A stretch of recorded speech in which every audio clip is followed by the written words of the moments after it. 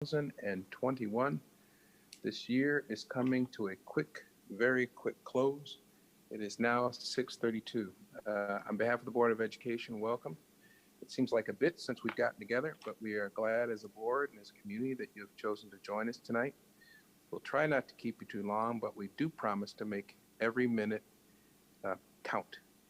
And by that, I mean we have a lot of business to discuss, important resolutions to review and ask questions about, and then we'll be voting.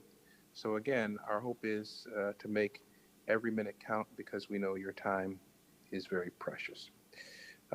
As we often begin these meetings, we begin with the Pledge of Allegiance.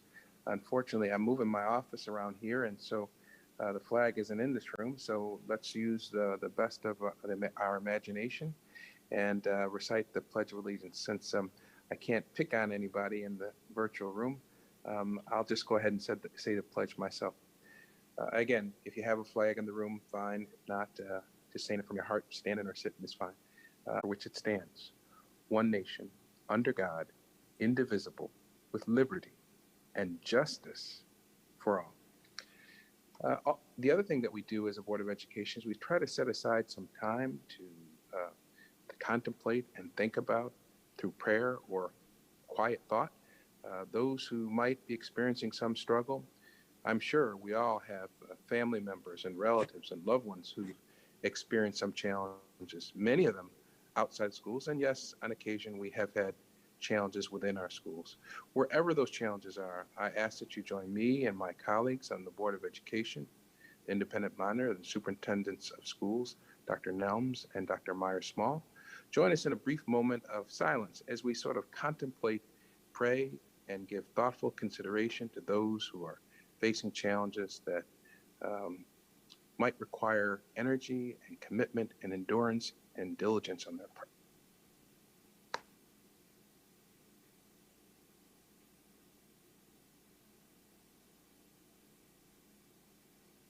Thank you.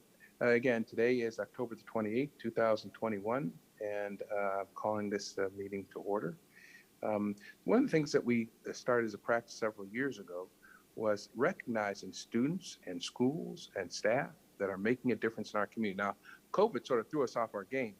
We, for many years, had two initiatives, two award programs that we offered up at every business meeting. One was called Yes We Can, and the other one was called I Believe. Just for a little background, because many people haven't heard of these things in a while because of COVID, we would literally have people come down to 131 West Broad Street, and we would recognize them for their progress, their commitment, their diligence, their endurance in their endeavors in school and at home.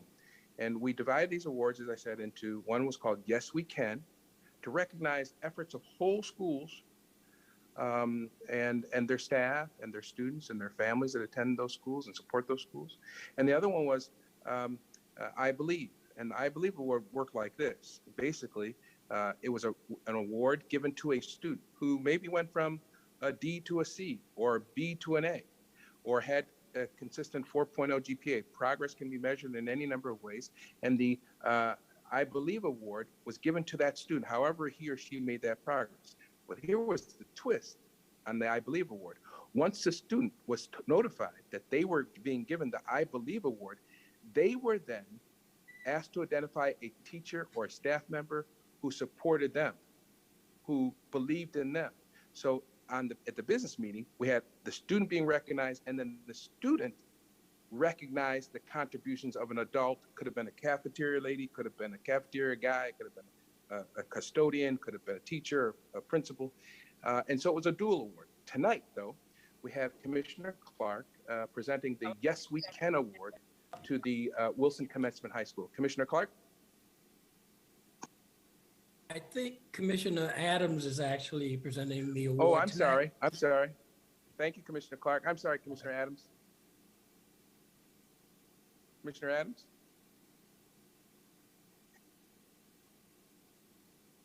Is he here? He's on mute. He's here. He's okay. There he is. All right. Commissioner Adams, my bad. Are you there?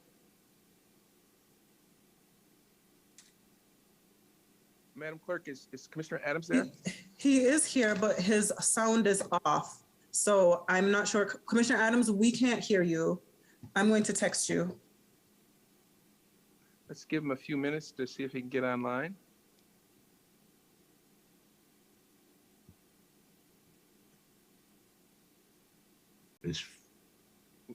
We can hear you. Can we come back to?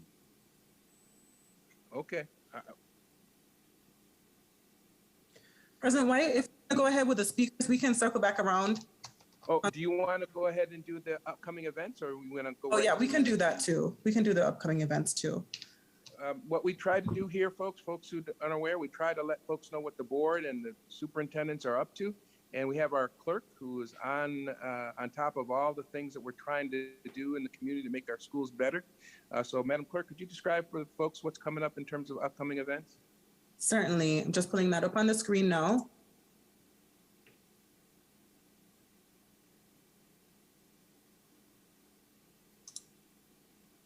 And then after she finishes that, hopefully we'll have Commissioner Adams back up online.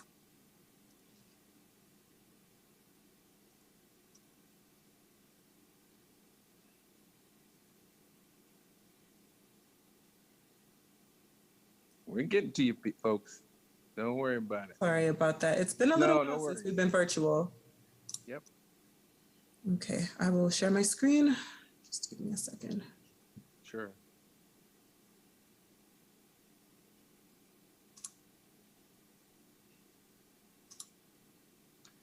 To folks who, as she tries to get the screen prepared, we did go back to a meeting at 131 West Broad Street.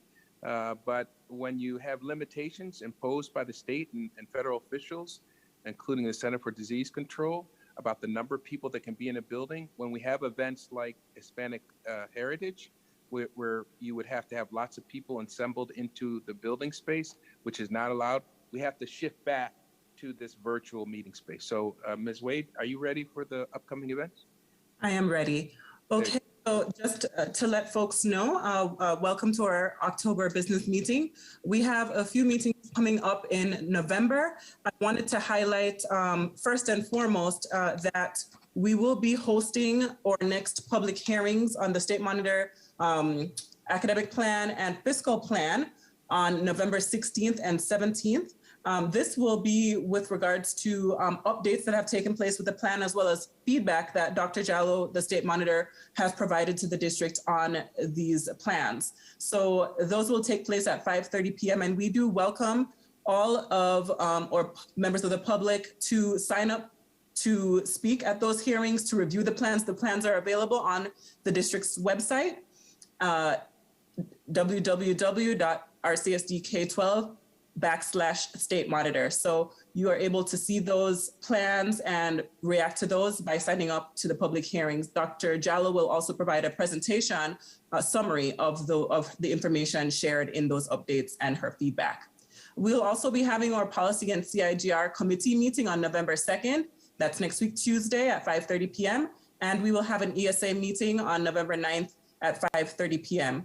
Our business meeting will take place on November 18th.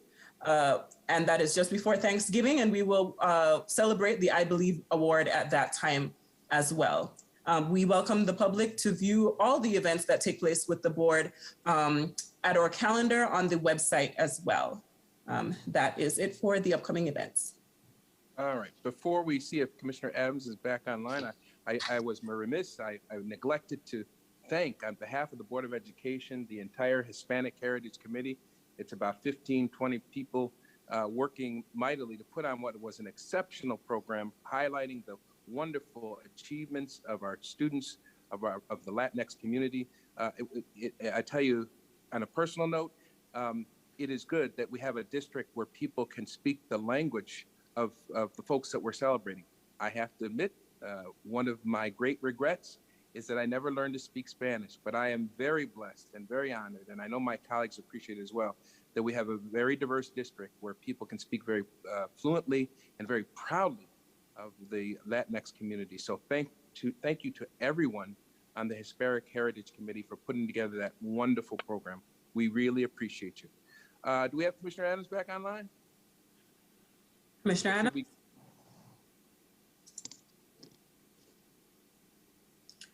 Maybe not. So we'll Not go. seeing him back online. We'll go with the speakers. Why don't you introduce those speakers, and hopefully we can get Commissioner Adams on what, because we got about 20 speakers, right? Yes, actually, we had one speaker who was not able to attend after all, so we do have 19 speakers, and so I'm going to be taking them one at a time.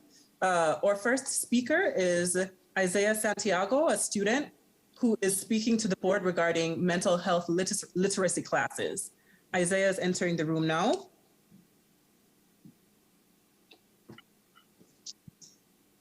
Isaiah, are you with us?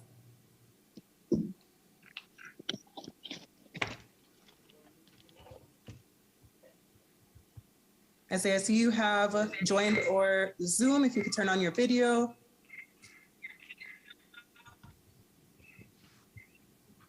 Hello, can you Hi, guys hear me? welcome. Hello, what's up, guys? My name is Isaiah Santiago. I'm 17 years old. I attend School of the Arts, and I am in 12th grade. I'm a senior. In the past month, we have seen the plague of violence overtake our school. What some of us may see as bad kids doing the wrong thing. But what we do not realize is this is a result of hurt young people who simply do not know how to deal with their hurt, but to temporarily satisfy it by hurting others and getting into negative things that they can possibly get into. When I was in middle school, I was one of those hurt young people, doing the wrong things, getting into fights, being an ISS. This is why we need a mental health literacy classes in our school district to help our young people identify, problem solve, and resolve mental illness the right way. You may have seen the movement that I've started in my school to get this class added to our school district. I have organized a student committee and a group of counselors to start writing a course curriculum to propose to the Board of Education. We adopted the process of writing the course from a teen mental health website called mentalhealthliteracy.org. After seeing what's been going on the past few months, there's an urgency to add this class to our district. I come on here in this meeting with a request to ask the Board of Education. I ask if I can get a follow-up meeting to start working towards getting this mental health course curriculum established and added to our school district. Mental health has been put on the back burner of our community, and it's time for us to realize the importance of it and put it on the front burners. Thank you guys for listening to me, and thank you guys for having me on. Again, I've been working in the last few months to start writing a course curriculum to propose to the Board of Education, of course, with some other young people to add the mental health literacy classes. But like I said, as we've been seeing the past few weeks with the violence in our schools, there's clearly an urgency to add these classes to our schools. So I was coming on here to kind of see if we could find a way to quicken the process of getting this into our schools. And kind of seeing the process of doing that. That's all I have to say for today. Thank you very much, Isaiah. We appreciate you joining us tonight. I'm going to welcome our next speaker, who is Shatara Bigham. I hope I pronounced that well. She's joining the room now, a parent speaking on transportation for urban and suburban students. Shatara?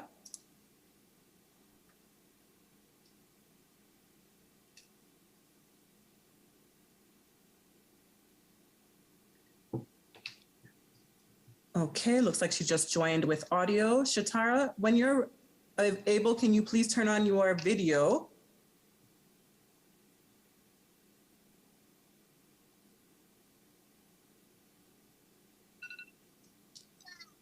I'm in the car, sorry. Okay, Shatara, it is your time to speak. You have 3 minutes whenever you're ready. Okay, thank you.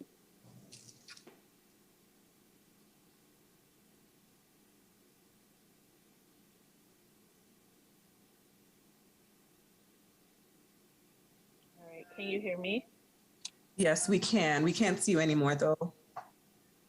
I apologize. I'm reading my notes, and I apologize for the toddler noise in the background. But hello, my name is Shatara Bigham. I am the parent of a first grader at Ivan Green Elementary School. She is a new student in the Urban Suburban program. I myself am a graduate of the Urban Suburban program in 2004, and I just wanted to speak on behalf of the urban suburban families that would be impacted by the proposed elimination of busing for all students enrolled in schools or programs outside of district, except for special education students attending schools or programs. And I just wanted to bring attention to the fact that in addition, there are 4 charter schools outside of urban, suburban, and parochial schools. It would affect the students who are in the urban, suburban program, and RCSD would restrict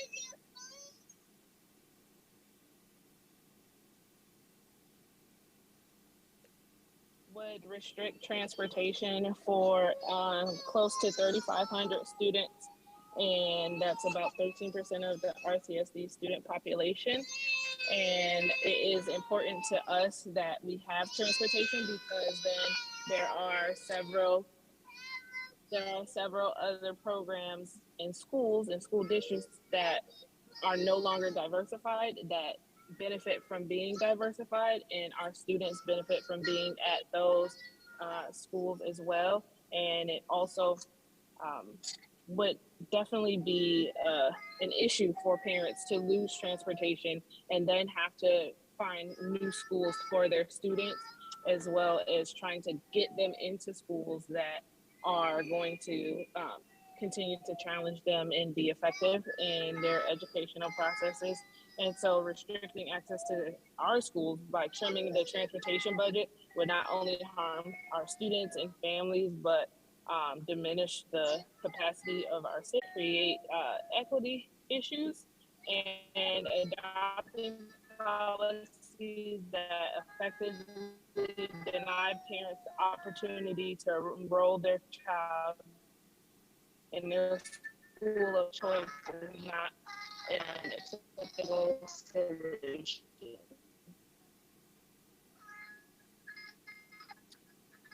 Shatara, I cannot tell if you have finished your statement. Ms. Bigham?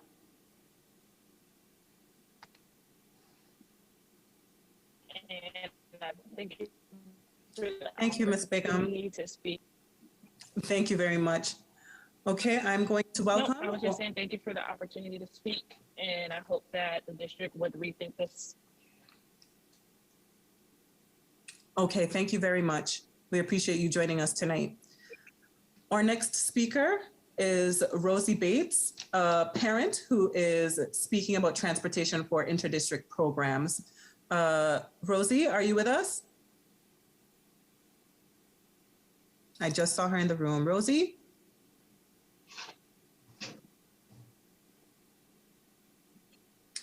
Okay, so I'm going to go on to Nicole Bruce, a parent who is speaking about transportation for urban suburban students. Nicole? Yes, I'm here. Wonderful. Whenever you're ready, you have 3 minutes, okay? Yeah, I just wanted to speak as a parent of the urban suburban program. I have two children in the program since first grade, and seeing transportation taken away after they've been provided the opportunity and put in the years of early mornings, long bus rides, and making an impact in their districts, that opportunity may be taken away due to transportation. And me losing the opportunity as a taxpayer to have a choice in how I want my kids to receive their education. It just seems like it's a way to cut dollars without really thinking through the impact on the 900 kids in the program. Ms. Bruce, does that complete your statement tonight? Yes. Okay, thank you very much. We will be moving on to our next speaker. Thank you for joining us, Ms. Bruce. Thank you. Have a good night. Our next speaker was supposed to be Chantel Mosley and then Vanessa Brooks, followed by Kari and Laquana, but we are not seeing them in the room. So I'm going to go on to Shara Ashford, a parent who is speaking about transportation for urban, suburban, and suburban students.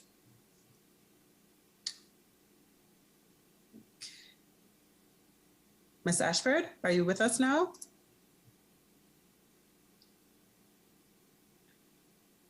Still connecting to audio.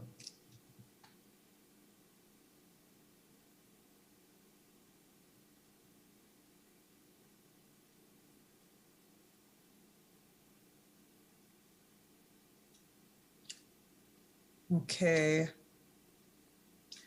It looks like I may need to move on to the next speaker. Oh, there she is. Still connecting to audio. Shara, are you there? Yes, I'm here. Okay, whenever you're ready, welcome, and you have 3 minutes to speak. Okay.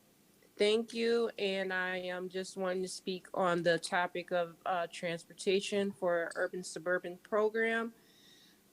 My son is a participant, and it's a great program. It's helped him in so many ways.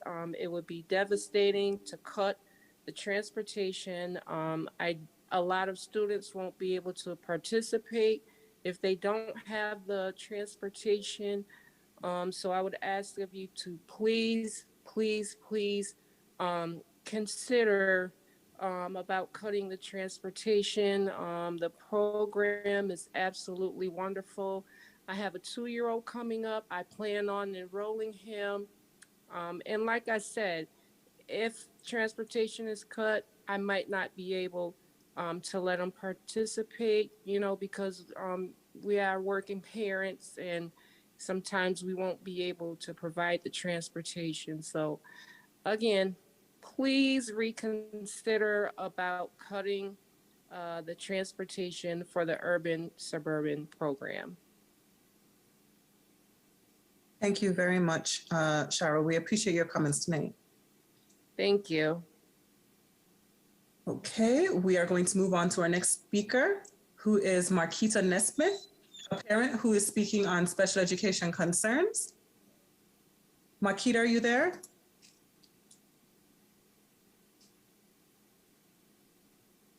She's just joined audio now. Marquita, I see you're on screen. Welcome. Okay. Whenever you're ready, you have 3 minutes. Okay, they just let me in. They said I have 3 minutes, so I gotta mute you guys. All right. Okay.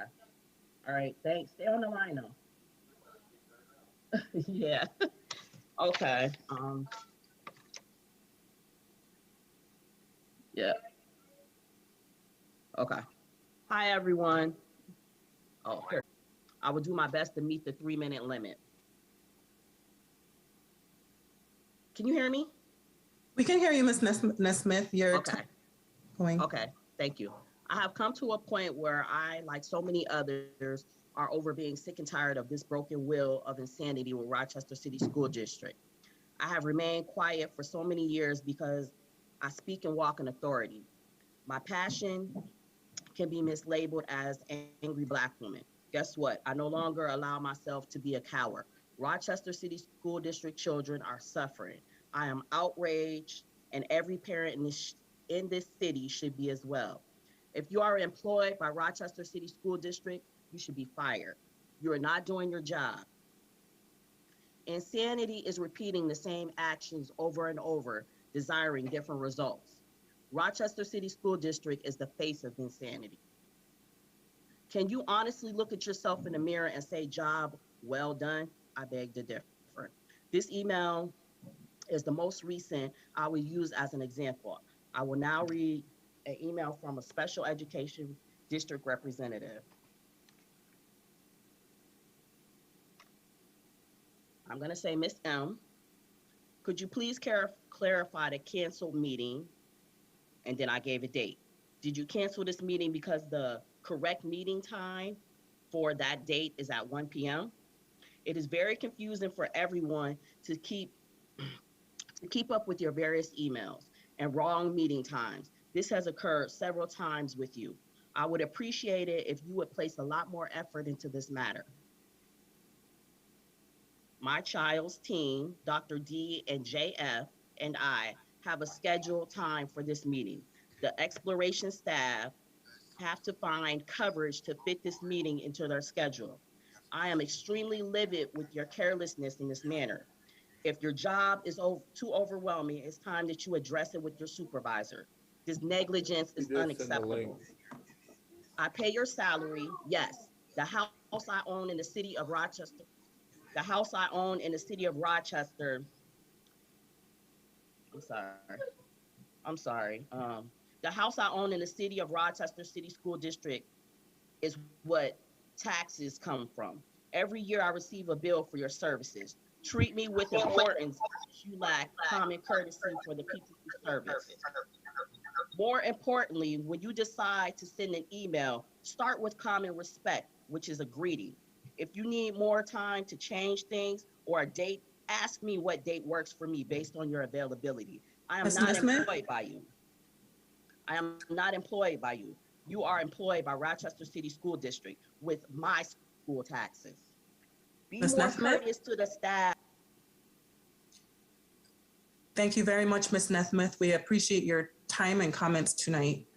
We are going to move to our next speaker, and I appreciate your comments tonight. Madam Clerk? Yes. Could you, well, I'll just say, Ms. Nesmith, feel free to, it seems like your comments were written down. Our clerk normally tells people that.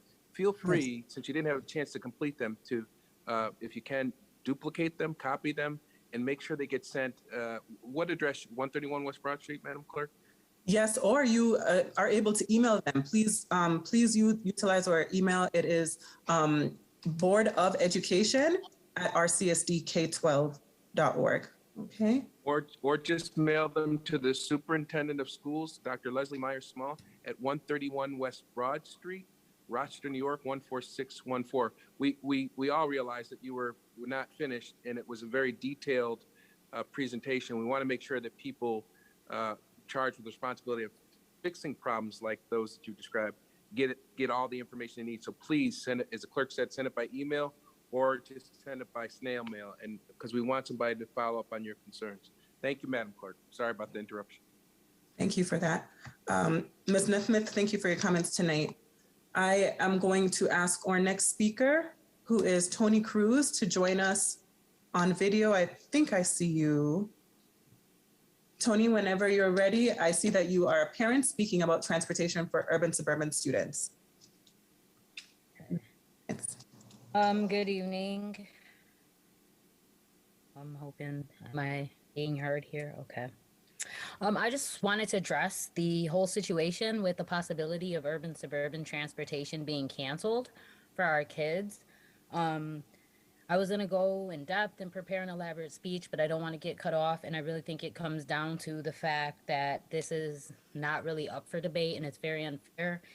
And it's really a black and white situation where either our kids are provided transportation and that's what they're owed, or they're not and they're being failed. I mean, literally in black and white on the website on RCSD, it says that the eligibility for transportation is if the child is in kindergarten through 12 and lives with their legal parent or guardian and lives more than 1.5 miles from the school. So that's a case for all of our students who are still city school students, just not actually attending city schools.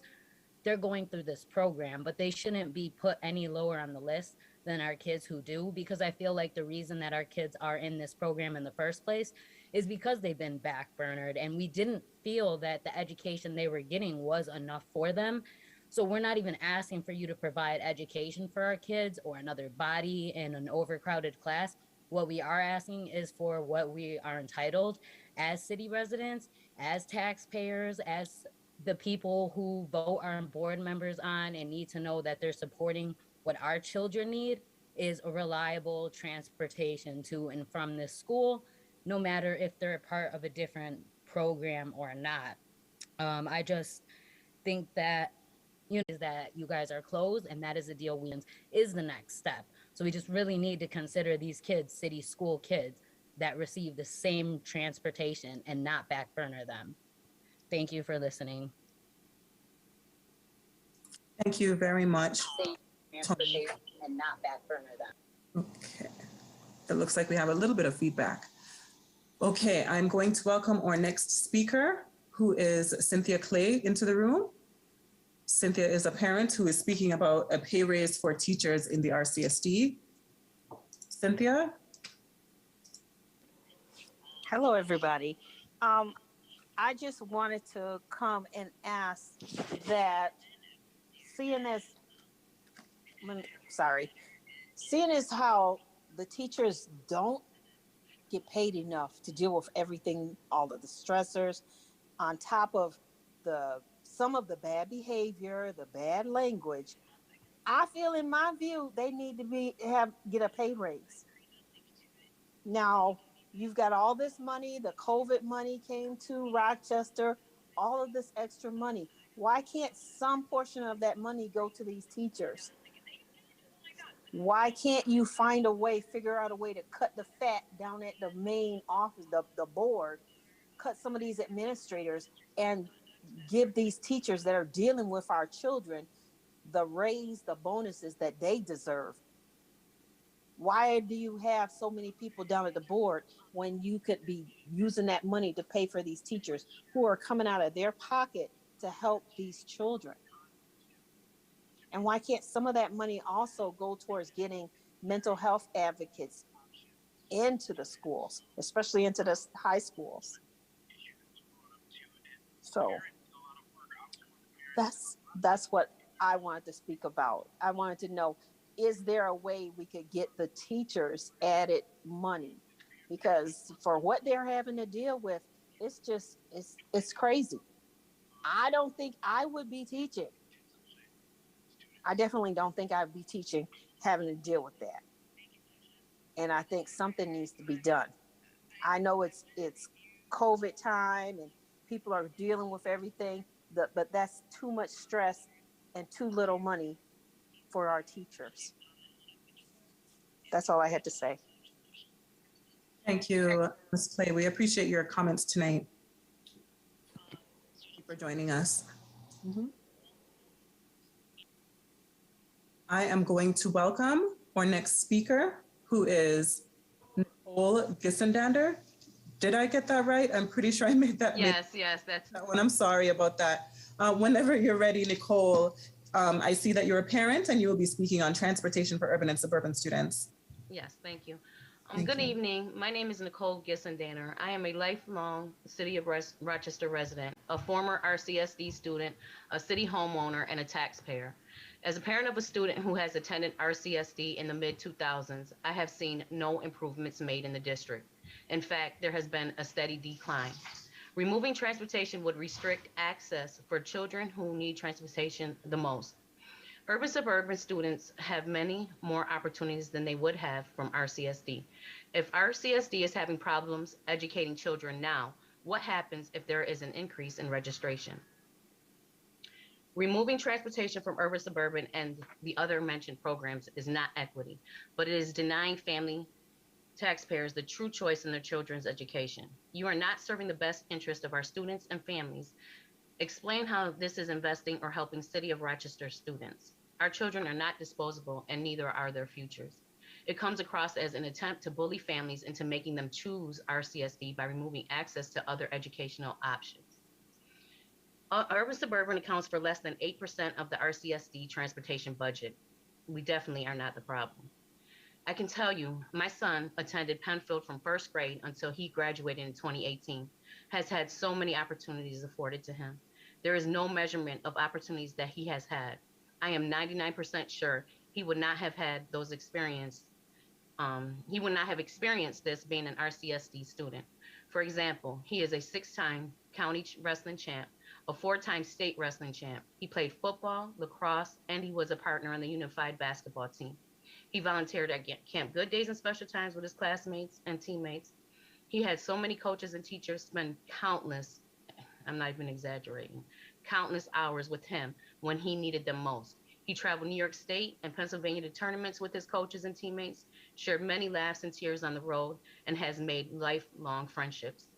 Even my husband and I made friends who now we consider family. He learned and experienced what diversity really means. He has made many connections that he is able to network across Monroe County and really throughout the state. I am positive that he would not have been afforded the experiences and opportunities he received had it not been for the Urban Suburban program. The sacrifices my husband and I made, the countless hours to see him back and forth to practices, games, and school functions, even the early and late nights that he had to endure. If you ask him, he'd tell you he'd do it again in an instant. The sacrifices are endless, but well worth it. My husband and I choose to do it again with our youngest daughter, who is in second grade, so she can have the same opportunities. I do not want opportunities like the ones I've mentioned today taken away from my daughter and other urban suburban students because of financial mismanagement. I ask that the board please reconsider what you are proposing, as this is not fair to our children. And thank you guys for your time.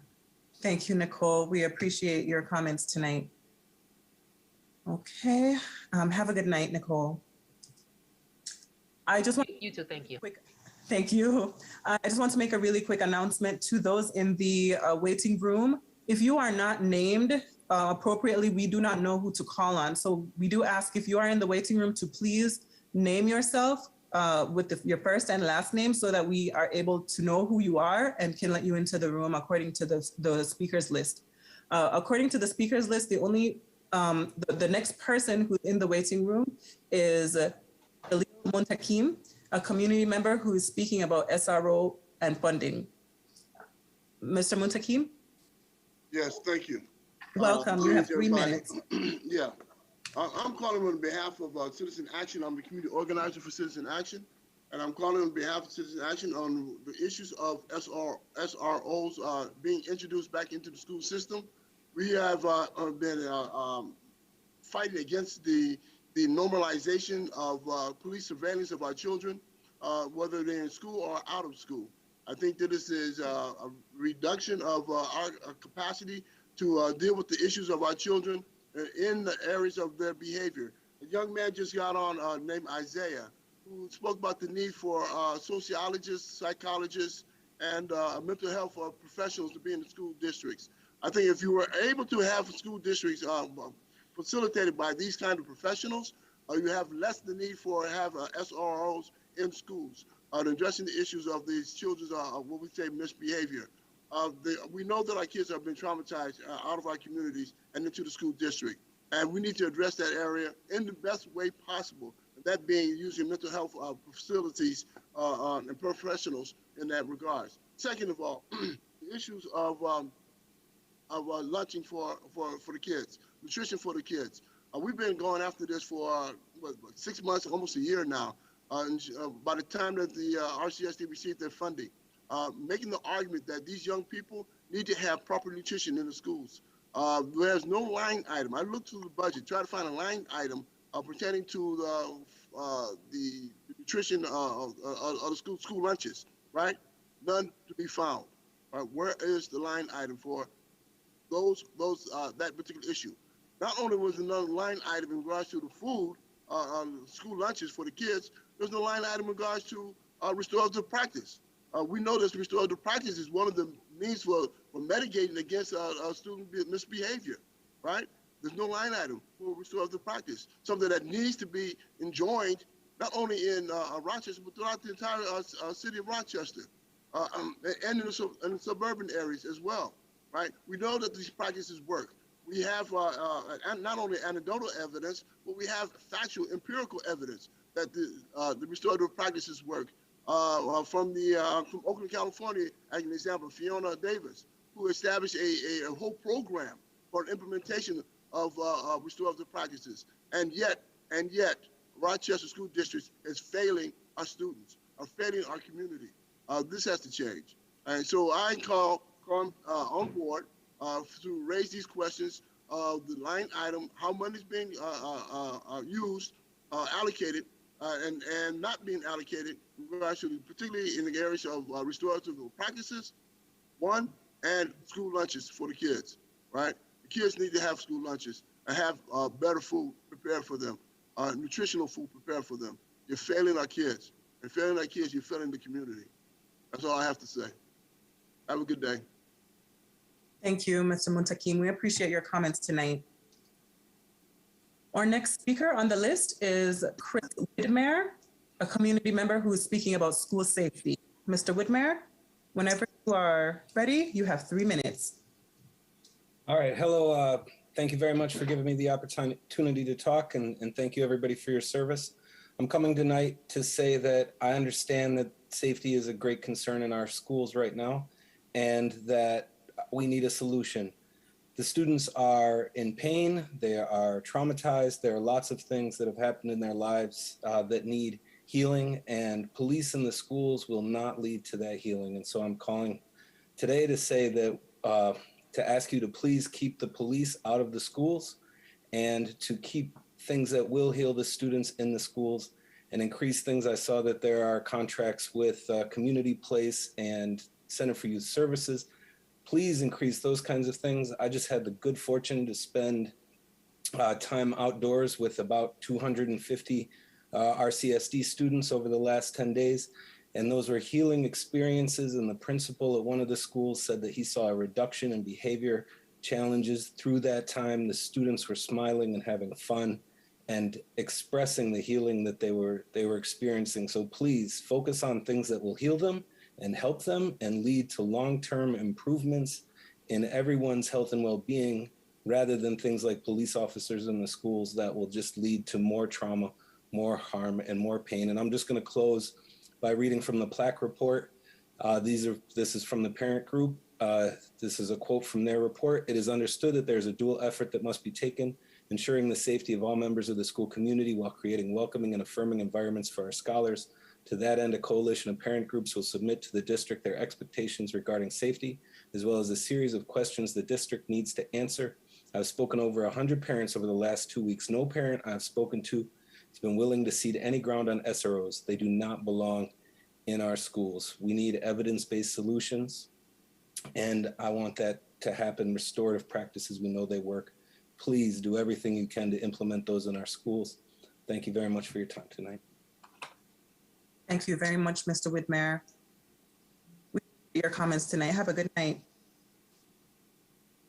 Our next speaker is Indy Maring, a community member who is speaking about SROs. And I do believe Indy is in the room or coming into the room now. Hi, yes, thank you. Welcome. Hi. Thank you. Whenever you're ready, 3 minutes. Can you hear me? Yes, go ahead whenever you're ready. Perfect. I'm a community member coming to you. I am the assistant director of a summer program that works with RCSD students. And in our summer program, we have used restorative practices for over 4 years now with those students. So I'm coming to say that I'm very against school resource officers being in school.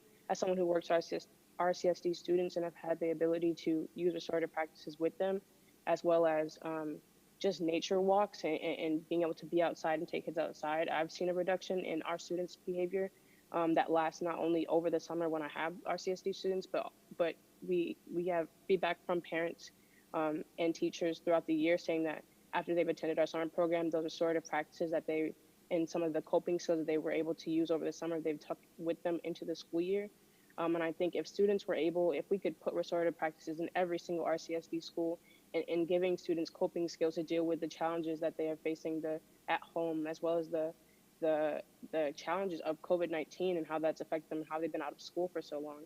I think that is the direction that the school board should take in fixing some of the so-called behavior issues in school, instead of resorting back to putting police officers back in schools.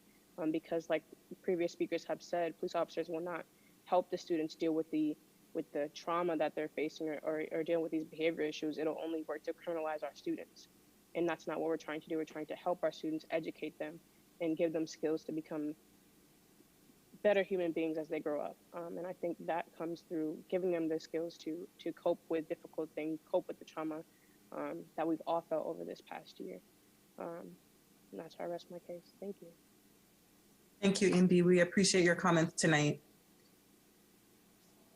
Mr. President, we have quite a few people still in the waiting room. However, none of these folks are on the waiting room. And so I just want to let folks know that if they also would like to speak and they were not able to call into the board office at the appropriate time, that you're still able to submit your comments in writing to the Board of Education at BOE or Board of Education at rcsdk12.org.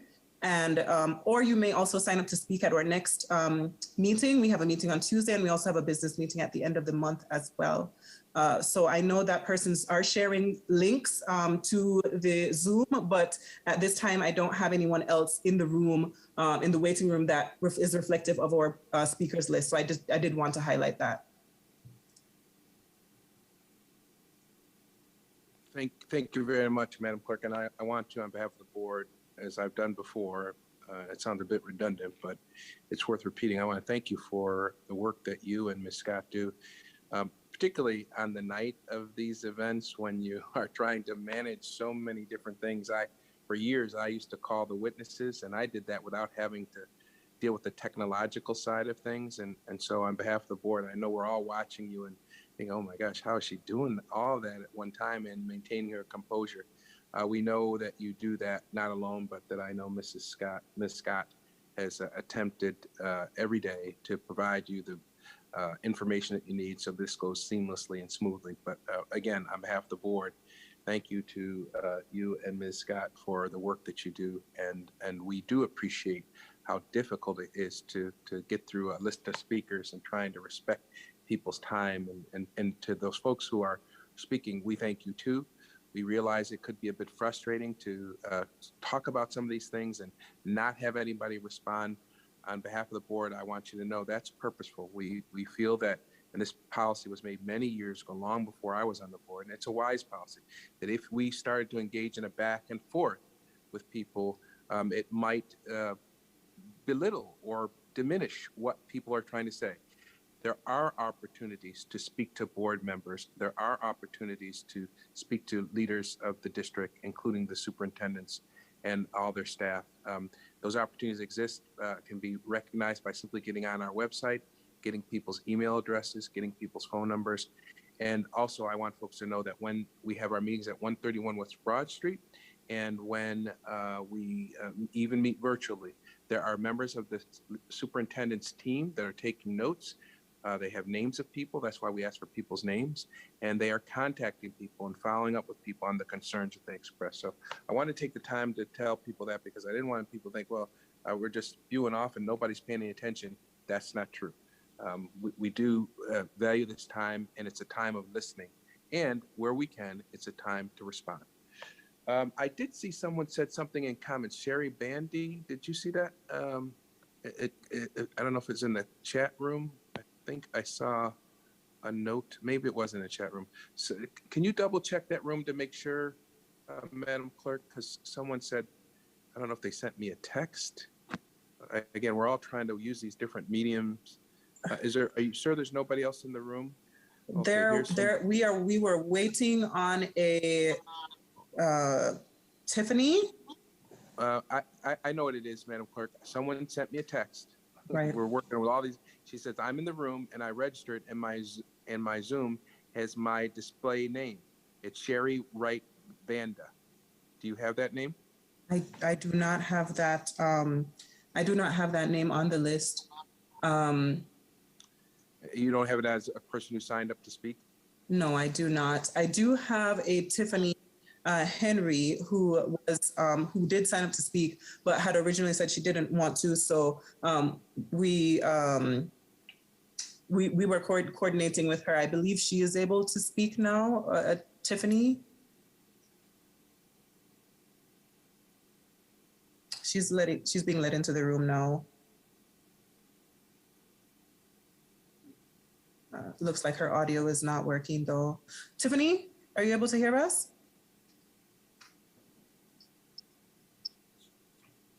Looks like her audio is not working. Hello. Hi, Tiffany. You are with us now. Welcome. Whenever you're ready to speak, you may do so, and you have 3 minutes. Thank you. I'm calling, obviously this is about the transportation issue. I guess my main concern is the fact that transportation, my son goes to Rush Henrietta, and transportation is looking like they're wanting to, get rid of the transportation for kids going to the urban suburban. I just don't really know how that would be a solution to correct the entire issue. To me, it's just making it more difficult for parents to transport their kids, and it shouldn't matter where they go because I'm positive that all parents pay taxes, or most parents pay taxes, and how those taxes are allocated, where their kids go, should not matter. It's still the same transportation system. It seems like it's still the same transportation system, but I just don't understand why urban suburban kids or mothers, parents would have to be impacted in that negative way, knowing that the schools are miles and miles away from where the kids live. It just seems like that's not a solution. That's not going to solve your transportation issue as a whole. It's just going to make it more difficult for parents that do have kids going outside of the district.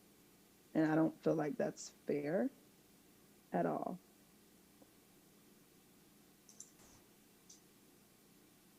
Ms. Henry, does that conclude your statement tonight? It does. Okay, thank you very much for joining us, and we appreciate you joining us. Mr. President, I also have the Cherie Wright Banda, who you said texted you. She has also joined the Zoom. Ms. Wright Banda, are you there? Yes, I'm here. Thank you. Okay, whenever you're ready, you have 3 minutes. Okay.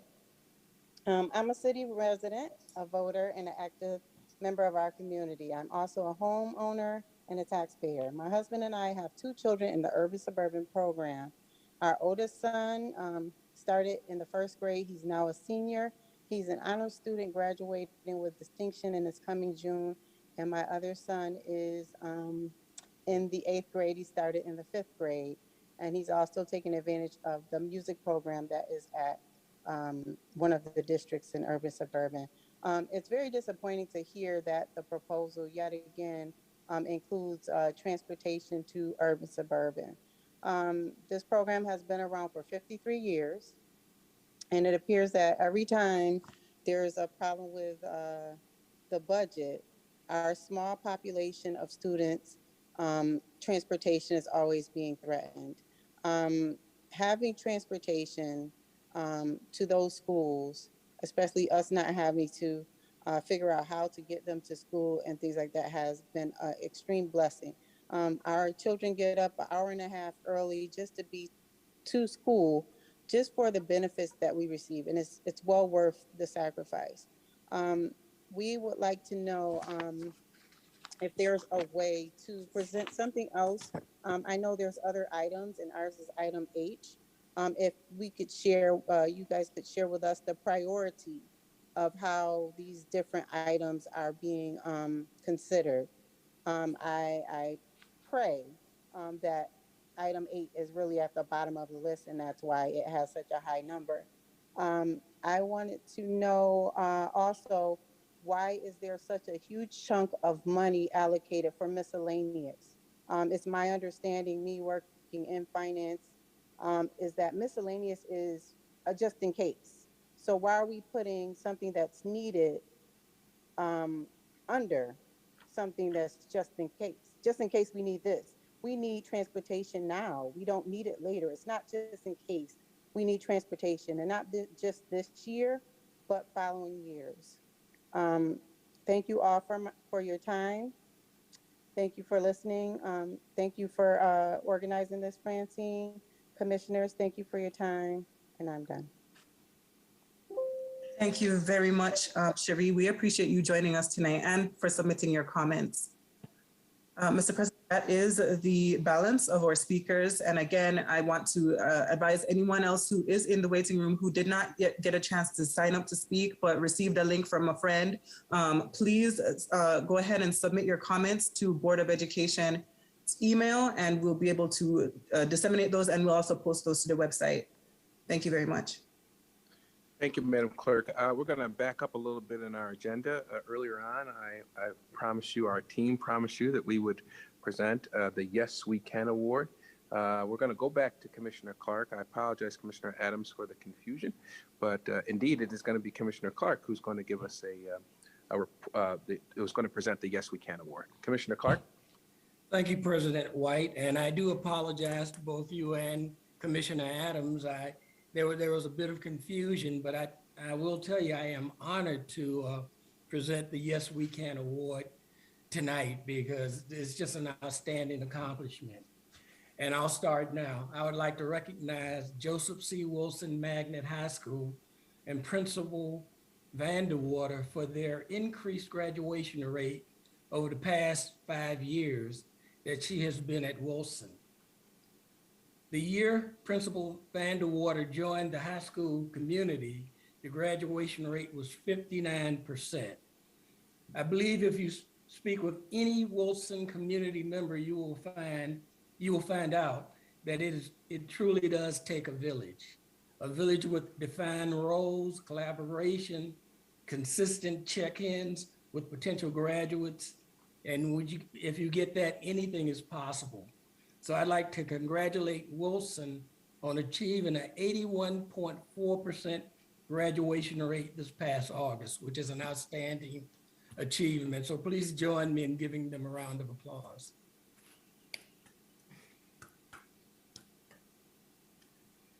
Thank you. Go ahead. I'm sorry. Nope. No, thank you so much, Commissioner Clark. We are so excited to be receiving this award tonight. My assistant principal, Rich Fishpair, is here with me this evening. He oversees the seniors, and I do have to say it does take a village, and that's an overused statement, but underrated.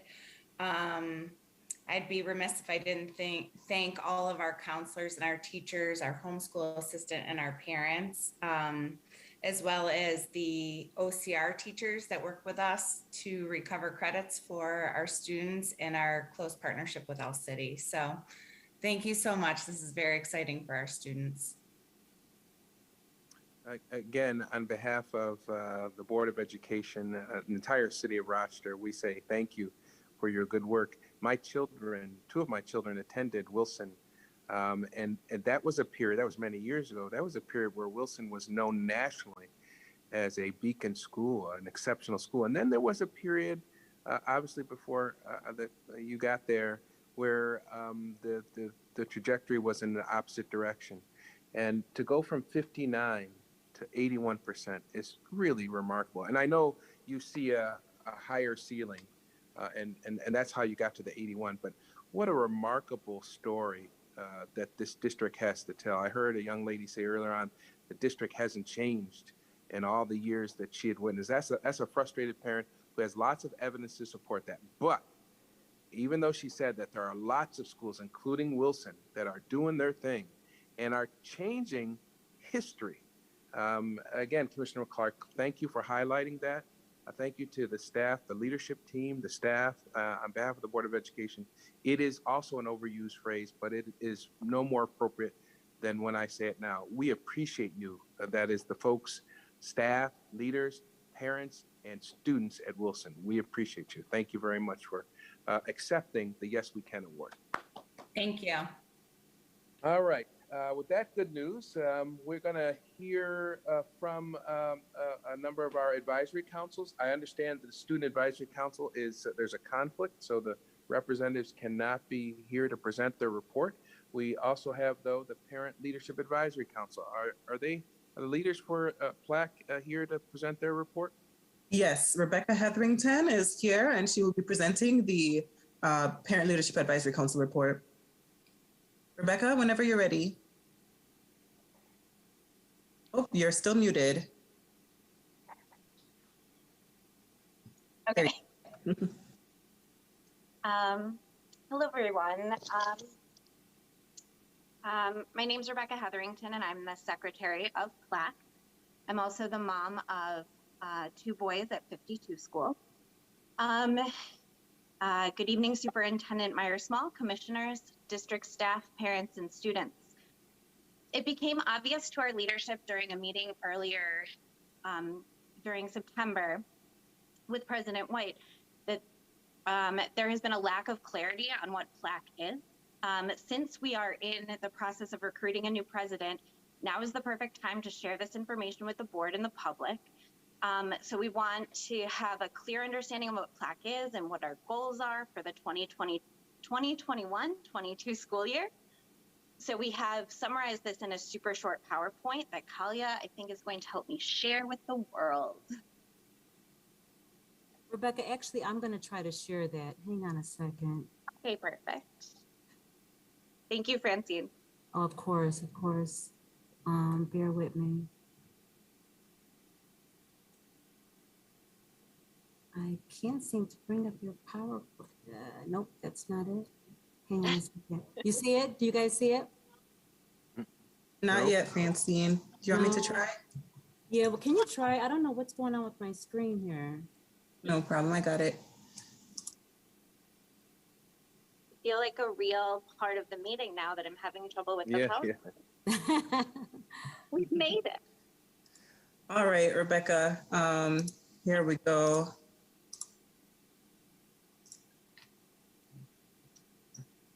Thank you so much. Okay, No so problem. the Parent Leadership Advisory Council, if you're a parent or caregiver of an RCSD student, then you can opt in as a member of PLAC. Next slide. So what is PLAC? We are the Parent Leadership Advisory Council. We are parents of the students of the Rochester City School District. This parent group is board mandated, and the bylaws were rewritten by parents in RCSD beginning in January of 2020. The bylaws were approved and active recruiting began this last March in 2021. And we are proud to say that we have parents represented from just about every single program in the district at this point. Next slide. So who is PLAC? And PLAC is you, the Rochester City School District parents. Our next general membership meeting is Wednesday, November 17th. We have a leadership parent advocate committee, and this is reserved for parents that are just looking to become and join the leadership within a parent group. There's plenty of space for every voice that wants to be in leadership, and we are excited to be growing so quickly and to be welcoming new members all the time. Like I mentioned, we are recruiting for a new president. We're having a special election that will begin November 1st, and we'll close on November 17th to replace the amazing Kenyon Binns, who was super helpful in writing the bylaws, and just decided that it was time to hand over the reins to someone else. So April Harrison is our vice president, and like I said, I'm the secretary.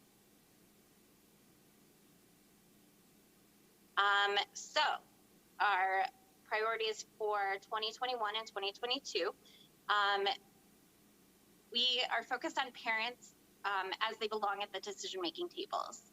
We are working to make sure that parents can define their rights, and make sure that you know what those rights are. We are in the process of ensuring that each school has 3 to 5 parents on the SBPT teams, and we are focusing on active recruitment for our general membership as well as our leadership. And then the last is like, how can you be a part of it? Something as simple as joining us on social media, telling your PTA, PTO, family, friends about it. You can join the Parent Advocate Committee, and you can volunteer to be the parent rep on one of the openings of the board committees. That is the roundup of what PLAC is. So I hope that gives everybody a good idea of what we're doing, the focus of what PLAC is and the work that we're doing. So to become a PLAC member, you can sign up through the PLAC page on the RCSD website. You can register for the next general membership meeting, which is November 17th, or email us at plac@rcsdk12.org. We send out a weekly email to parents to let them know what is going on in the district that is relevant to parents each week. So we are looking for a new president of PLAC. The main function of the president is to lead meetings and to be the representative of Black in the community, normally giving this presentation. If this is something that interests you, please let us know, and we are finalizing a ballot for November 1st. Every Black member that is not an employee of the district may vote. Voting will close on November 17th after the general membership meeting to allow as many people as possible to vote. We've had, so the normal stuff, we've had a busy and active month as usual. At the beginning of the month, we had the opportunity to meet with Dr. Jallo, where she shared with us keynotes from the state monitor's plan and report. We also had the opportunity to discuss parent engagement from a state perspective and how important it is to have a parent body that is aware and engaged toward the betterment of the education of all the district's children. These included conversations on equity, consistency, and quality of education. We also met with President White and had the opportunity to get some clarity on the work that needs to be done concerning Policy 1900. Parents then met to discuss Policy 1900 in detail to assist the Title I funding process. We concluded that the policy is extremely out of date, and though it wasn't the initial purpose of the meeting, we have been meeting weekly on Mondays to rewrite it. For any parent that would like to join in this work, we are meeting, the next meeting is November 8th at 6 p.m., and we are meeting via Zoom. And you are more than welcome to join. As of this week, there is now a Spanish translation of this policy, thanks to Rafael, so that more parents can participate in this process. We will continue our first read through of the policy, making notes and changes, and that's at the bottom of page 5 for those that would like to follow along. Parents will have the opportunity to discuss parent edits at the general membership meeting, again on the 17th. The policy will be submitted to the December Policy Committee meeting for review. And on a serious note, as the parents, and just to reiterate what the gentleman earlier had said, that as the parents of the Rochester City School District, we share your concerns about safety. After all, it is our children who are directly affected. However, the district's parents have not been invited into the conversation about how safety is and will be established. It is understood of that dual role. I personally have spoken to a tremendous number of parents over the last 2 weeks. No parent I have spoken to has been willing to cede ground to SROs. They do not belong in our schools. Further, the code of conduct does not support this type of discipline, and there is no evidence that putting police officers into school improves safety. We need evidence-based solutions. If police officers will be sitting outside of schools and we are paying them to do so, then we ask that you communicate that clearly and widely to the Rochester City School District community. This district needs a solid dose of oxygen, because without oxygen, there is panic, and there is a lot of panic right now. Thank you for the opportunity to share, and we look forward to the work ahead. Good night. Good night. Thank you very much, Rebecca. We appreciate the work you do, and the leadership team. You are absolutely correct. Mr. Binns and the time that he served as president provided invaluable leadership to that organization when it was in transition. So we recognize and again appreciate his work as well. Just a shout out to Khadijah. She was at the meeting that I was at, and I know she's ever present in PLAC meetings and moving the dialogue around forward regarding 1900. So we appreciate the work that she and her team are doing in parent engagement. So thanks again to everybody for the work that's being done in this very, very, very critical area. The board appreciates that work. Next, we have the Bilingual Education Council. Sorry, Mr. President, can I just add depth to the conversation? Sure. I met with Khadijah today. She shared with me the concerns that that Ms. Hetherington just did about the two policies. And I want to share that the policy committee will be reviewing the 1000 series, which is where the parent involvement policy resides, in 3 separate sets, because there are so many policies in the 1000 range. And the parent involvement policy isn't scheduled to be taken up until the 3rd of those 3 sets, which is February. I only say that because I don't want anyone to feel like that we need to rush through those policy, to produce a recommended policy update. We do have time to do a good, solid job on updating the policy. That's Thank you, Commissioner. Thank you, Commissioner Powell. Commissioner Adams? It looks like your hand was raised. Can you hear me? Yes. We can hear you. So I missed, I think I missed everybody speaking, but I know what people have been speaking to me about, and so I just wanted to respond. I need to say this about 2 things. I need to say it feels really strange that I'm getting a flashback when we're taking from Peter to pay Paul. We're pulling SSOs out of one school to put them in another area.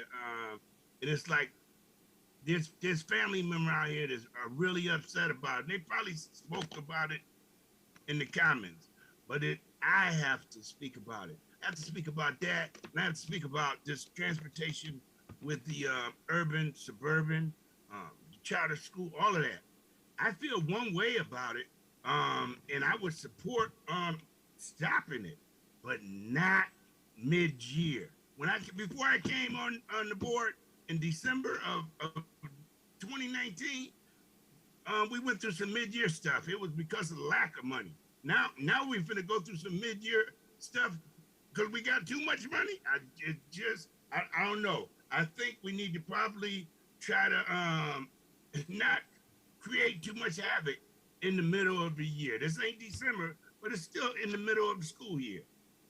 And with that, I'm done. I just had to say that, and I'm clear. Thanks, President White. Thank you, Commissioner Adams. And to Superintendent Leslie Myers-Small, if you could, in your comments, address that. I as you often have when people are concerned about a certain thing and it may not be something that's in active planning stages, I would appreciate if you could address this whole issue of busing in urban suburban, particularly with respect to what Commissioner Adams said. For what it's worth, I too would not be interested in changing it midstream in the middle of the year.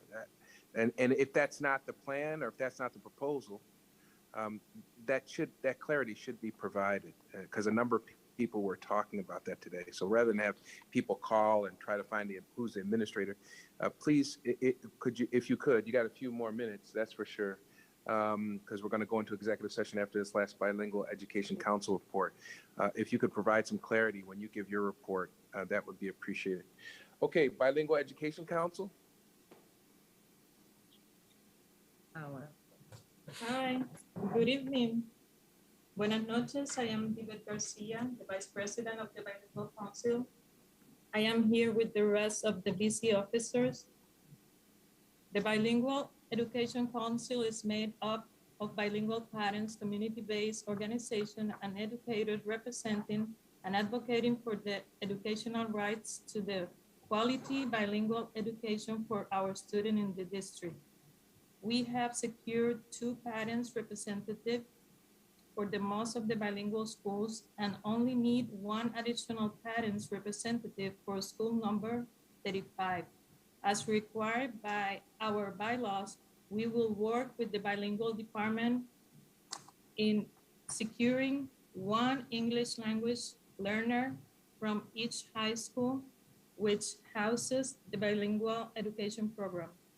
We also identify which BC parents representative will be assigned the 2 seats at the Parents Advisory Council, PAC, and the Special Education Parent Advisory Committee, CPAC.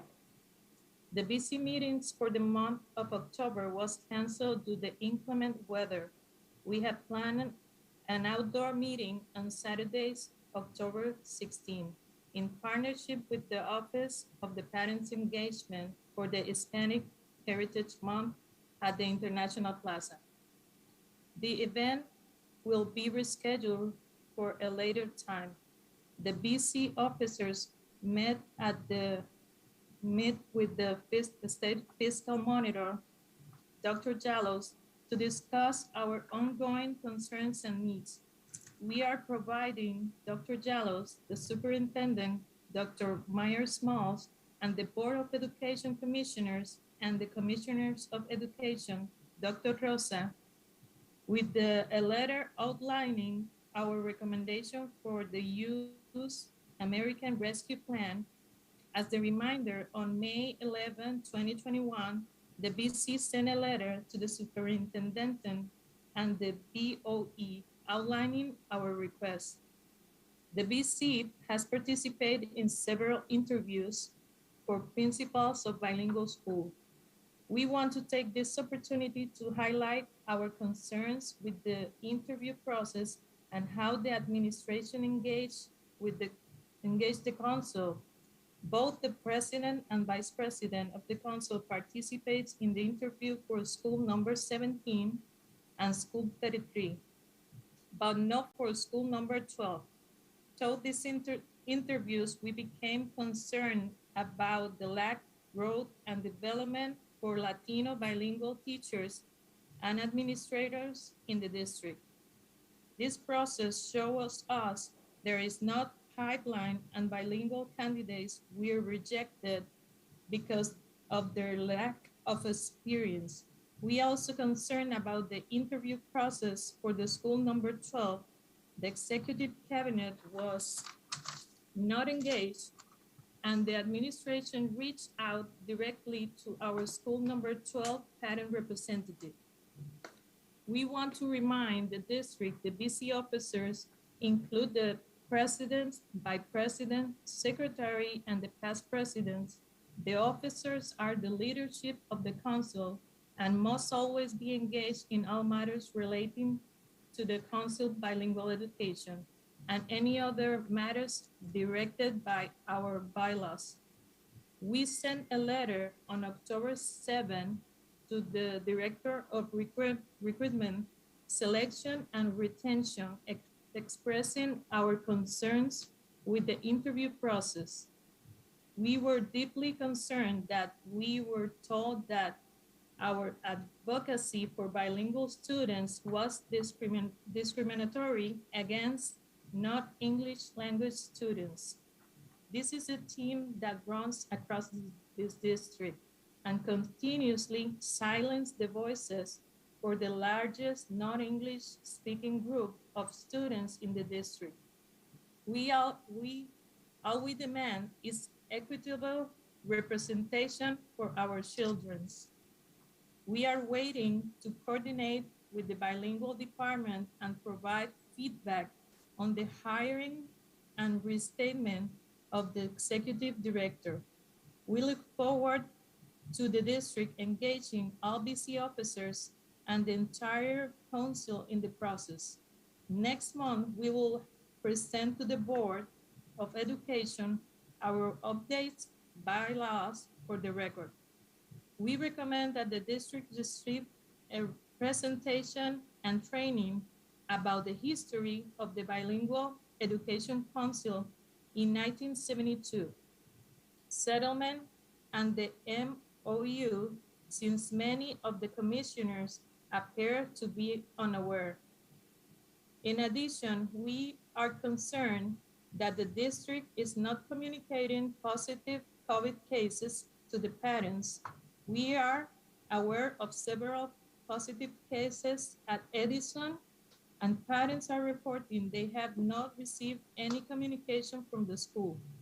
We have received a large numbers of complaints regarding bus drivers not wearing their masks, teachers not enforcing social distancing, and the lack of regular COVID tests. We also would like to state on the record that we are not supporting police officers being placed in schools, and the council is in full support of the children agenda advocacy. Lastly, I have a personal message. We want to share.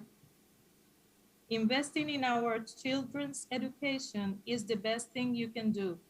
All we request is that the district provide the services required so they can have a quality education in a safe environment. The school is our children's second home, and the experience they have until will mark their lives forever. They need counselors, assistants, teachers, and many other services that are not currently being provided to them. Special education children have to the right to the IP services and therapies so they can make a significant progress. They, our children, the future of our city and society. Help them achieve their goals. We need more future professionals that look like them, speak their native language, and understand their culture. We need to increase the percentage of students graduating. You can create more programs and you choose not to. We do not want our children to get lost in the street because you can see, the cases of violence have increased in our city and our children are the victims of these situations. Please provide the school the tools so that our children can have a bright future in a safe environment that allow them to grow and learn. Thank you. Thank you. Once again, on behalf of the Board of Education, we appreciate the leadership that you all have shown. We celebrate Hispanic Heritage Month, but sometimes we don't recognize and appreciate folks throughout the rest of the balance of the year, and I hear that's your message. You'd probably just as soon have us not celebrate Hispanic Heritage Month if we respected and celebrated you the rest of 364 days of the year. So we get that message loud and clear. You shouldn't have to choose about when we recognize and respect and appreciate the needs of that community. And so we will all work hard and double our efforts, not only in listening to what you said, but following through on your concerns. So thank you again for providing that very thorough and comprehensive and truthful and straightforward report. Okay, we are at the point in our meeting. Let me just check to make sure. Questions about the report that we just received. See if there are hands and no hands are being raised. Okay, so at this particular point, folks, we have to go into executive session to discuss a number of things, including matters related to the employment of a particular person and other matters that are permitted to be discussed behind the scenes pursuant to the open meetings law. Generally speaking, board meetings are conducted out in the public space as is required by law, but the law also says there are some topics that should or can be discussed privately. And so with that in mind, I'm asking one of my colleagues to make a motion to go into executive session to discuss matters related to a particular person or employee and discuss other matters as would be allowed under the public open meetings law. Is there a motion? Motion. Thank you, Commissioner Malloy. Second, I think I heard Commissioner Clark. All those in favor of going into executive session indicate by saying aye. Aye. Aye. We're taking a verbal vote today, as I understand it. Any opposition? Seems like the ayes have it, Madam Clerk. Colleagues, I'm going to ask that people take advantage of a 5-minute break, and I emphasize the word 5 minutes.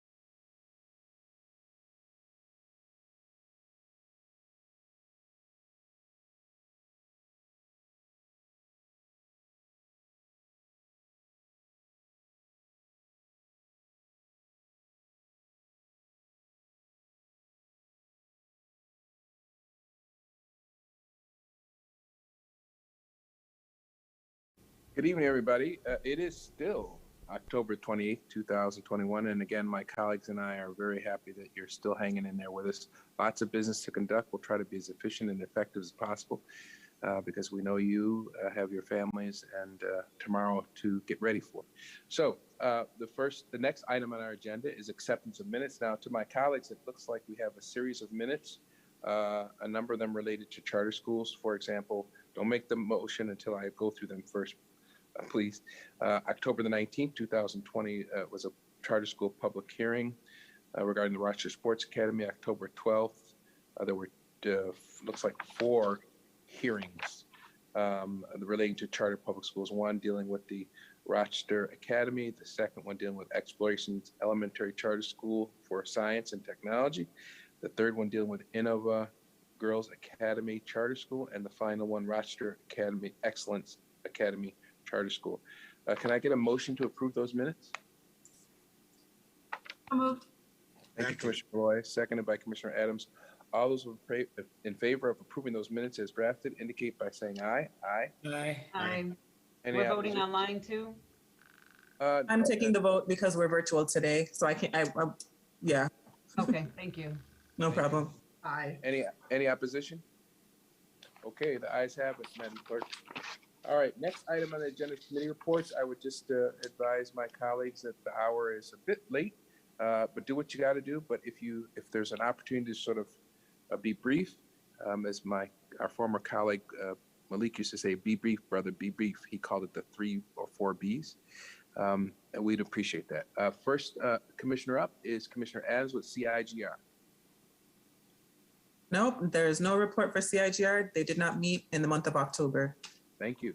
Next, what's that, Commissioner Adams? Yeah, so I was just gonna say, we will be meeting on Tuesday, November 2nd. Sounds good. Next would be Vice President Elliott with ESA.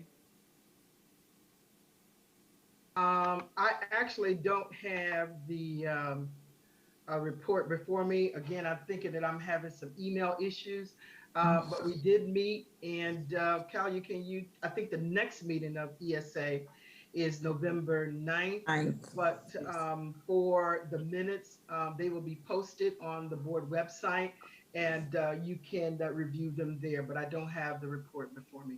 Thank you. And the report is also posted on the website right now as well. All right, thank you. To the record, yes.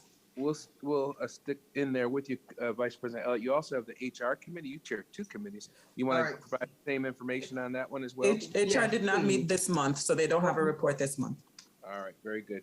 Next, board member to respond or provide a report is Commissioner LeBron for Finance Committee and Financial Reports. I'm Commissioner ready. LeBron?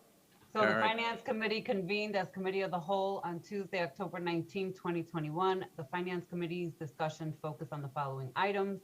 We had a presentation from Laura Smith from the Action for Educational Equity, an update on the district's fund balance on its long-range financial plan from the Chief Financial Officer, Carlene Pierce, a presentation from Executive Director of Grants, Carrie Pecor, reporting on the district's summary of grants, and finally, an update presentation from Superintendent Myers-Smalls on the ARP and the CRESA Part 2 submission to the New York State Department of Education. The financial reports review. The Financial Committee recommends the approval of the district's unaudited September 2021 financial report and trend analysis and the 21-22 first quarter change order report. May I have a motion and a second at this time? Motion. Second. All those in favor? Aye. Aye. As referenced in the new board committee meeting schedule, the Finance Committee will be meeting in person every other month with the financial reports and update presented at the board business meetings when there is no meeting. So therefore, the next in-person Financial Committee meeting is December 21st, 2021. That concludes my finance report tonight. Thank you. Thank you, Commissioner LeBron. Are there any financial reports to accept or no? We just accepted them, but thank you. Oh, all right. Thank you. Sorry about that. I'm looking at the agenda. Apologize. Next, we have governance. Commissioner Malloy. Governance did not meet this month, so there's no report for governance today. All right. And then finally, last but not least, policy, Commissioner Powell. Thank you. Policy Committee met as a committee of the whole on October 5th. It was an abbreviated meeting because there were a lot of other heavier agendas between a special meeting and the audit committee meeting. But what we did accomplish was to affirm 11 policies which had no significant changes, which is to say they were only formatting and technical changes. This included 3 policies from the board section of the policy manual and 8 policies from the finance section. We did the first reading on October 12th and the second reading on October 19th, attaching them to other committee meetings. Therefore, all 11 of these policies are ripe for a third reading and a vote by the full board. They are Resolution 243 on today's consent agenda. There is a written report that goes into greater detail, but those are the highlights. And our next policy committee meeting is next Tuesday, November 2nd. We will be following the CIGR committee, Commissioner Adams's committee. That concludes my report. Thank you. Commissioner Powell. Next item, I assume there are no questions for Commissioner Powell, so we'll move on to our superintendent reports. First, Superintendent Myers-Small.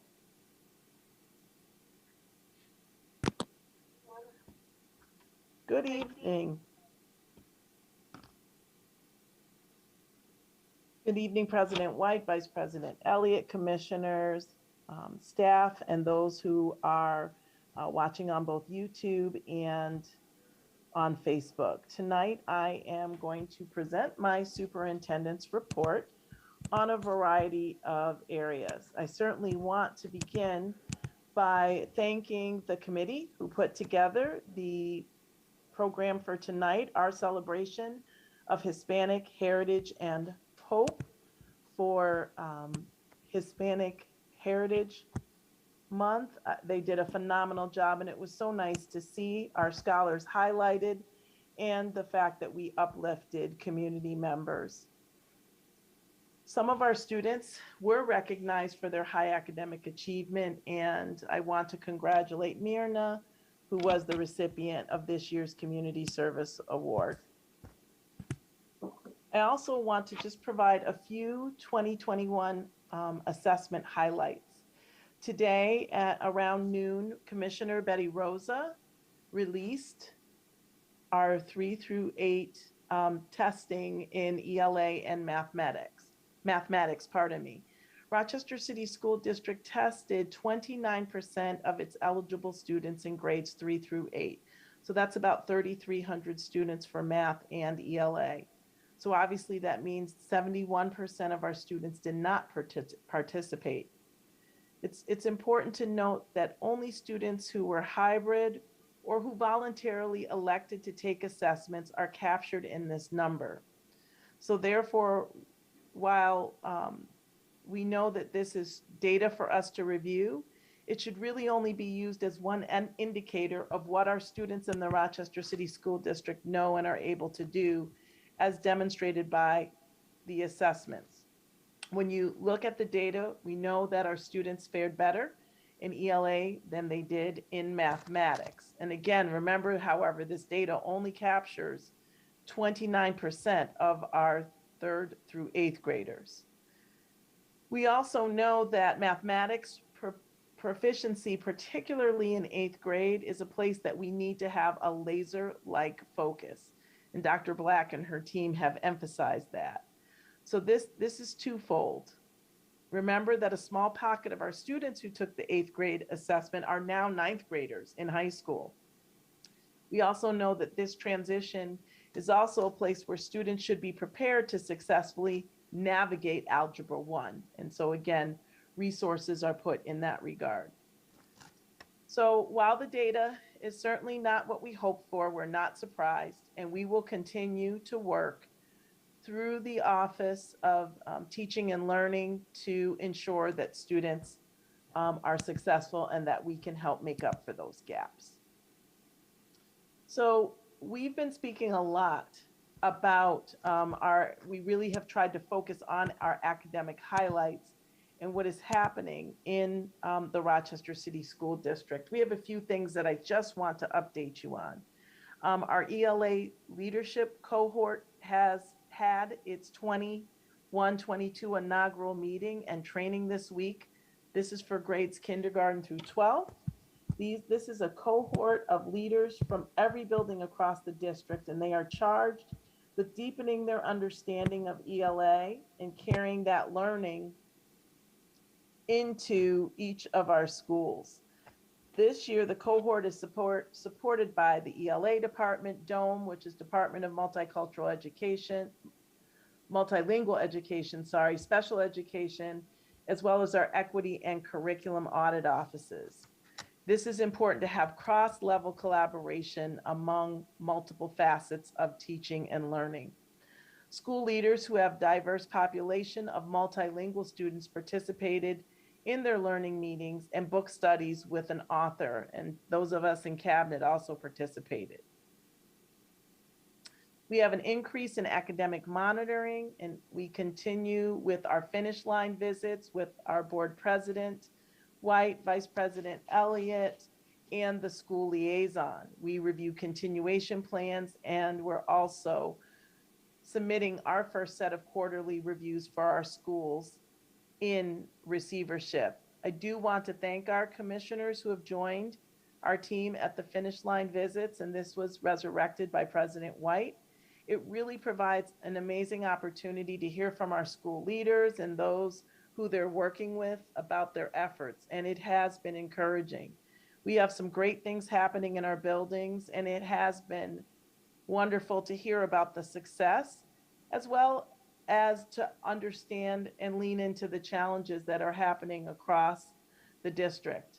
I think what is certainly a favorite of ours, and I know it's a favorite of our commissioners, is when we hear from our scholars in these visits. As we continue to visit schools, we will continue to update our continuation plans and align our SEP leading and lagging measures to SMART goals and discrete action steps. We also know finally under academic highlights that the Common Formative Assessment window is open. This is known as CFAs. And so this set of assessments allows our teacher to get real-time data tied to if students are indeed demonstrating mastery. CFAs are short and standards aligned. Teachers will be able to use this data along with NWEA data and the New York State assessment information you just heard about to respond to and adjust to student experiences. Let's shift into the continued impacts of COVID-19.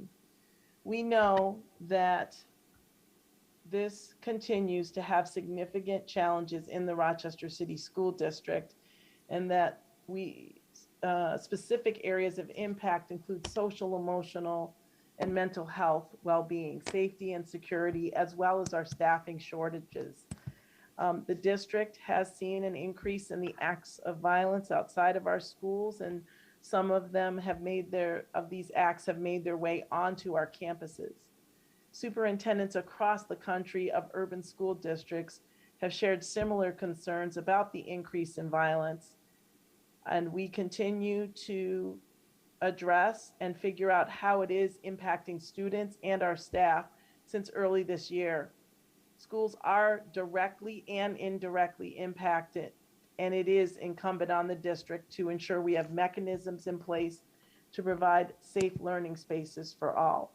So as we focus on social, emotional, and mental health supports, the Division of Student Support Services has aligned its resources to provide targeted support to schools, to students, and to the community. The professional development staff, while expanding their multi-tier support services. This really helps to ensure that the outcomes for safety, social, emotional learning, mental health, and attendance for every child will improve so that our students can feel included and a strong sense of belonging.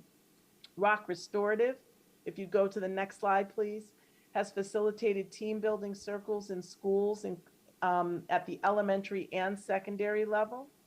We are rolling out our Rock Restorative Warriors of Peace beginning this Friday with School 8.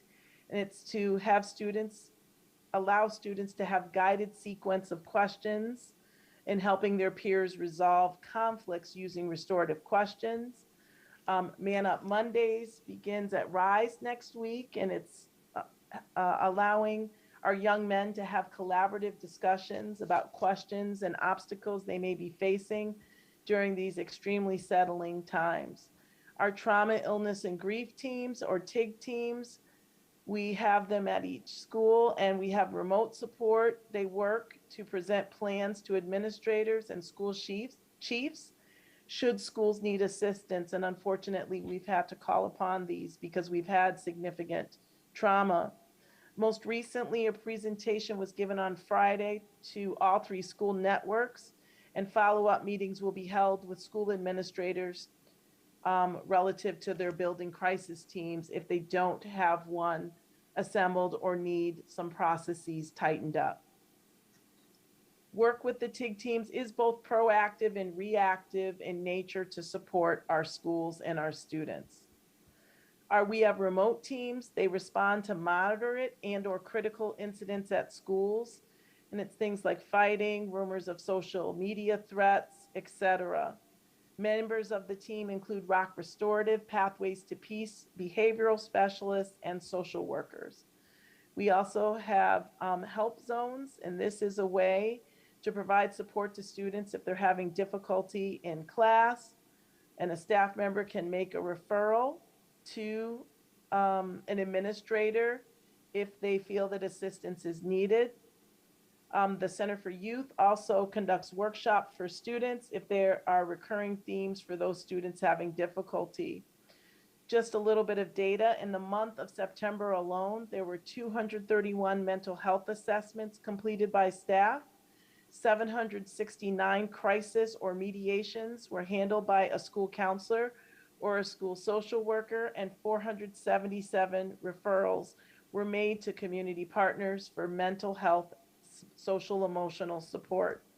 Additionally, we did offer much professional development, and some of the workshops did not have the attendance that we'd hoped or expected for.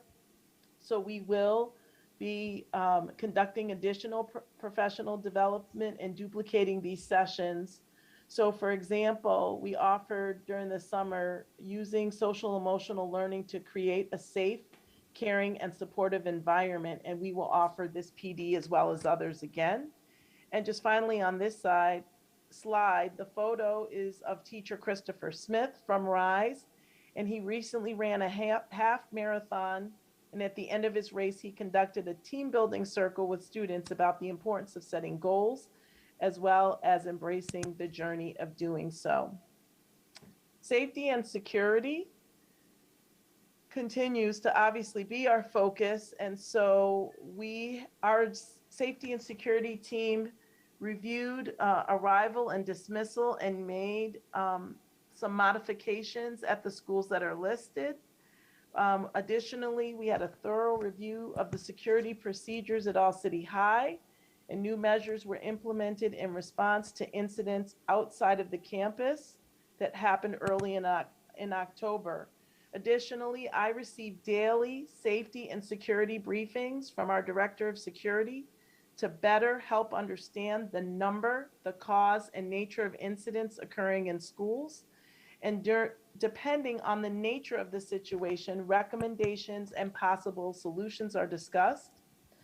A thorough review of our safety equipment was conducted, and outdated equipment is being replaced in some of our schools.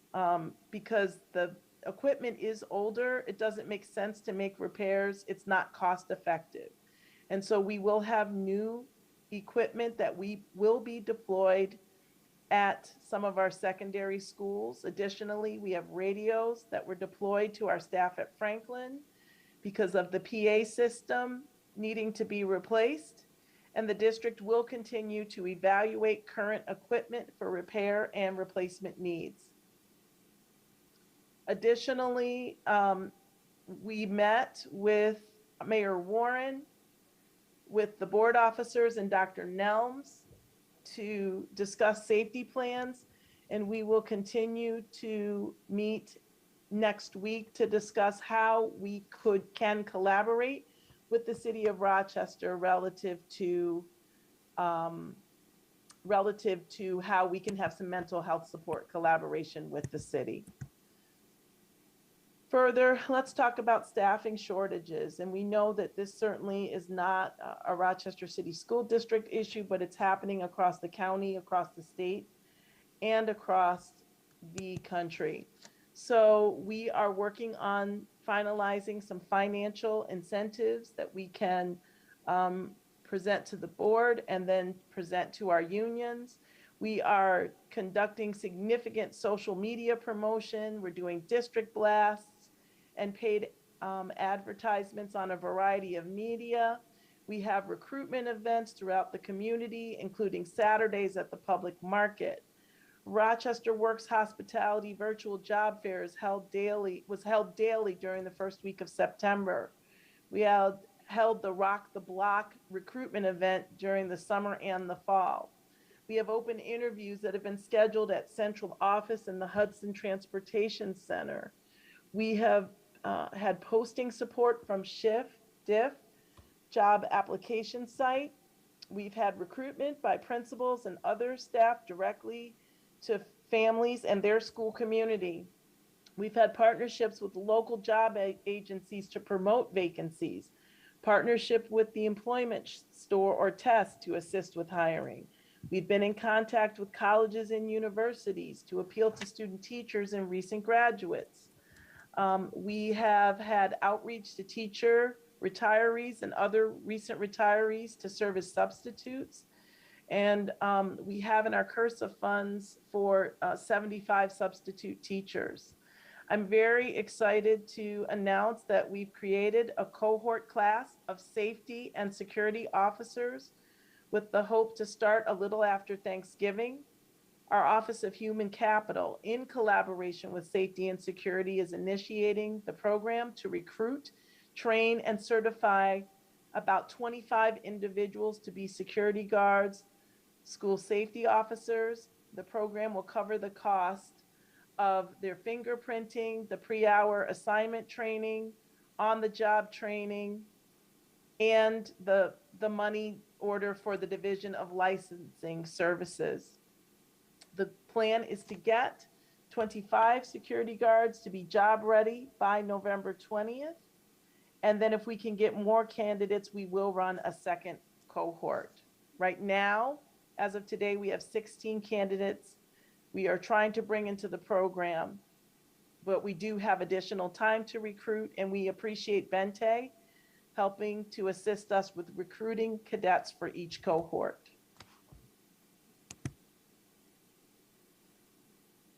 In a week and a day, on Saturday, November 6th, we're hosting our community action initiative.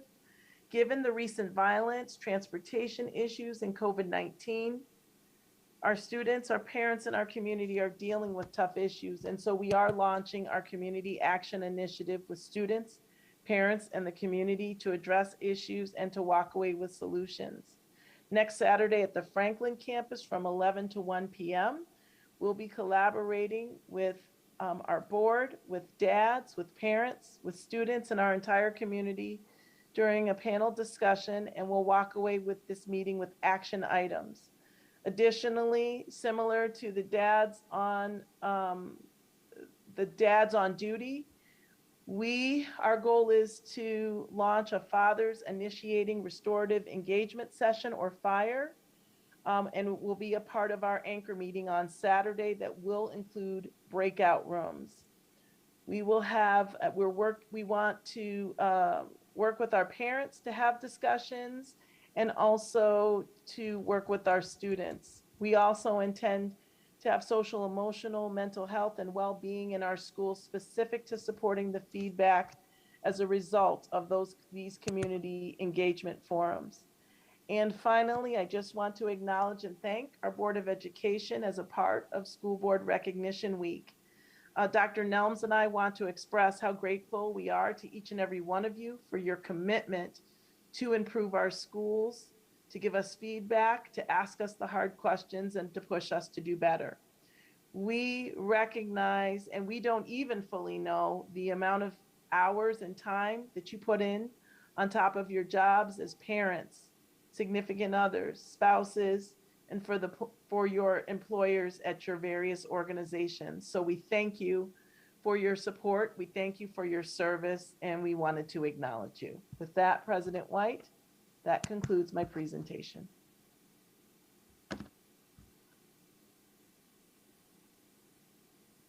Sorry, I was trying to get my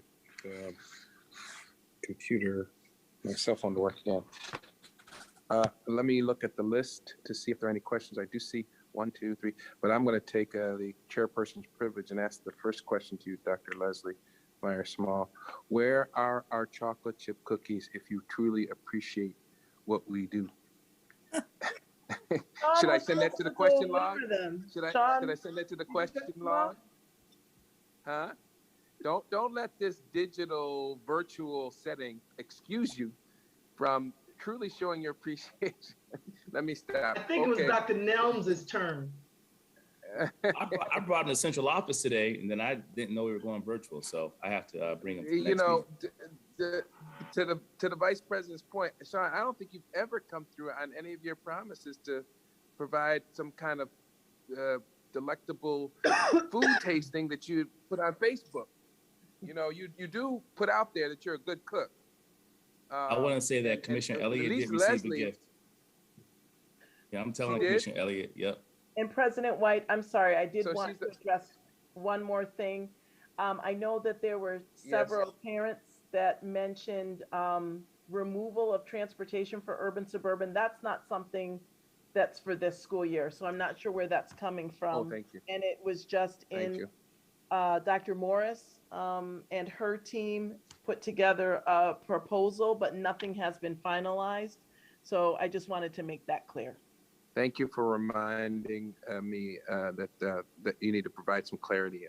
I appreciate that. And I suspected that was the situation, but sometimes people hear things and then there's some, distortion. And so like the old telephone game that we used to play as kids before we had cell phones. And I suspected that's what happened. So let me repeat what you just said. There is no plan this year to take away those services. And I think that's why Commissioner Adams and I wanted that clarity, because that's not something we were looking to have happen mid-year. And I knew you weren't either. So thank you for that. And by the way, Sean should thank you, because you saved the line of questioning that I was pursuing with Sean about his failure to provide the other 6 board members with some kind of evidence of his culinary skills. But that's we got Commissioner LeBron who has a question. Commissioner LeBron. Yep, several, and I just want to state, I know it's going to be a long night, and I'm prepared for it. I have to get up early in the morning, just like all of us do, and get my kid off to school, but I'm going to be prepared to be here all night if I need to. But a couple of questions to the superintendent. Sure. I wrote down some notes, so I want to start back from, I just want to uplift the Man Up Mondays, how I do find that to be a little bit offensive, especially when we have conversations around gender and roles and moving away from some antiquated societal views. So I would just uplift that could also potentially be offensive to some of our students and their families. In having conversations with the mayor in her last 30 days that she has left, has she indicated what she is prepared to do to address violence in the city of Rochester that continues to then spill into our schools? Because there is this big misperception that the violence is happening in our schools, that it's not coming from our community. And we have some very twisted narratives that it's happening in our schools and stemming out into the community. And that's actually not what's happening. What's happening is that it's happening in our community and stemming into our schools. So while you are all having these conversations about safety, what is she prepared to do in these last 30 days that she has as mayor to address the safety concerns in the community in the city of Rochester? So I'll start there. So I think where we left it today, Commissioner LeBron, is that we're having conversations, and correct me if I'm wrong, President White or Vice President Elliott, with Danielle Lyman Torres, and I can't remember the other individual that she was talking about as far as mental health supports. But as far as specifically outlining plans, we didn't talk about that today. We talked about the mental health supports. But yeah, let me just interject.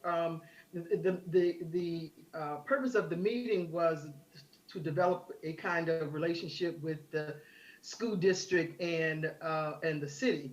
That was not a meeting to talk about what she was going to do in terms of the violence that was going on in the city. So we did not address that in that meeting, Commissioner LeBron. Yeah, I will say, Beatrice, if you could just, I apologize. But what she did specifically state today, almost exactly what you just said, that violence is happening in the city and in the schools. She didn't try to say it's coming from, and you're right, I've heard that narrative too. I agree with you. But she didn't articulate that narrative today. She said, we've got problems and violence in the city, and we've got problems and violence in the schools.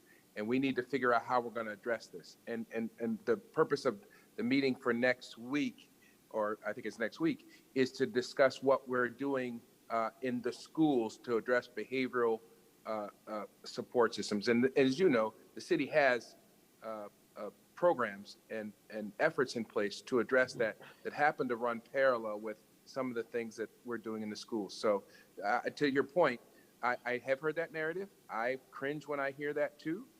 She didn't offer that narrative today. She said there's problems in the city with violence, problems in schools with violence, and we need to all do something about it. That's what she said. Right, but and thank you for that clarification and that acknowledgement that it is happening in the community and spilling into our schools, and not starting or stemming from our schools and spilling out into the community. But also the fact that we're meeting with the mayor for her to collaborate with us. What is she prepared to do? I'm going to be posing the same question to City Council. So I just want to be clear. I will be speaking to City Council and writing to them as well, because they are not off the hook of what they're prepared to do to address the violence that continues to happen in the community. And just a day or two ago, there was a story that there was a student on their way to Edison. That student was nowhere near Edison. I don't even know why Edison was even mentioned. That student was shot at a bus stop in the community. And again, the city of Rochester has to address what's happening out in these streets that continues to then trickle into our schools and cause these issues. Hey, so, Commissioner LeBron, could I just interject something here as well? I think also we have to also look at how the story is being, how the narrative is being delivered. I think that it is the media that we also have to include in this conversation, because with regard to the narrative about the Rochester City School District and violence, it's been them who has been putting the district in the limelight, when it is in fact the issues that are going on in the city, to your point. So it is the media that is creating that narrative about school violence, and when it's actually that violence that's going on in the community. So I just wanted to put that on the record as well. Thank you. And then I just wanted to, I'm going to keep uplifting that and putting that out there to City Council as well. My expectation is that they also, as a government body elected to represent the city of Rochester, are looking at ways.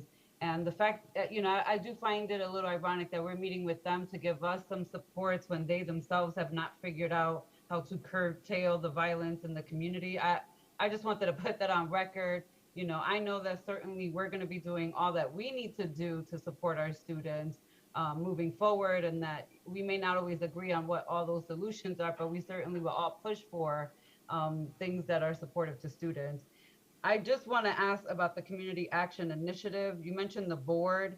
I was not aware of that, but then also on the flip side of that, there is a Community Safety Task Force that actually met tonight, which is made up of lots of different folks in the community that came together to start having this conversation as a community, what safety looks like and how that individuals in the community, what their role could be to provide some supports and structures around safety in different neighborhoods. I uplift that because I don't want us to be replicating and certainly should be looking to collaborate with any community neighborhood group that wants to come together so that we all could work together on figuring out what we can do. And so I just wanted some clarification around those two things. I wasn't aware of the Community Action Task Force. Who was involved with that?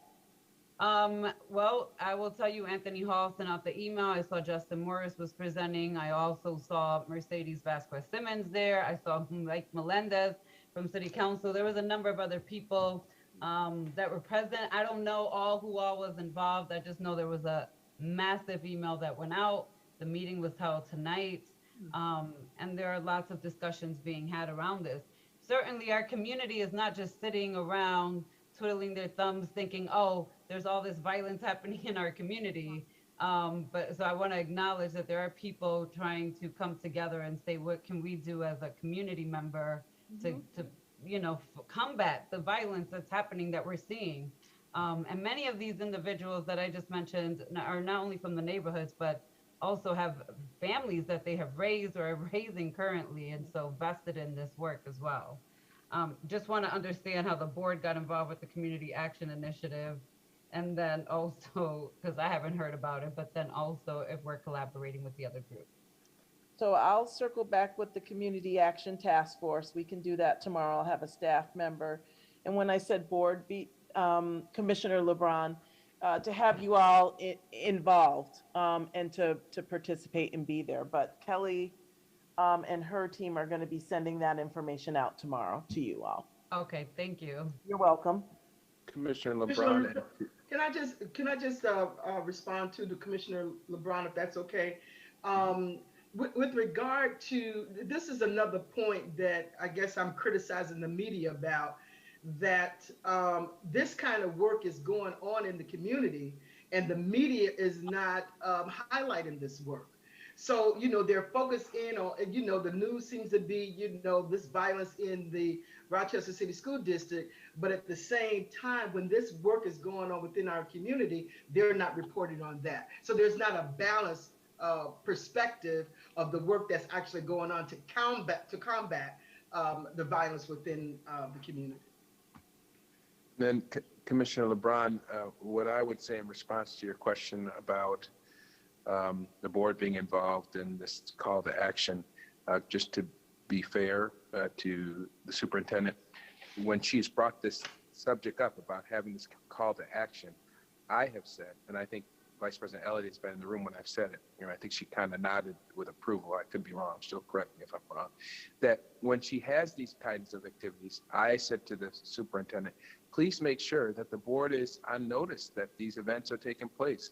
Because, we're elected by the members of the community. So if you're at a community-based activity, you folks should be checking with Francine to see what board member schedules are so that we are present. And when you talk about planning events outside of 131 West Broad Street, call upon the board. That's, between the 7 of us, there's probably tens of thousands of votes.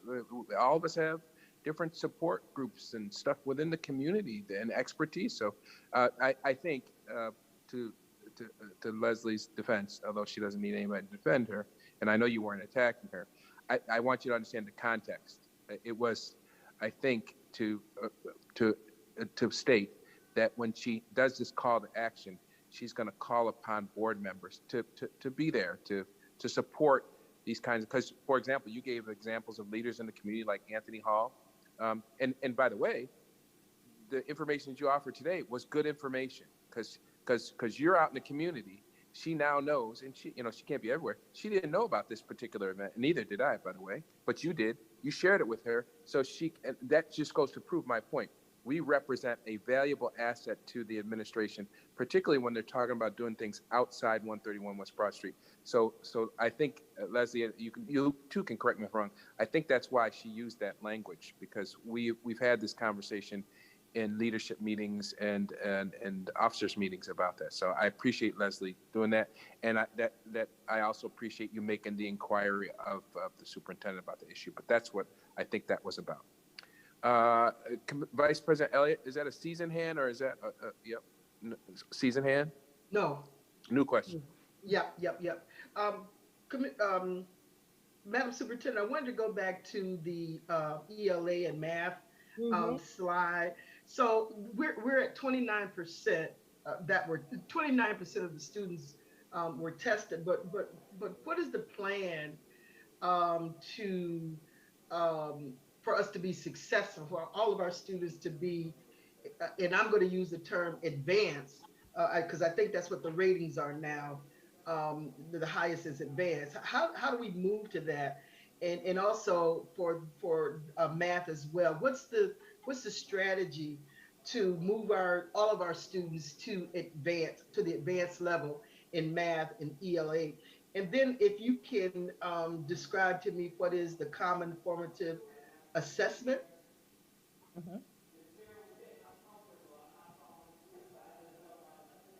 Okay, plan and CFA. So I'm going to have Dr. Black and Dr. Morris come on to talk about the specific work that is happening. So, good evening. I'll respond to the plan of action to address our academic needs. So we anticipated that we would have a significant amount of students who were not at advanced or a level 3 or level 4. And in pre-planning and responding to that, we put in place the expectations around providing grade level access and content to kids every day. And we are bringing in the use of interventions and additional data to determine what exactly do kids need to know and be able to do in service of the notion of acceleration, which is actually the notion of ensuring that all kids have access to grade level material. And so as we are lifting that up continuously, the one strategy that both the Council of Great City Schools and a number of educational organizations across the country are lifting up for the response to COVID is access to grade level material, high expectations, prioritizing a small number of prioritized standards. So what that means is to really identify what are the most important things that kids need to know and be able to do, and double down on those things at the grade levels by which they are at. The second piece is our common formative assessments as the way to measure just that. And so the assessments are pre-made that says, if you teach these things in this order, this is the way to determine if kids have learned what you've taught. And if not, then it gives you data about what kids actually have learned so that teachers can make modifications to instruction. CFAs are offered across the board, and they are offered K through 12, so kindergarten through grade 12 at varying levels. And it's a short snapshot of, again, did kids learn what we taught them? If not, what did they learn? And then how do we use that information along with other information to adjust what's happening in classrooms? Thank you. I didn't know if Dr. Morris wanted to add anything before I interjected. No, I think Kathy covered it. Dr. Okay. Black covered it all with both of the points. Thank you. All right. So, thank you, Dr. Morris. But what I would say, Dr. Black, is that one of the things that we have not done well in this district, and I'm hoping that we incorporate this one technique, is that we have not provided the information to our families for them to and for our students to be successful. So what I mean by that is that we know as professionals what they need to be accomplishing at a certain grade. We have not told our families, or we have not told the students what the expectations are. So I'm hoping that we can also incorporate that kind of conversation with our families and with our students, that at the end of 8th grade, for example, this is what you need to accomplish, and this is how you get there. I think that if we did that more effectively, I think we would see a more, what am I looking for? More participation, more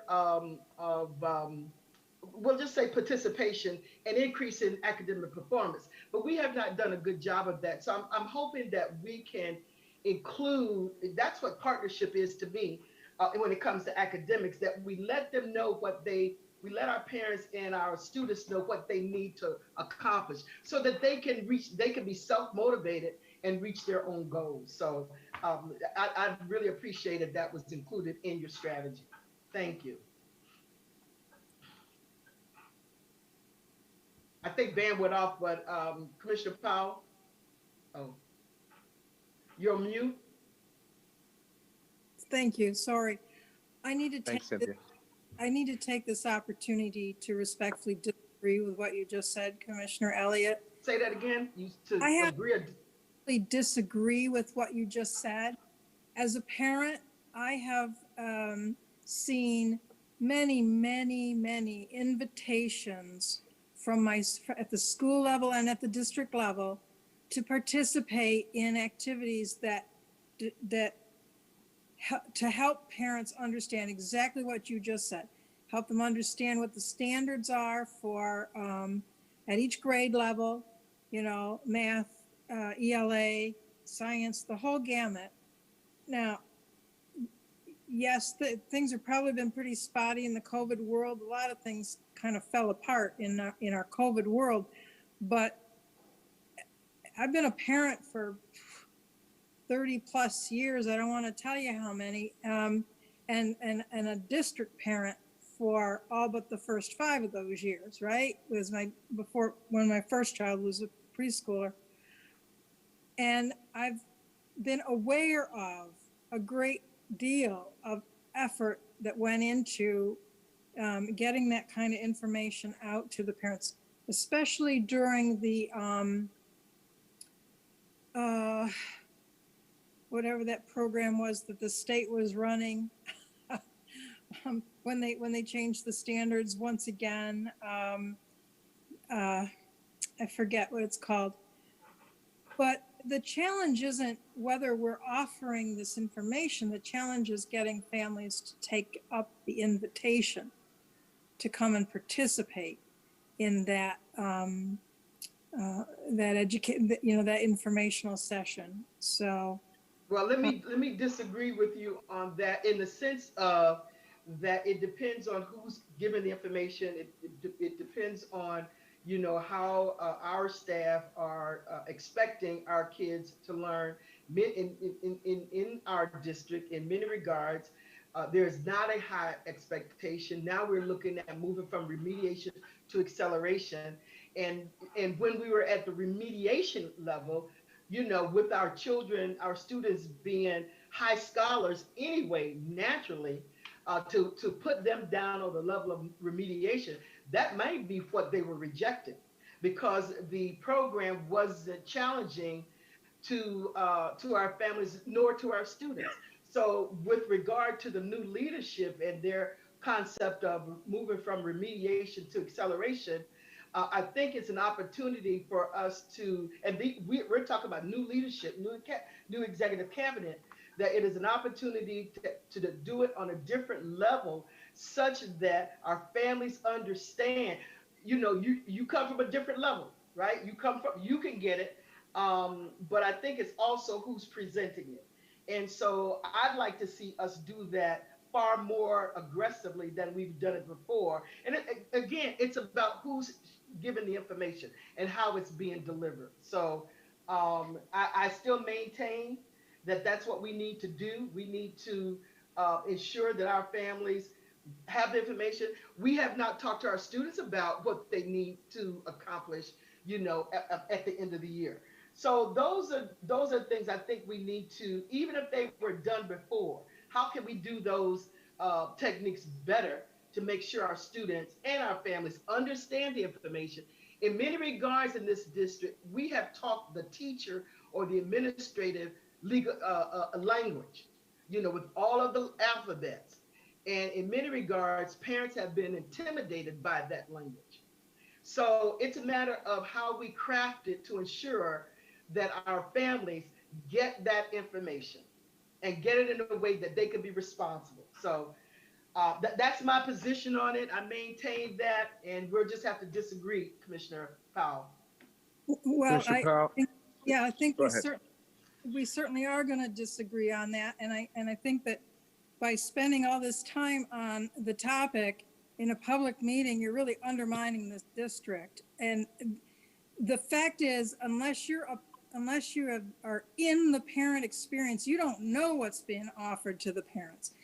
Information is being offered to the parents at the teacher level, at the school level, and at the district level. I think you're wrong, Commissioner Powell. The parents and the families that I talk to are not getting it on the professional level that they need. Well, and what's being delivered is the state standards and the state's expectations, not some lowered, low expectations, soft bigotry of low expectations. No, they're getting information about the state standards. Because I'm not questioning that. I'm just saying the way in which it has to be communicated, Commissioner Powell, and how it's going to be best communicated for our students and our families to be engaged more effectively and our students to perform at a higher level. And I'm not talking about dumbing down anything. I'm talking about giving it in a way in which that they can. It is about rigor, and that they can get it. And they could participate, be a true partner in the success of their children, and the students can be successful. I maintain that. We have a couple other speakers online. I got Commissioner Adams and then Commissioner LeBron. Commissioner Adams.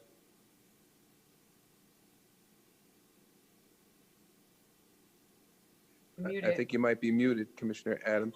Muted. Yeah, I just have to say that I do support what you said. If it ain't being effective communication to parents, it ain't worth nothing. So if it ain't landing where they can embrace it, because I've been a very involved parent. There's a whole lot of stuff they didn't get to me. They didn't get to me. When they did start getting it to me, it was to keep me from protesting out in front of their building. Really.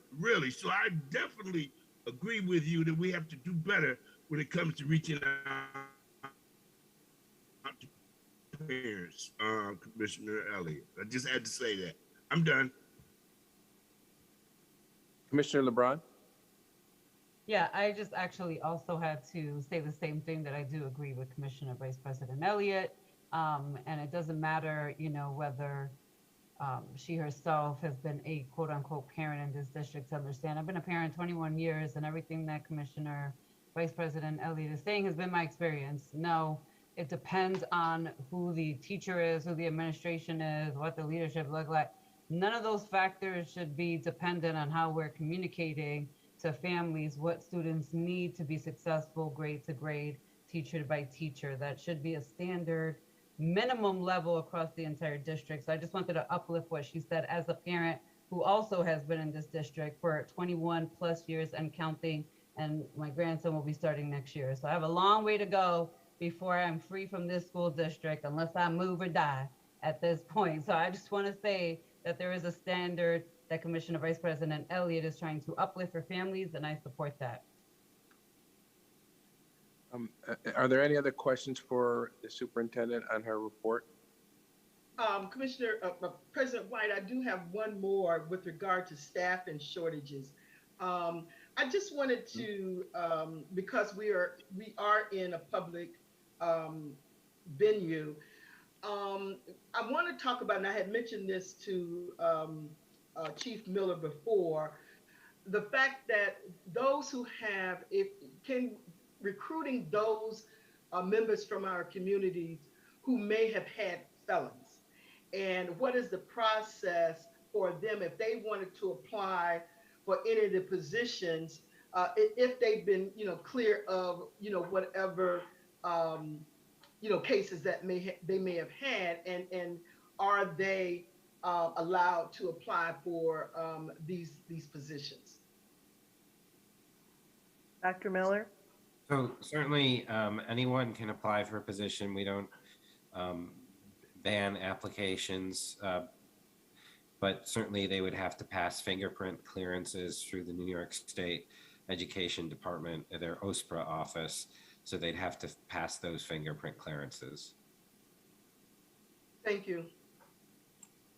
All right, let me just take one last look at, see if there are any other hands. Commissioner LeBron, is that a seasoned hand? Yes, it is. All right, so let's move on. Dr. Nelms? Okay. I'm sorry, Mr. President, but I did ask about what was common formative assessment. Oh, go ahead, Kathy. I didn't know if you were coming on or not. So common formative assessments, Vice President Elliott, are very short assessments that are given 3 to 4 times a year by grade level in ELA and currently math, that allows students to get a snapshot of what allows teachers to get a snapshot of what kids know and are able to do based on what was taught in the previous 6 to 10 weeks. So with those common formative assessments, do they prepare our students for the ELA and math exams? So not necessarily prepare. They are the way in which teachers gauge if students are being prepared. So think of it as a temperature check, so to speak, over the course of time about what teachers are teaching and what they need to teach, and then how they make adjustments. All right, thank you. Yes, ma'am. All right. Taking one last look at the participant list for hands being raised. Don't see any. Dr. Nelms? Good evening, commissioners. Good evening. I have a good evening. Tom, are you sharing the presentation? There we are. Thank you, Kelly. All right. Tonight we'll have a brief presentation with a few updates for the board and the community. Next slide. I'm really excited that some of our students were recognized this past summer for their work during COVID. They participated in the RAND Corporation's Art from the Heart experience. 2 of our students were honorable mention in the belonging category, and 1 of our students was gold for the inclusion category. These are photos of Rochester and around Rochester. Our students were given digital cameras and were asked to take pictures and to document what was happening in Rochester over the last 18 months. And so our art teachers have been extremely creative since the beginning of the EPO, but extremely creative over the course of time. When students didn't have paintbrushes and perhaps canvases, they quickly adjusted and shifted towards photography. The students had cell phones, we gave kids cameras, but it's just an example of how active kids were throughout COVID, and the wonderful art experiences continue. Next slide. We're also excited to reintroduce Ms. James back to East, so I can call her Ms. James now. She's a graduate from 2018 from the Vision Cares program. She was hired to come on as a teaching assistant back in the program that she graduated from, and her goals are to continue and to become a New York State licensed optician and she is also serving as a mentor for many youth. Having our alumni come back and be employed and also finish their dreams is often inspiring, and she is a smiling face on campus, and the students and staff are happy to have her back. Next. Also, many of you have heard this past week, we opened up the East Cutting Edge Barbershop. This is a partnership with United Professional Barbers and Cosmetologists Association. This is a couple years in the making. Makes me really excited to have Wade Davis, Andre Morrison, Johnny Scott, and Willie Lightfoot be the 4 who really have been the backbone of this partnership. We're going to expand this out to other barbers associated with the UP BCA, and it's incredible. These students are happy, and the smiling faces are authentic. We already have a list of kids signed up for next Monday and Tuesday. The shop will be open right now on Mondays and Tuesdays for a few hours. And the idea is to extend those hours and perhaps into the evening so that other children from the neighborhood and from other high schools have access to it. It's not just cutting hair. It's a critical mentoring component to this as well, where they will actually leave the barbershop and meet with kids in small groups and talk about life, skills, trades, and how to become better citizens. Really excited about this. A lot of our girls have been asking about a beauty salon, and we said to them, you know, men and women can get haircuts here, they can get little fades, but some of our girls are asking for some sew-ins, some lace fronts, so we got to figure that out. But it is a start for us at the barbershop. I'm really excited for this partnership and the potential moving forward. As you all know, we're going to have in the next few weeks opening our dental lab that was built several years ago when I was moved out to a trailer. Because of COVID, we were unable to have it function, but in the next month or so, we're going to have that grand opening also. So it's a beautiful day at East, the East Cutting Edge Barbershop. Again, thank you to Willie Lightfoot, City Council person from New Creations, Johnny Scott, Andre, and Wade for being incredible mentors in this work. And we look forward to expanding this community school model on the East Campus, not just for East kids, but for kids in the community and their families as well. Lately, we've had a number of former alum come back to East. We had them as I think 1950 a few weeks ago, or at least a year ago, and now we have the class of 1972. Often they're touring the building, they're attending our sporting events, have been donating through different funds to help our students. We really appreciate the alumni coming back. As one alumni said to me recently, it feels good to hear great things about East, and they're looking forward to re-engaging in meaningful ways and also volunteering. So we encourage our alum, past and present, to continue to come back to the school and give back to our community. Your history is important for our kids to hear, but it's also important for you to see the wonderful things that are happening with our current students, staff, families, and community. Next slide. Big shout out to our TLI program, the Teaching and Learning Institute. Through COVID, it was really difficult for them to connect with the youth throughout the city. This is in pictures of our sophomores doing some reading with School 58 and on their mini lesson around friends and families and first graders. Tomorrow and all next week, the TLI program will be having a series of debates and symposiums around school transformation and some of the things that school systems should be thinking about as they design for the future. So I'm excited to be a participant in some of those discussions. And I'm very proud of these TLI students and the work they're doing to support the youth in our community. This is a different form of mentoring, but it's critically important for our youth to be involved, and for those who want to be teachers in the future to understand the importance of connecting with our youth early and often. Next. I want to also welcome Dr. Chris Spence. Chris Spence is going to be joining us from the Buffalo Public Schools. He is replacing Lorna. He is slated to join us on November 22nd. He has an extensive background. He is a young up-and-coming administrator, so I'm excited to work with him and mentor him in this role.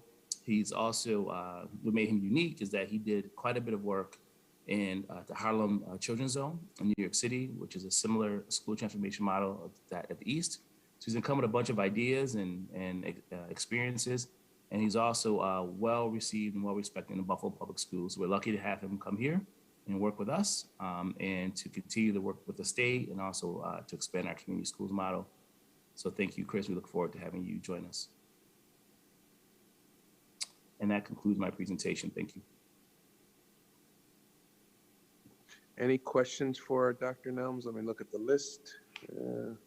Give you guys a second to, I don't see any questions. Oh, I'm sorry, Vice President Elliott. Just not a lot of questions, just a couple of things that Dr. Nelms, I just think that the barbering program, when students are going to be sitting in that seat and the conversations that the barber is going to be having with the students is just going to be amazing. You know, that's the kind of, social emotional learning, creative social emotional learning opportunities I think that is just going to be so great, and we're not going to know the value of that program because it has no value to it. We know when we go to the beauty salons and when we go to the barbershops, that's as Cedric the Entertainer said, the barbershop is the, what do you call it? The country club for Black men. And so I look at that as a great opportunity, and I'm looking forward that opportunity is going to result in some academic achievements, reduce suspensions or reduce social issues. So there's just so many benefits that will be derived from that opportunity. And so it's so good to see that Wade Davis and of course Willie Lightfoot being a part of that program. I'm really excited about that. And just one note on your teacher program, I have my own experience when I was a sixth grader in school in Florida, where as a sixth grader, we got an opportunity to teach the younger students for a day. And that just happens to be one of the highlights of my life. So I'm sure for those teachers, for those students, those 10th graders going into 58 school, that's going to be, and particularly if they're interested in teaching, would be a highlight of their lives as well. So thank you. That's great. And I just want to share one story. One young man who was cutting his hair, Willie Lightfoot. He says, all right, son, what are you going to do when you grow up? The young man looked at him and says, I want to own a casino. And everybody in the room just kind of stopped. I never heard a kid say that growing up. And he says, well, I know where people spend their extra money. He says, so I want to take it. I said, okay, that's a plan. They were just so cool to have this young man talk about that. I never heard any kid, especially his age, is in middle school, talk about owning a casino when they get older. So I thought that was brilliant. And he had a plan. He said he wants to go play NFL, save his money, and buy a casino. So I look forward to playing some. Never mind. All right, yes, that's a good. Thank you for the time. I don't see any other hands being raised. I'll do one more check. Oh, all right, Dr. Nelms, thank you very much. Next item on the agenda is consideration of resolutions. Now, we started a practice at this time as old as most boards around this country, using a portion of our agenda to be a consent agenda. A consent agenda is when you bundle a whole series of resolutions with the understanding that there will be no discussion. If looking at the consent agenda, which is resolutions 200 through 209 and 243, if you look at those resolutions and you want to extract some, we can of course do that. But at this time, I'm looking for a motion to advance for discussion resolutions 200 to 209 and 243 as part of our consent agenda. Is there a motion? So moved. Been moved by Commissioner Malloy, I think is what I heard. Is there a second? Second. I think that was Commissioner Powell. Any questions or comments regarding the consent agenda? Wouldn't anticipate. Yes, Mr. President. Yeah, go ahead. Can Madam Superintendent, can Chris explain resolution 202? Let me just pull it up. It was with the original resolution was 187. So could he talk about the amendment that this was a probationary appointment and now it looks as if it's a tenure appointment? Just explain that, please. I think it's the reverse, actually. It's the reverse. It's taking a probationary appointment to the East EPO principal and moving it to an interim appointment. And I believe Dr. Nelms could speak more to that, but I believe that in the East EPO, the first year of an appointment for a principal is interim. That is correct. When anybody who comes from the RCSD as principal, the first year is interim because they want to go back to their previous role or position within the RCSD, and then it becomes permanent after the first year. So they've been with the EPO for 1 year. So yes, anyone who's been with the district and then comes as the principal, the first year with the EPO, they don't lose their rights to go back to the RCSD in their previous position. Okay. So this is only for people who come into the district, who are transferring from within the district into the EPO. So this person, if Mr. Wingo in this case was coming from the outside, he wouldn't have that provision. It's just to protect internal administrators. All right, thank you, Dr. Nelms. And then resolution 204 with regard to a leave of absence without pay. I just noticed that there are a lot of paraprofessionals that are doing this and bus drivers. But what's the rationale, Madam Superintendent, to Dr. Miller, for the leaves of absence without pay for these particular job titles? So some of these are leaves of absence without pay. They may be, they may be for medical, they may be for maternity, paternity, they may be for varied reasons. So there's no, it's not title specific. It's just that these people needed an unpaid leave for various reasons. Meaning that they will return to the district. That's the intent, yes. Okay, all right, because I'm looking at, we're already down, having a staffing shortage. And so I just wanted to understand a little bit better why they were doing a leave of absence without pay. And in these cases, it's typically that they have requested this themselves. Okay, and then I just wanted to highlight going to resolution 208. I'm gonna do my soapbox here. I'm looking at the fact that we've got paraprofessionals at a certain rate that we're hiring, but then in resolution 205, we've got these clerical staff that we're paying $18, $19, $21 an hour. And so I want to continue to highlight that we need to be paying our paraprofessionals on a level that is equivalent to office clerks because they are on the front lines. A lot of these are paras who are of color. And I just want to make sure that they're getting the same kind of respect and salary that everybody else is getting. And I would argue that a number of the staff who are in the bus driver positions, as well as in the paraprofessional positions, are people of color. And so I just want to note that and note that we need to increase at some point that these salaries have got to be more equivalent than they have been in the past. We're asking, and that probably goes for SSOs as well. We're asking them to be on the front line, but we're not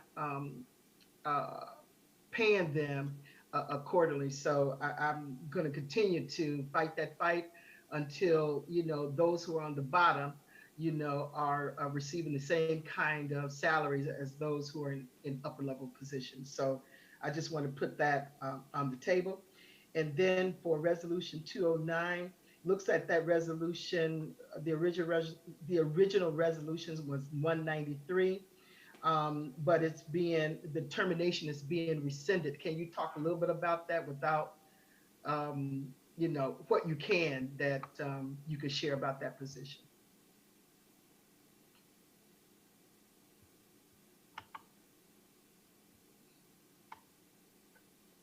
I would have to, I don't know that I can discuss that in open session. Okay, all right, very well. Thank you.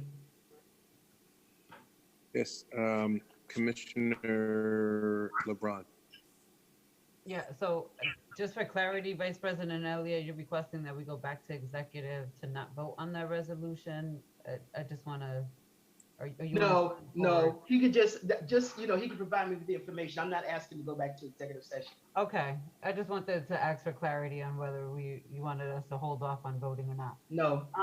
Just a question on 208 as well.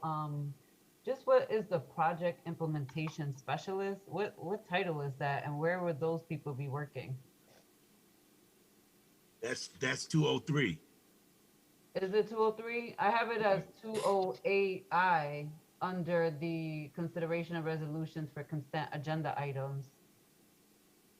So I'm going to ask, is there a school chief that would like to speak to that, or Dr. Black?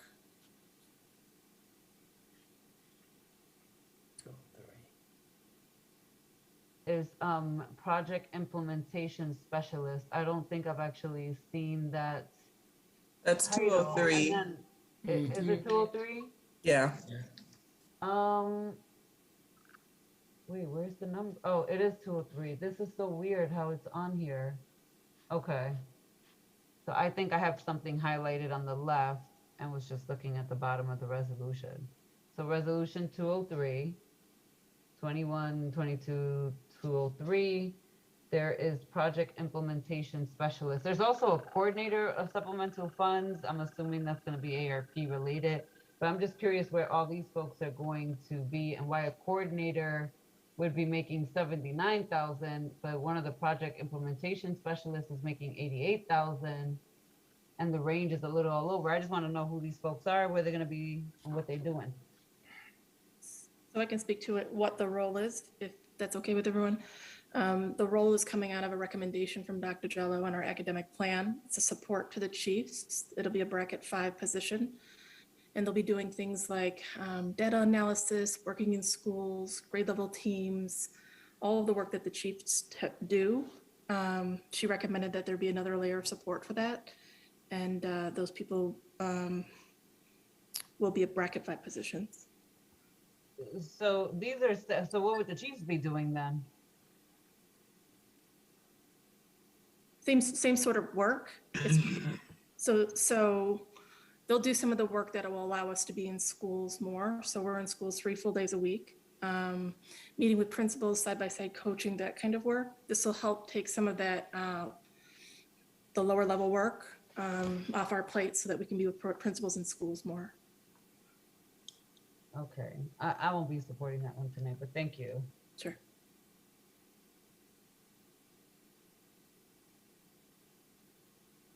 Commissioner Adams, did you have a question? Yeah, my question was related to that. And are these teachers that are moving out? I know we're already short staffed on teachers, and are we moving teachers to these positions?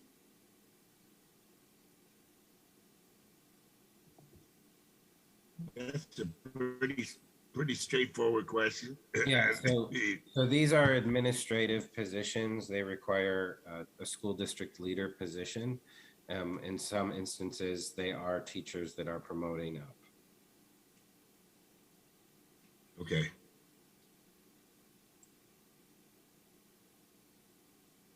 No further questions regarding the items on the consent agenda? If I may just double check our list here. Oh, I don't see any. So let's go ahead and vote. All those in favor of resolutions 200 through 209 and 243 indicate by saying aye. Aye. Aye. Aye. Any opposition? Nay to 203 and aye to the rest, Kalia. Thank you, colleagues. All right, let's move on to resolutions. President White? Yes.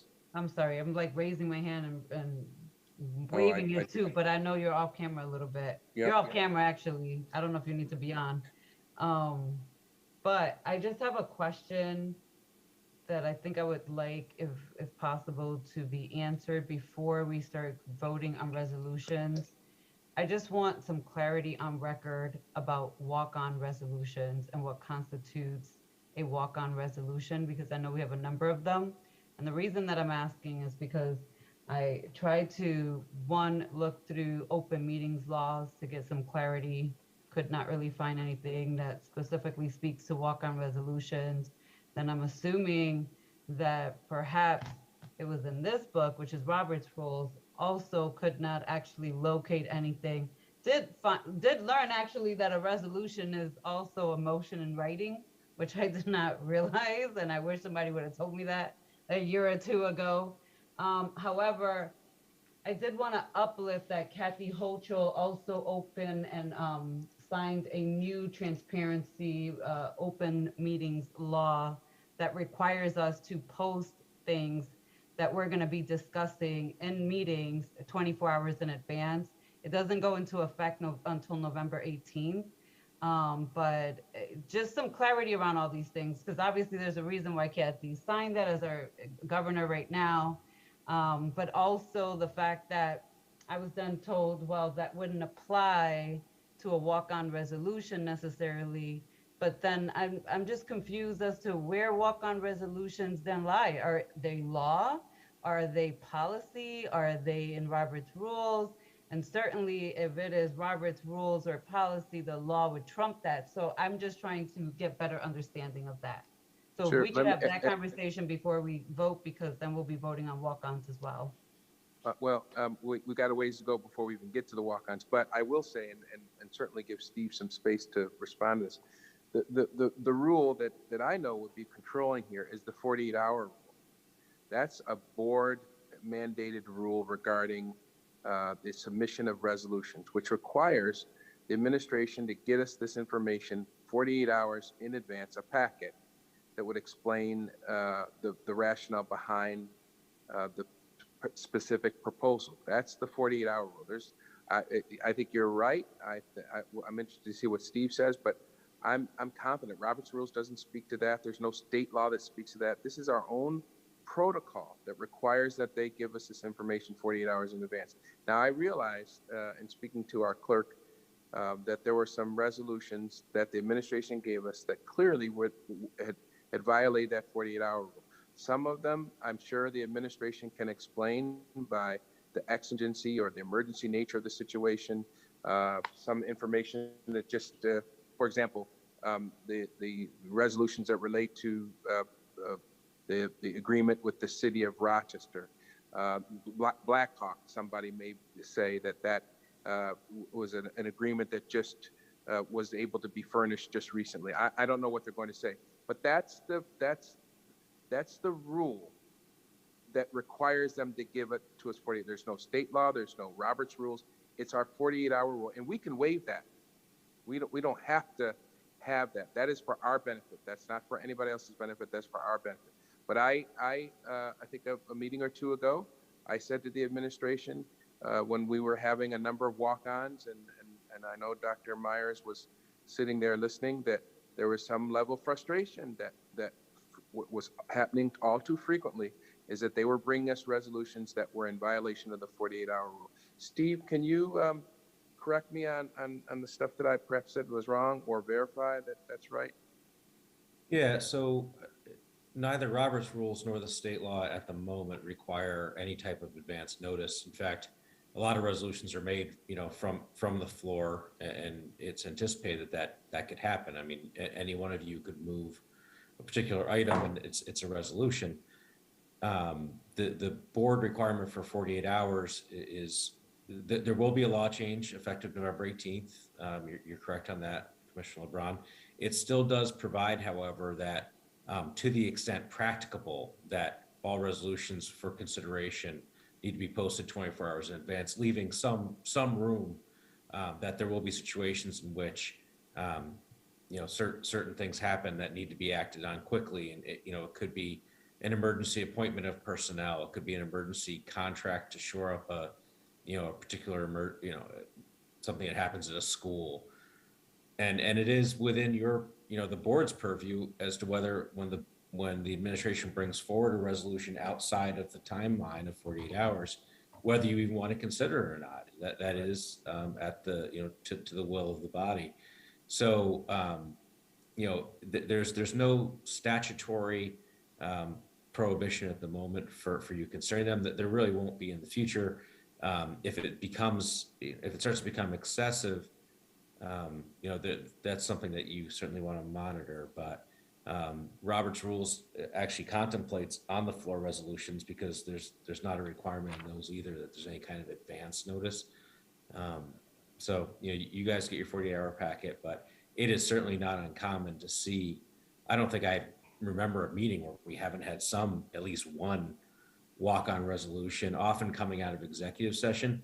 I certainly would think that the ones that are discussed with you first in executive session are a little bit more reasonable to be walk-on resolutions, because sometimes there's things that they don't want to put in the packet until they've heard your thoughts on them when they're permitted to bring those in executive session, be they contract, collective bargaining, or personnel related, so that the potential to have that out in public might be harmful in some way, right? But to somebody or to a position. So that's kind of the summary of the law around it. And otherwise, if the majority of the board thinks that a particular one doesn't meet that exception, then they can refuse to vote on it and push it off to the next meeting. Okay, so thank you, President White, and thank you, Steve Curling, both for that clarification, because now I now know that it is actually policy. And so our policy does not trump the law. I did pull up the law just very quickly, just in terms of the extent practical. It's also really, that is actually, if we're going to be discussing a particular topic, we do have to make any documents available that we'll be voting on public in advance 24 hours. So in the case like tonight with some of these walk-on resolutions, these are not conversations that just stemmed from an executive session tonight. In fact, we've been having these conversations. So to then bring it up as a walk-on resolution, I do believe would violate this law, because it would not give the public advance notice. I also want to just put it on record. I don't support the notion that we use this walk-on resolution, if you will, for things that are non-emergency. Yesterday something happened and the superintendent comes to us today. Absolutely, that is for my opinion, a valid reason to have a walk-on resolution. But when we're having some really serious conversations around some of these resolutions and we are having them in advance and then presenting them as a walk-on resolution and not giving this information to the public until we vote on it, I do believe that it is a sneaky and underhanded way to keep our community out. And I am still 100% of this thought that this is a public education institution.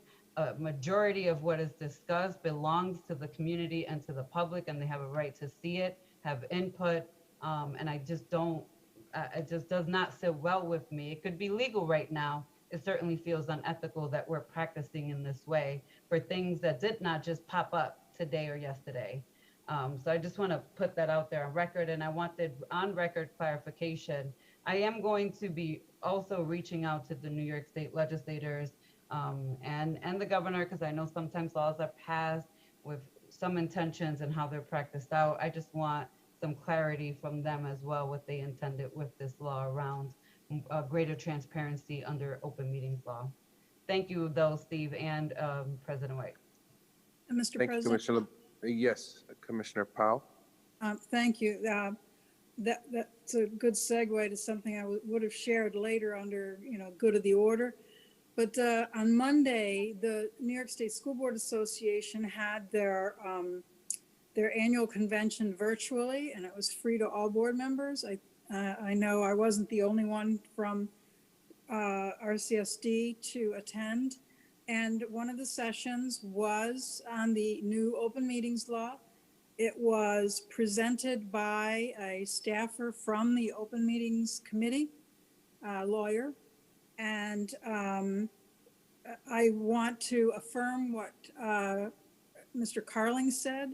The language about to the extent practicable is there. It's about, and it's not about the board, whether the board should consider it or not consider it.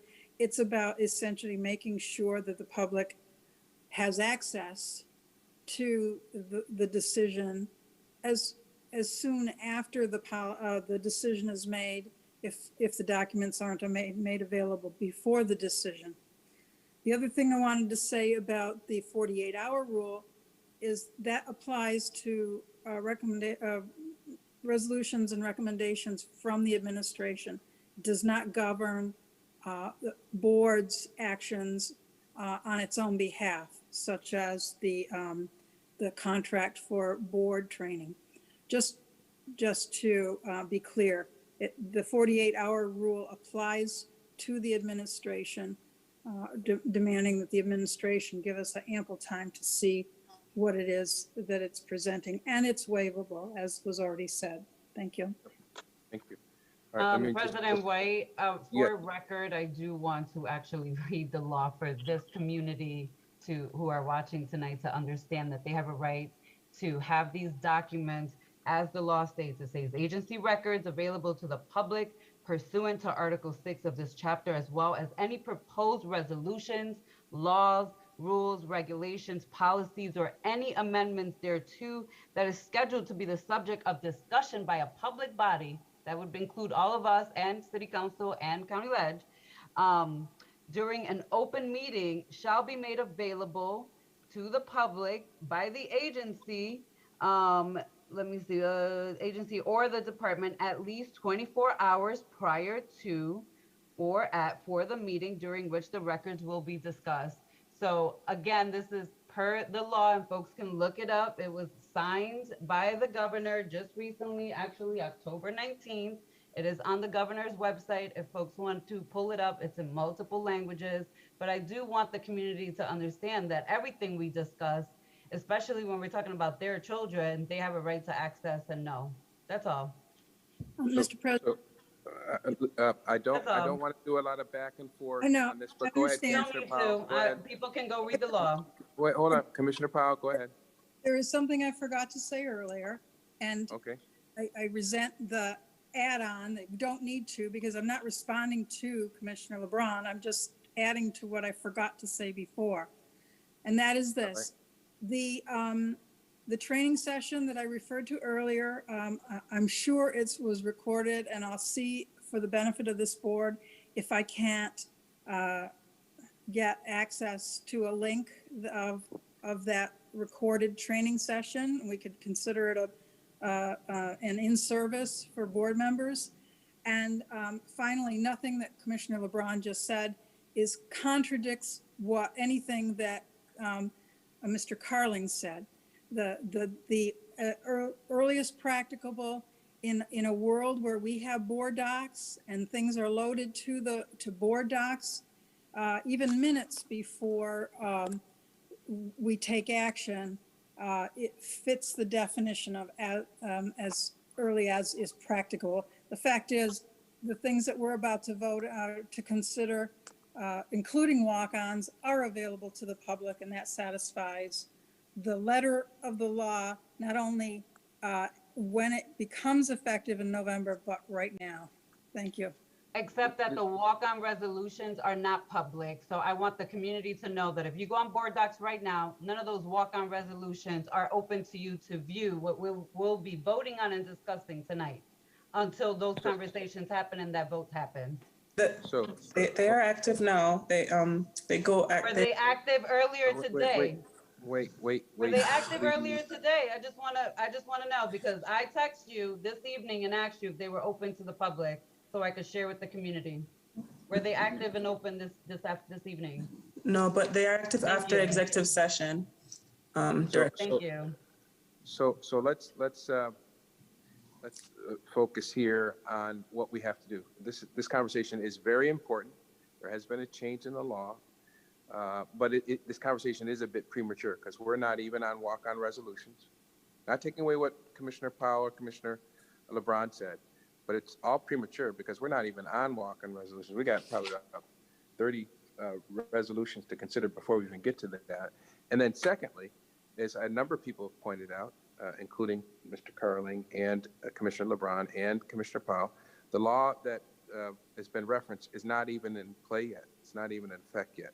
But in the interim, because this is an important subject and we always want to comply with the law and we always want to be transparent and allow citizens to have participate in a dialogue by having real-time information, I would ask that Mr. Carling and Adrian, Steve and Adrian, and I'm sure you guys were going to do this anyways, if between now and our next meeting, as soon as possible, if you could summarize this law, tell us as lawyers what our obligation is, so that our staff at the board and our staff at the district central office, the superintendent and her team, can make sure that we comply with this law. These documents get on board docs within the required time. But right now, it's premature because the law does not affect what's happening today on October the 28th. And again, let me emphasize, we're not even there yet. But this is important conversation, but to make sure that we're on point on the date that the statute takes effect, Steve and Adrian, if you can make sure you do some research for us, get a memo out to everybody, including the board, the superintendent's team, the board staff, to make sure that we're all compliant when this thing does take effect. Okay? All right, so we got resolutions, let's see, 210. I need a motion to discuss resolution 210. So moved. Thank you, Commissioner Powell. Thank you, Commissioner Adams, I think I heard. Any questions or comments regarding this acting administrative appointment resolution? I just have a quick comment. Sure. So it's more a comment or observation, but I think, we still haven't had a discussion as a board surrounding permanent appointments to these types of top positions in our district. And I know that Superintendent Myers-Small indicated first in November of 2020, upon the departure of our prior council, and then again in March and April of 2021, that no final appointments would be made until after the board was presented with the district legal audit. And that audit finally came to us in May of 2021, but we still have not had a discussion around this. So it's just really unfair to have anyone serve in an interim position for such a long time without knowing the official process or, for hiring for this type of position. And I think furthermore, it's been questioned in the past by prior superintendents whether or not outgoing employees should name their successors or heir apparents. I think this just warrants open discussion as a board, and the discussion we still need to have as we find ourselves yet again in this position is, how do we ensure that the public is aware of the process we use to select some of our district's top positions? And what is the process that we use to, for instance, narrow down candidates or select or name new commissioners if commissioners leave midterm, as we saw last year? I just urge the board to continue to have these discussions in public sooner rather than later. Thank you. I thought we were on resolution 210. Are you talking about resolution 211, Commissioner Malloy? Just in general, just acting administrative appointments and all of our appointments in general for our top positions in the district.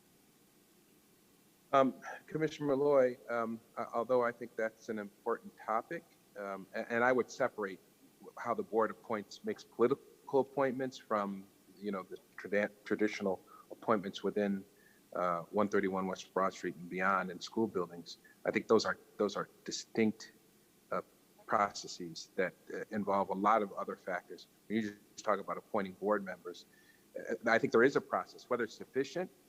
I think there is a process and it's timetable too. But to your point of providing greater clarity, you're the chair of governance. Put it on the governance agenda because this is clearly a governance issue. It also could be HCI or human capital as well, but it clearly could also be governance as well. So I would suggest that between yourself and Vice President Elliott, probably not going to be on the agenda this year, and either of your agendas this year. Well, but governance doesn't meet until January, so. Okay, all right. Well, then it'll certainly come up next year. And I think April for HR. Well, you all will have to make a decision about what you're going to do about that. Yeah, we talked about that, right, Vice President? Yes, indeed, Commissioner. So you all will have to resolve that issue. But I think between the two of you, the concern is a legitimate one that could be vetted in either one of those committees.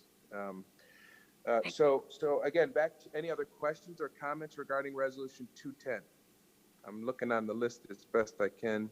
I don't see any. So let's go ahead and vote. All those in favor of Resolution 210 indicate by saying aye. Aye. Aye. Aye. Any opposition?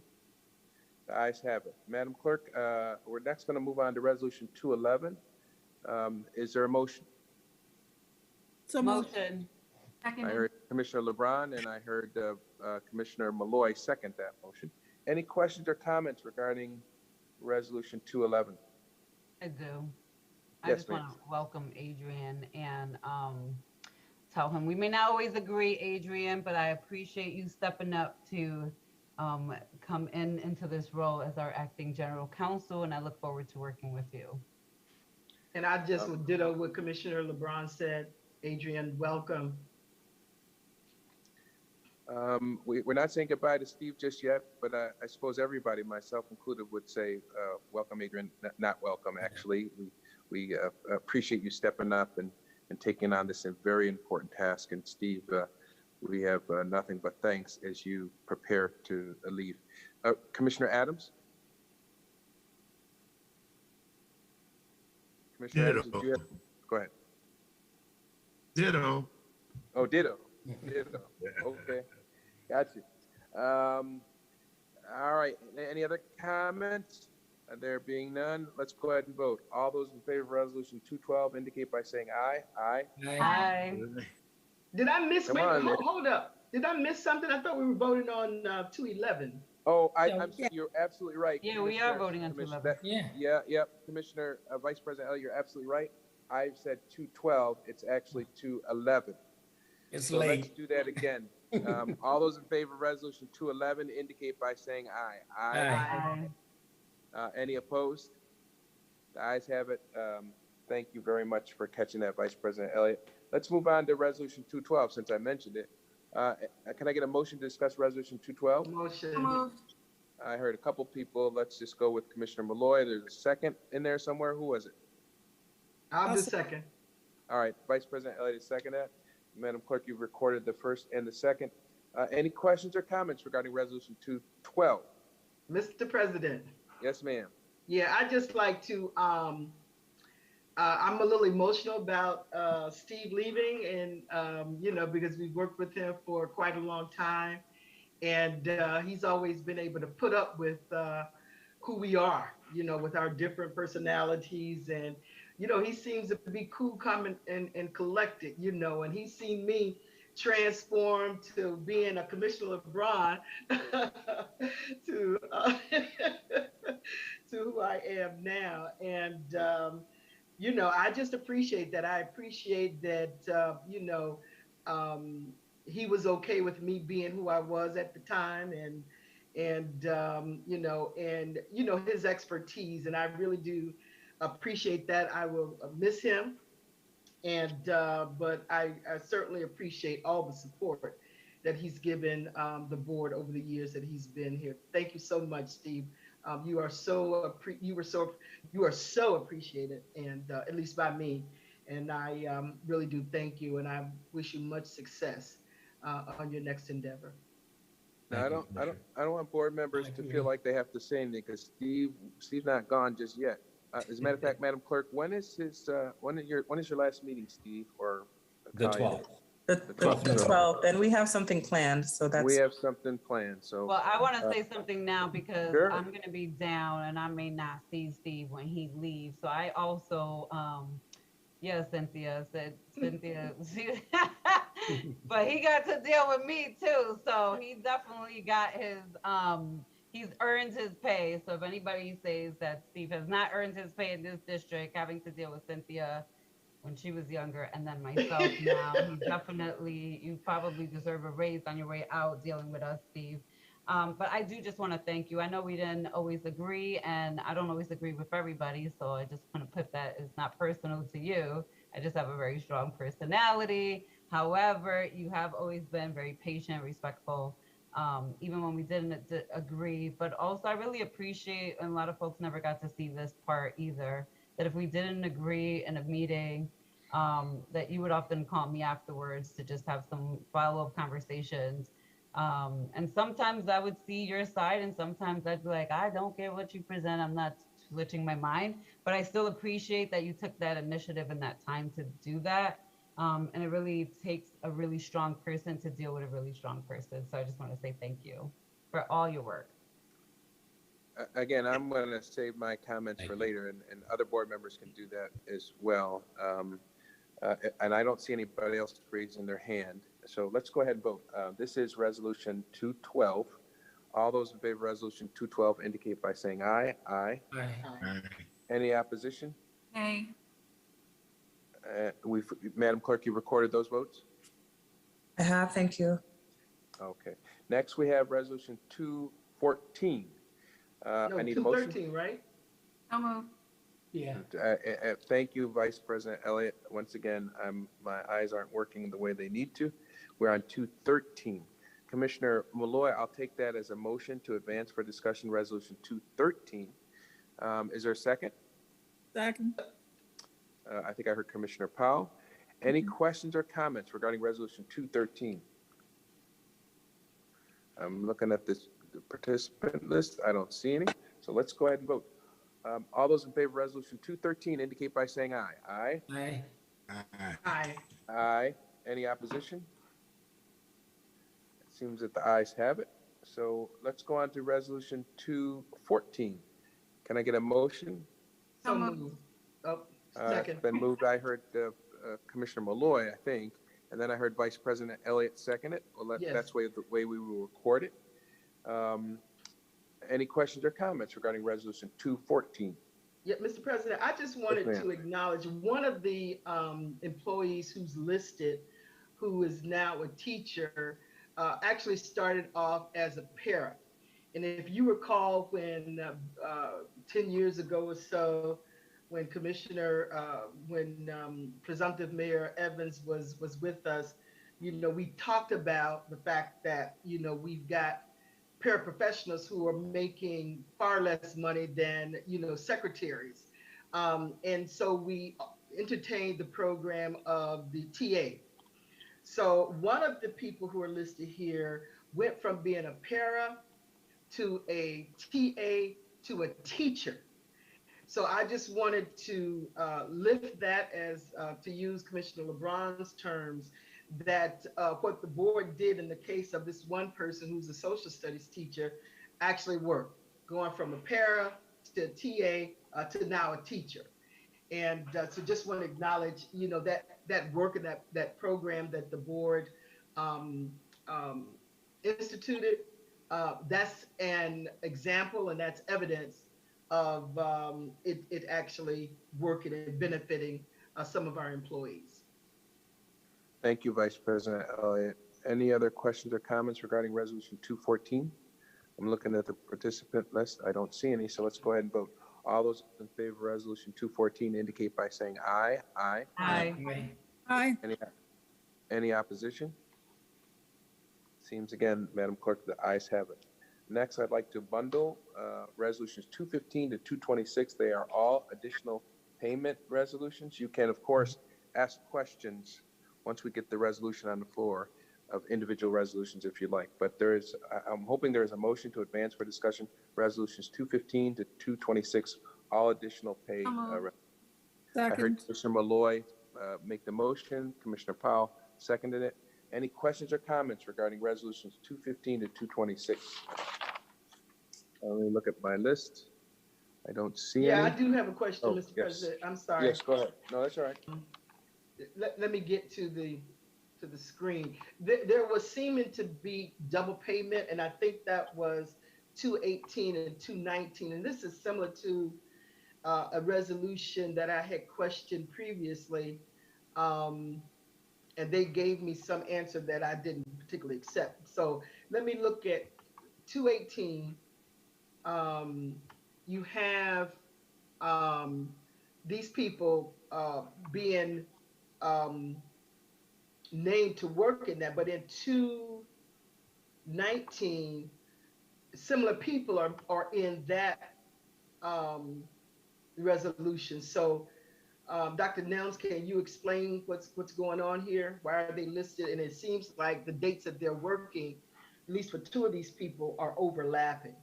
Yeah, actually, we looked at that as well. And there are two separate resolutions. One is for designing, 219, I should say specifically, is one for developing this optics pipeline grant for that was specific for optics itself, the course.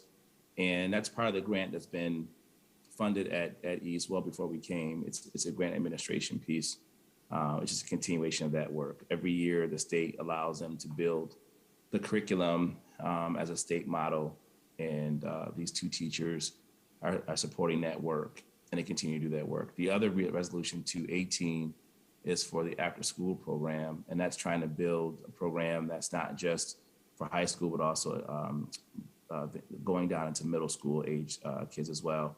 So the grant monitor, I asked a question as well prior, like how do we manage the hours within those grants? Because this is a question that comes up every year.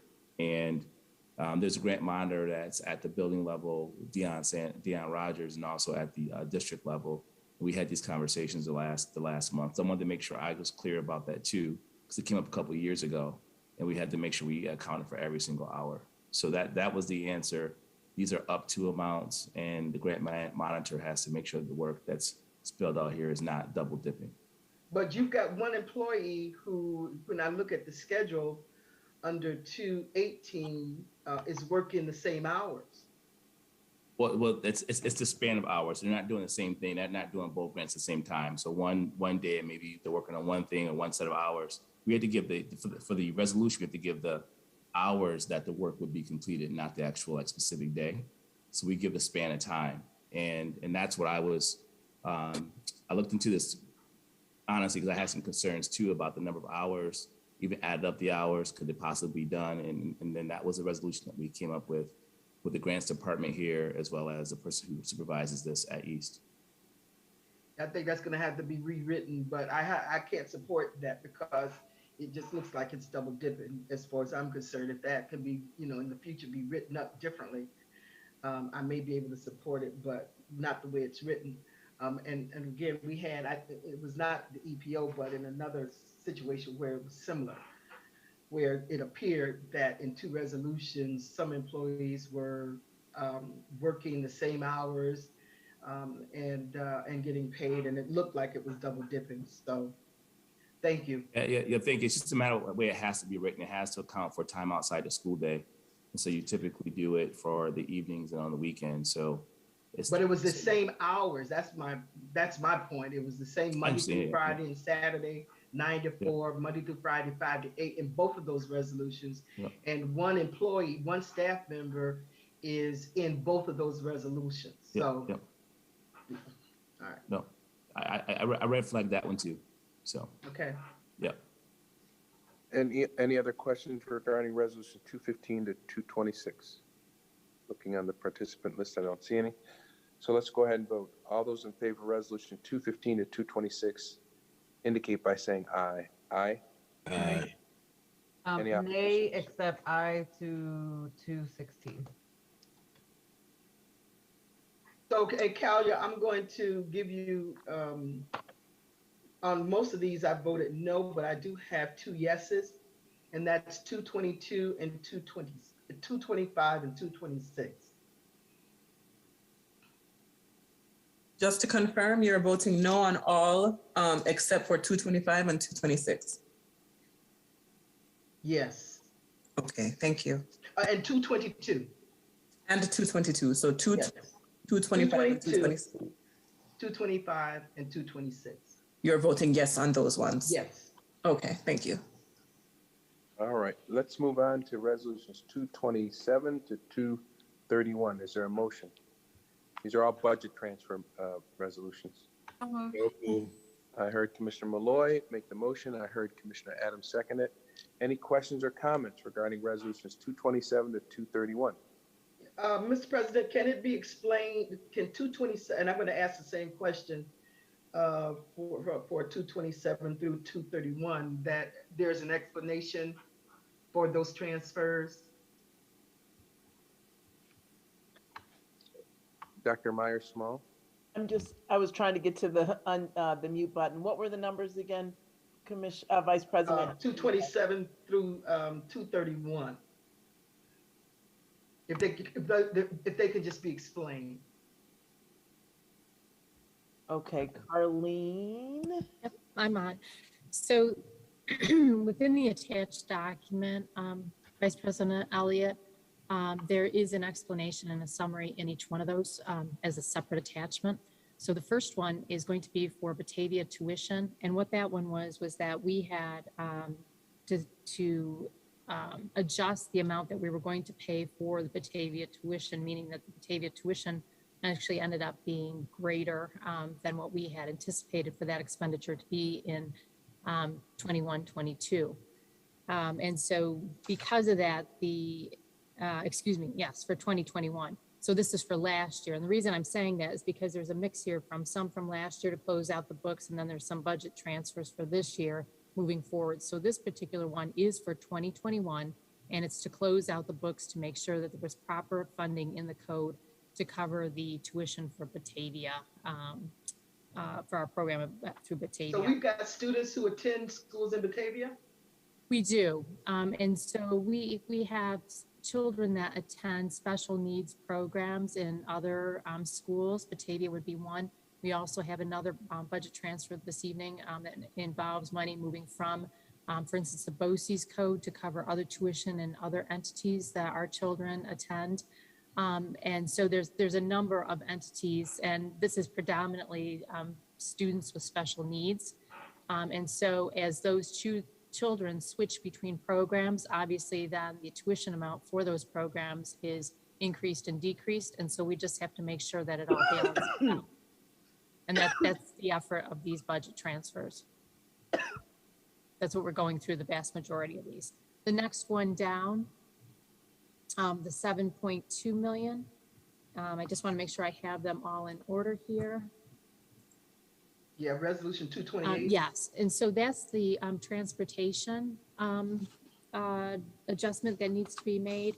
And again, that is for this year, 21, 22, and that is because of all the adjustments we had to do between First Student, Ontario, and RTS. We needed to make sure that the proper funding was each in the codes needed by those specific vendors, and we needed to make sure that we had the money there to account for that. So that's what is occurring there.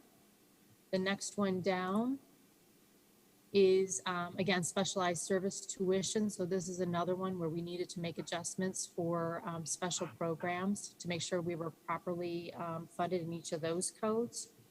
And that one is for, let's see here, trying to keep these all in order. Was that 229? The one I'm talking about now is 230. The one, oh, I'm sorry, I skipped over 229. 229 was food service. That is one that we had anticipated. And so that was a transfer needed into the food service fund from, the lunch fund from the general fund. And then 230 then is again to ensure that there's proper funding in each of those tuition codes that are needed for students with disabilities. The next one down for 2.8 million, 2.9 million roughly, is what we had talked about as with regard to the settlement of the Bente contract. And so with the settlement of that contract, additional funding was needed to go into the salary codes for the individuals in that unit. And so the money was taken out of the substitute teacher code and placed into the respective salary codes for those individuals involved in that negotiation effort. And I think that's the last one. Did I miss any? I think I got them all covered. Thank you. You're very welcome. Okay. Any other questions or comments regarding resolutions 227 to 231? Going through the participant list here. I don't see any, so let's go ahead and vote. All those in favor of resolutions 227 to 231 indicate by saying aye. Aye. Aye. Any opposition? Seems that the ayes have it, Madam Clerk. Let's go on to resolutions 232 to 234. These are final payment resolutions. Is there a motion? So moved. Second. Commissioner Powell, I think I heard Commissioner Clark second it. In any event, that's how we'll record it. Any questions or comments regarding resolutions 232 to 234? Looking through the participant list, going up, going once, going twice. Don't see any questions. So let's go ahead and vote on these final payment resolutions. All those in favor of resolutions 232, 234 indicate by saying aye. Aye. Aye. Aye. Any opposition? The ayes have it. Let's move on to resolution 235. This is the State Environmental Quality Review Act, final determination. It's noted as resolution 235. Is there a motion? So moved. Thank you, Commissioner Malloy. Is there a second? Second. Was that Commissioner Powell? Yes. Commissioner Powell? All right, we have a first and a second for resolution 235. Any questions or comments regarding resolution 235? Yeah, Mr. President, with Yes, regard to, I'm looking at the resolution, and can they tell me what is unlisted action, negative declaration, what that means?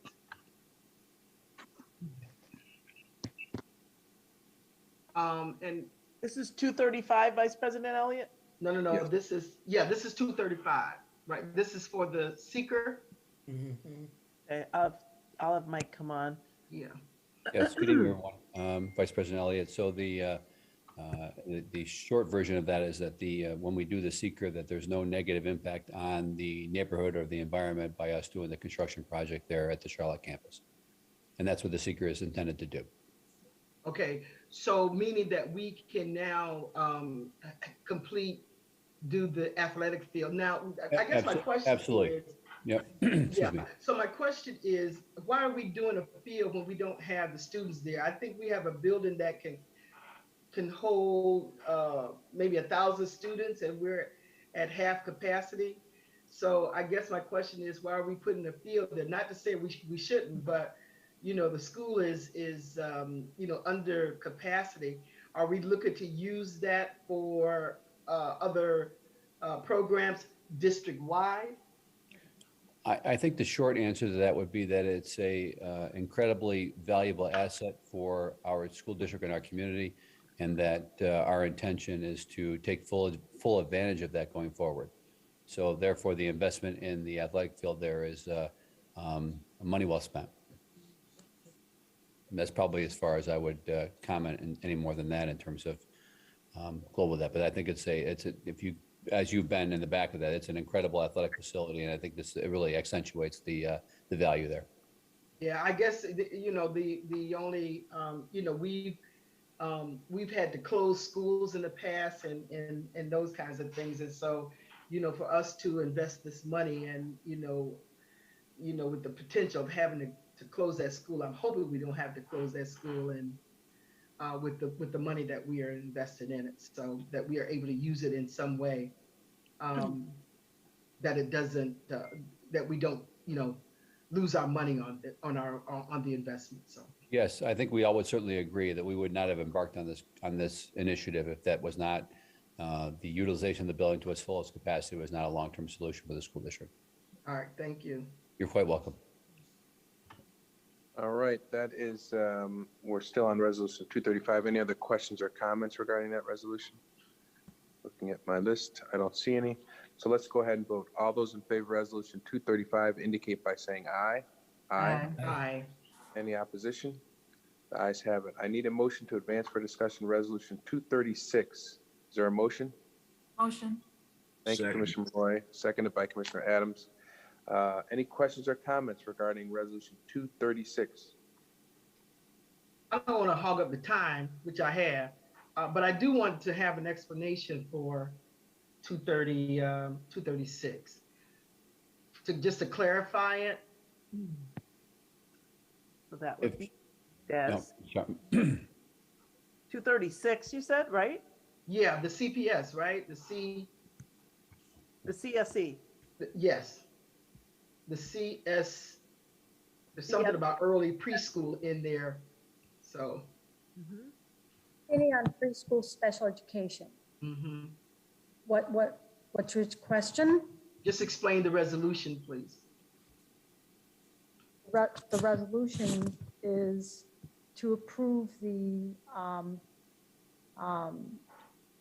all the meetings that occurred. So when we have a CSE or a CPSE meeting, the board has to approve what we have recommended in all the meetings that we had, because we need to send notification to parents of your approval of the programs and services that are listed in the attached document that has all of the meetings that were held and the decisions that were made.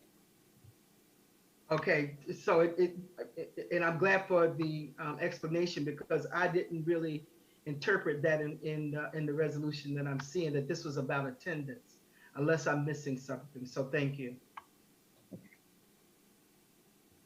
Any other questions or comments regarding resolution 236?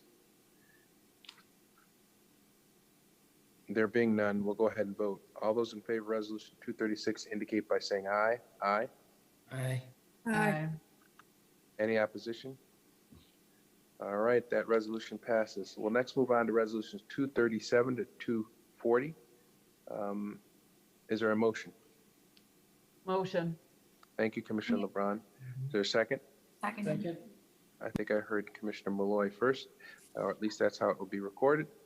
Any questions or comments regarding resolutions 237 to 240? President White, I do. Yes, ma'am. Go ahead.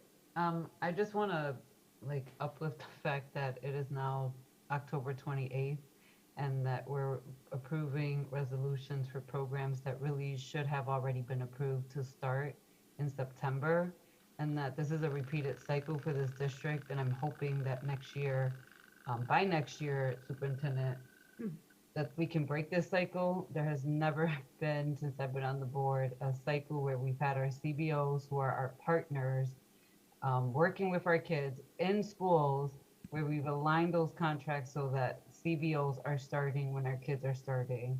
And this is part of these issues when we're talking about they don't have enough supports, and we have to value our partners, and we put them in these situations where we're voting on it now. Next week, if they were to start next week, we have a day and a half already gone. The following week, we have a day off.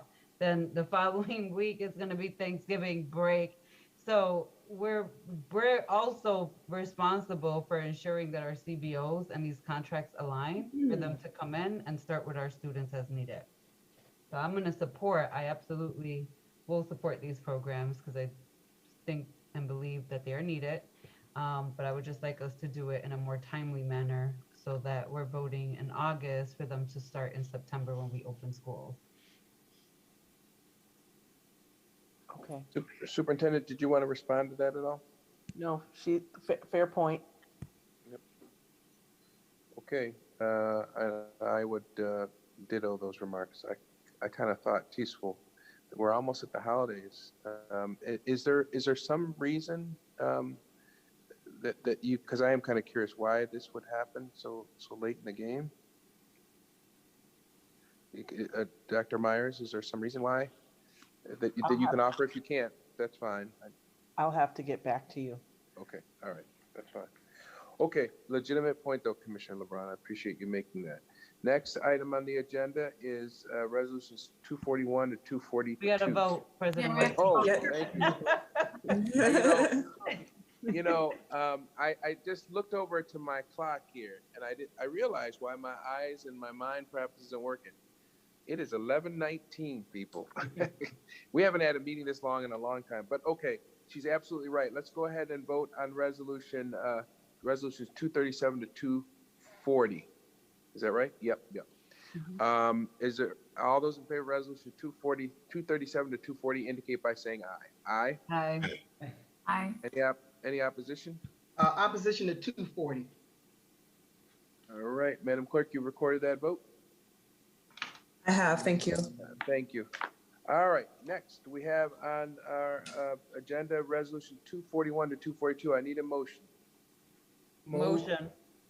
I heard Commissioner LeBron, and I think I heard a more baritone voice. I think it was Commissioner Clark. Yeah. I seconded that motion. They've been saying my voice is baritone. I'm just running on low fuel. So it's been moved and seconded by Commissioner LeBron and by Commissioner Clark. Any questions or comments regarding those two resolutions? Mr. President, so yes, it looks like that this program, that Hillside is doing this program, not requesting any funding from the district. How are they getting paid for this? They're serving 1,400 students. What's happening? What's up? No?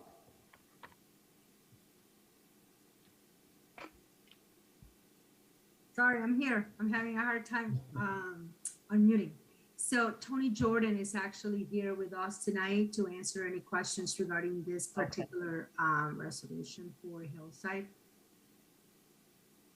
You're muted, Tony, before you go too long. It's late. I'm gonna use Van White's excuse. That's right. We're gonna move the chains, man. All right, that's right. Well, no, Hillside does their own fundraising for this. They have funding from the state, from grants, from private institutions. So they've always partnered with us in the Hillside Work Scholar program. Okay, so in the past, they have been requesting funding for us. Is this the same program that they've done for us in the past, and now they are receiving funding from other sources? They've Is it the always same received, work? yeah, I mean, we still fund part of the program.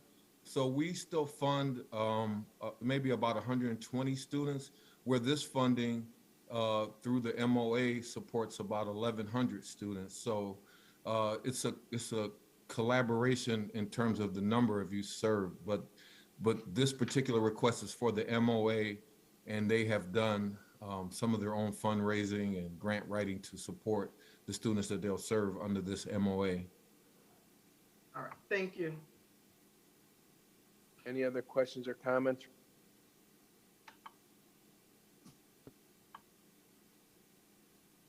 There being no further questions or comments, let's go ahead and vote.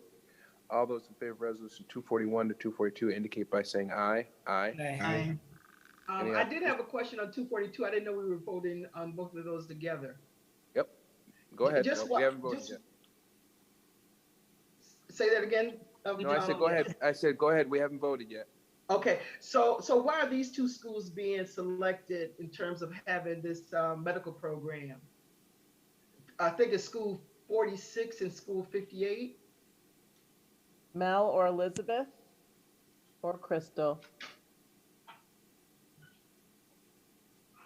If you're talking about resolution 2442, Vice President Elliott, Yes. right? Okay, so that is Dr. Morris Oh, I'm and sorry. Dr. Peluso's resolution. So I, with all due respect, I will refer to them. Good evening, Commissioners. Just from my sense, as long as I've been in the position, they've had longstanding partnerships with School 46 and School 58. This has been going on for several years, and this is just a continuation of that service. Okay, I've never seen this or don't remember seeing this service before. But let me just, and I may as well get a little controversial now, unfortunately, but in the past at East, before Dr. Nelms, I got a concern from a parent whose daughter was receiving medical services from the U of R that was housed at Strong. The issue became that, and I guess this is a federal law that, parents are not privy to students' medical history. That's confidential. The question became that the child was given some birth control medication and then got sick. So the parent didn't know about it didn't know that was the case. And I think the child was like 14. And so the child got sick. And so I guess my concern is that, and I'll just share this with you, Dr. Myers-Small, somehow, I don't know how we do it, but given that this information, the relationship between the student and the health professional is confidential, but if there is some kind of health issue that comes up, the parent is responsible, but then the parent is not aware about, particularly when it comes to this,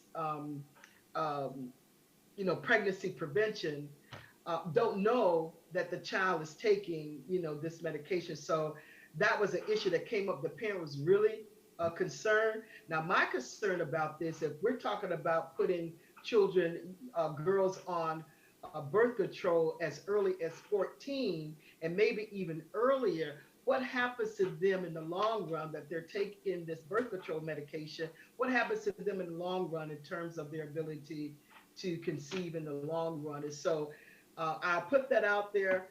This came up years ago, but since we're talking about this health, this team that are there that I didn't realize was there, I guess some kind of way, we have to have a discussion, I think, about how do we balance it between the law that, students have a right to this kind of confidentiality, and the health professionals has the power more so than even the parent. But how do we balance that if something happens as a result of them being given that form of birth control, and the parents having to be responsible? So I would just put that on the table at this point. Not really wanting to have any conversation right now, but parents don't have the to participate in the decision-making process about this. But if there was some kind of medical issue that occurred, the parents would be responsible. So I'll just leave that there for the time being. Any other questions or comments regarding resolution 241 to 242? Looking, I thought we began to take a vote, but so the record is clear, let's go ahead and take it again. All those in favor of resolution 241 to 242 indicate by saying aye. Aye. Aye. Aye.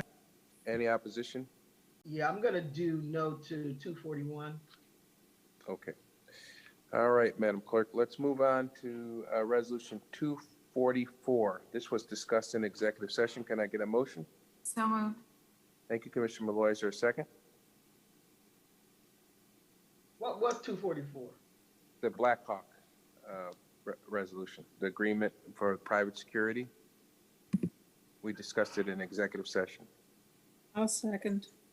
Thank you, Commissioner Powell. If you refresh your pages on board docs, they were made live right after executive session. So if you had your computers up before executive session, it may not have reflected, but.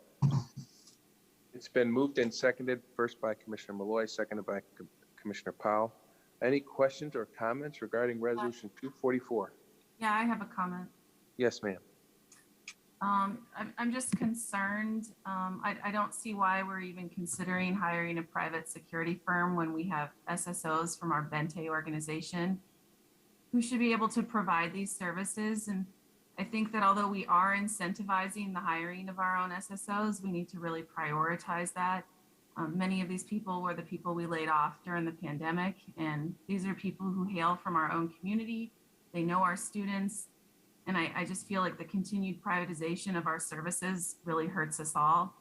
So I will not be supporting the hiring of private security as a replacement for paying our own employees incentives to come back and living wages. Commissioner LeBron? Thank you, President White. I would actually disagree that we're not providing incentives to our employees or not prioritizing them. We just had the discussion today, and we haven't even voted on that yet. But what I would say is that, the fact that we don't have enough SSOs is why this is being recommended, because we should be doing something rather than doing nothing.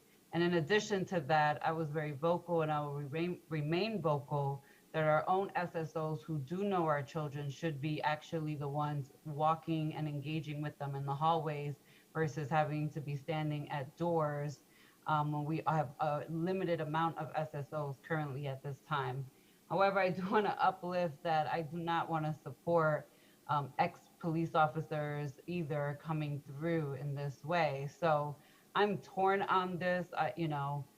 Initially my gut reaction was saying no, although I was the one that said we should have higher outside security to secure doorways. So I am going to move forward and support this tonight. And of course, everyone on this board will continue to advocate for SSOs, because we know that we can, they come from our communities, we can train them on restorative practices, and our students do tend to appreciate and build relationships with them. So I want to be clear that this does not take away from that. And certainly this is a short-term solution to address what's going on right now in our schools. But it's a hell no to RPD, but we'll get there next. Thank you. I'm looking at the list and I see Commissioner Clark. Yep. Yes, I just wanted to reiterate that I will support this, but I support it as a short-term solution. And I agree that we do need to aggressively seek SSOs for the district and look at incentivizing ways that we can bring more in. So I will support this as a short-term measure. Thank you, Commissioner Clark. I'm looking for any other comments. I just want to add my 2 cents. There's clearly was a shortage of SSOs before the superintendent's team began to look at outside security. So it would not, I don't know that it'd be accurate to say that this is the cause of the shortage. And I don't think anybody would say that. We have a shortage of people that the administration is working on to provide SSOs within our schools. But it wasn't caused by us, of course, looking to hire outside security. And in that regard, the operative phrase is outside. I did hear Mr. Schmidt say that the goal was to allow these folks to work outside so that our SSOs, who, as a number of board members, including Commissioner Malloy, I'm sure Commissioner LeBron, Commissioner Clark, and every board member say, they know our students. And if we were to have them outside just sort of doing patrols, we'd lose the advantage of them being inside. So I think that was the idea. And I support, and I think I've heard the administration talk about incentives. They realize they're down, and I think Mr. Schmidt also indicated that they were working mightily to get an incoming class of SSOs. Again, I am concerned about hiring people or putting people on a contract who we don't know, but Mr. Schmidt has assured us that these professionals are going to be outside, are not going to be engaging students, that if there is an issue with a student, that they're going to be getting on the radios, and I think the protocol was very clear. They're going to be calling the lead SSO or the principal, and they're not going to be engaging these students. But they can be there to protect our kids and be a watchful eye out for them. So I'm supporting it, and I would add to what Commissioner Clark said, piggyback on. This is short term, and Mr. Schmidt has made that very clear. This is not a long-term contract. The goal is to provide an outside presence where our SSOs who are familiar with our kids are working inside, and while at 131 West Broad Street, Mike Schmidt and his team and superintendent try to identify and grow that class of SSOs with competitive salaries and with ample training to do the job inside our schools and eventually outside our schools as well. So I support this. Any other comments or questions? Going up the list, I don't see any. So let's go ahead and vote. All those in favor of Resolution 244 indicate by saying aye. Aye. Aye. Any Aye. opposition? Aye. Madam Clerk, you recorded that vote? I have, sir. Yeah, thank you very much. Next, we have Resolution 245. Is there a motion? So moved. Help me out. Thank you, Commissioner Malloy. Second? Second. Thank you, Commissioner Powell. So what was 245? 245 is an authorization, an agreement to authorize Rise Community School with Francis B. Wilson. Madam Superintendent, do you want to describe that? Someone asked, what is? Sure. So we all know that we have our district state monitor, that's Dr. Jallo. But Francis Wilson is the monitor specifically for Rise. That was a school that was closed and reopened as what we know it as Rise 106. Francis provides mentorship support. This is something through that we work on with the New York State Department of Education.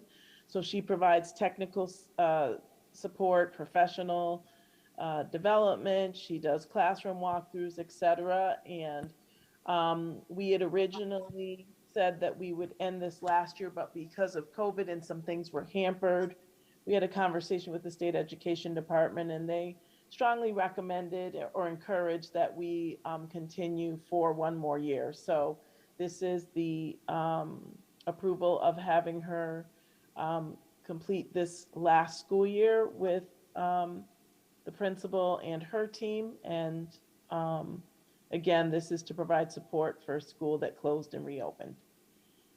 So let me just say, this is one of those ones where I would have said, why is it, and you don't have to answer, it's rhetorical, it's 11 something, but this is one of those ones where I would have said, why is this so late? Or why is this being given to us now? Just seems there's no exigency, there's no emergency.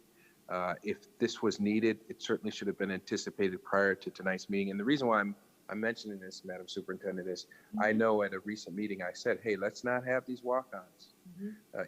Let's try to tighten things up to make sure the stuff gets to. I don't understand why this couldn't have been brought later, or if it was really needed now, why it wasn't brought before.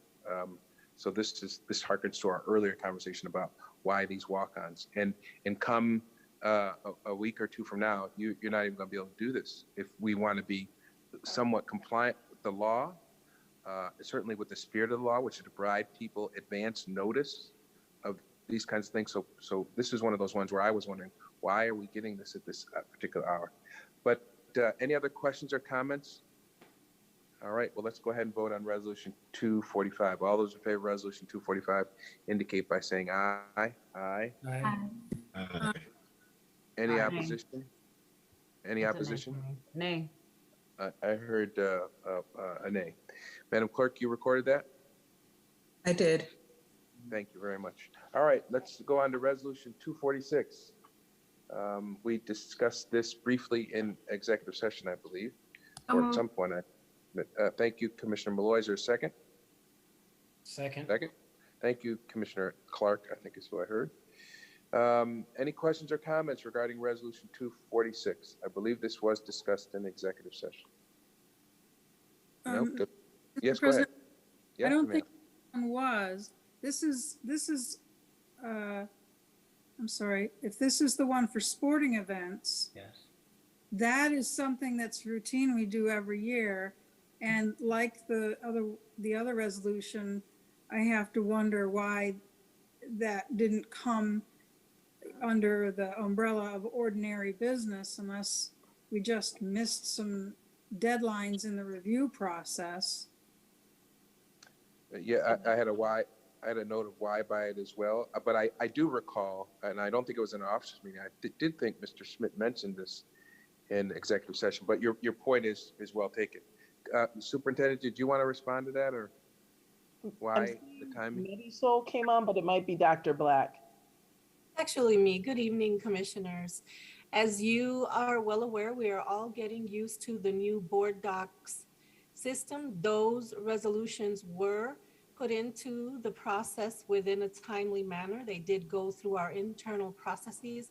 And unfortunately, one of the last steps was missed and the board doc system rejected all of them. But in terms of our process, our timelines, and when those were submitted, all of the resolutions, well, with the exception of the 2 RPD ones, they were within the system, they were within compliant times, and we are just getting used to the board doc system and the timelines. And I want to express gratitude to Board Clerk Wade for all of her assistance in the last few days, working late into the night, trying to help us facilitate and mitigate these issues. Unfortunately, these are just part of our learning pains. So we thank you for your graciousness in approving these, and that is the rationale behind why you're receiving all of these this evening. Thank you. Commissioner LeBron? Yeah, but you just said except for the 2 RPDs, and what Commissioner Powell's asking about is specifically this one as a standard that would have come in anyway. I'm sorry, I was speaking specifically about the security ones outside of the school, not related to the sporting events. Those were part of our packet that got missed. Okay, so I just want to uplift though that earlier today I specifically asked about walk-on resolutions and whether it was a policy, a law, or something, or in Robert's rules. It was noted that it's the board's policy, and if it's the board's policy, then we just allowed all of these resolutions that we are discussing now from here on out without a board vote to waive the 48-hour rule. Unless I misinterpreted that. I thought that's what you said, President White, that the board can waive that by vote, but we did not vote to waive the 48-hour rule. We just allowed the administration to move these resolutions as a walk-on when I saw them earlier. So then we went into executive and then they switched. So can I get some clarity on that? Yeah, Steve, you might want to chime in on this, but in the past, as far as back as I can remember, we could go through the formality of waiving the 48-hour rule. But in the past, long before I was president, when we've made decisions to just go ahead and allow the late submission, quite often there's no vote about waiving the policy and then voting on the resolution. I don't know what Steve would say about that. I don't know if by implication, when you vote to approve something that was submitted after the 48-hour rule, whether by implication you're saying we're waiving the rule. But I've seen it done that way lots of times. But Steve, what do you think? Do you think in the future people should be first officially waiving the 48-hour rule and then voting on these resolutions? No, you're right. We have for some time now not gone through the formality of waiving the 48-hour rule. Adrian just popped on screen. I know he and I just talked about this, and I was looking at something else. Adrian, do you remember why we didn't put it in? I think that there was a reason. No, not specifically. I don't believe we specifically have to waive the 48-hour rule. I mean, it's per board policy. By again discussion at the an executive session and introduction here. I don't see why the board could not kind of render their opinion on them now. Yeah, I mean, I guess. Go ahead. Yeah. Go ahead. No, go ahead. Well, I mean, the general rule on all things that the board does is that by the board can in essence cure any defect in procedure by a vote, and in essence by passing the resolution, you've acknowledged that you're not holding the district to the 48-hour to the administration of the 48-hour rule. So, and that is a cure automatically upon successful vote. Anyone could decide that they want to table it due to the 48-hour rule, and there'd have to be a vote on that. And then, the whole board could then vote to override it. But I think just simply from the number of times that it happens, I think throughout history, it just has not gone to I have not seen it written into any resolutions when they're submitted late. And I think that's the reason. And it's not like this is a new thing at all. So your vote does cure the waiver. But again, if somebody wants to, technically you could, under the rules, make a motion to either table it or set it aside until the 48-hour rule is complied with or something to that effect. Then the whole board would have to vote on it anyway. Yeah, so just for clarity, then we're just saying that because we discussed it in executive, that's how but how would the community know that? Like this is the stuff that I'll be talking about. Like we have policies, then we follow some, don't follow them. We have like these loopholes. How do we know that this transition happened, and how does the community know that this transition happened, that we had these walk-on resolutions that were not public to them until we went into executive session, now they're public to them. And we didn't vote to allow the waiver of that. Somebody explain that part to me. I'm just trying to get clarity. Commissioner LeBron, let me just say, the 48-hour rule is different from what Governor Hochul just passed. You're right. That is for the benefit of the citizens. No, President White, I get that. It's a policy, but we're saying we're going to break our own policy, or we're allowing the administration to break the policy without a board voting on it on record. That doesn't make sense to me, how we would allow that. I was attempting to respond to your comment that this wasn't allowing the public to look at it. This has nothing, let me just finish this point. This has nothing to do with what Governor Hochul is trying to accomplish about transparency and letting the public know. This 48-hour relates to us. And what I was saying, and it seems like Steve and Adrian are agreeing, is that the 48-hour rule is to benefit the board. And if the board votes, as they have for time immemorial, that to pass a resolution that has come late, there is a record for the public to understand what happened. The resolution is marked as a walk-down resolution. The board did not vote to, there's a number of things we could do from a parliamentary perspective. We could vote to waive the 48-hour rule. As Steve said, it could be tabled, wait the 48 hours, and then vote on it. Or we could do it in a very efficient way that meets the board's needs.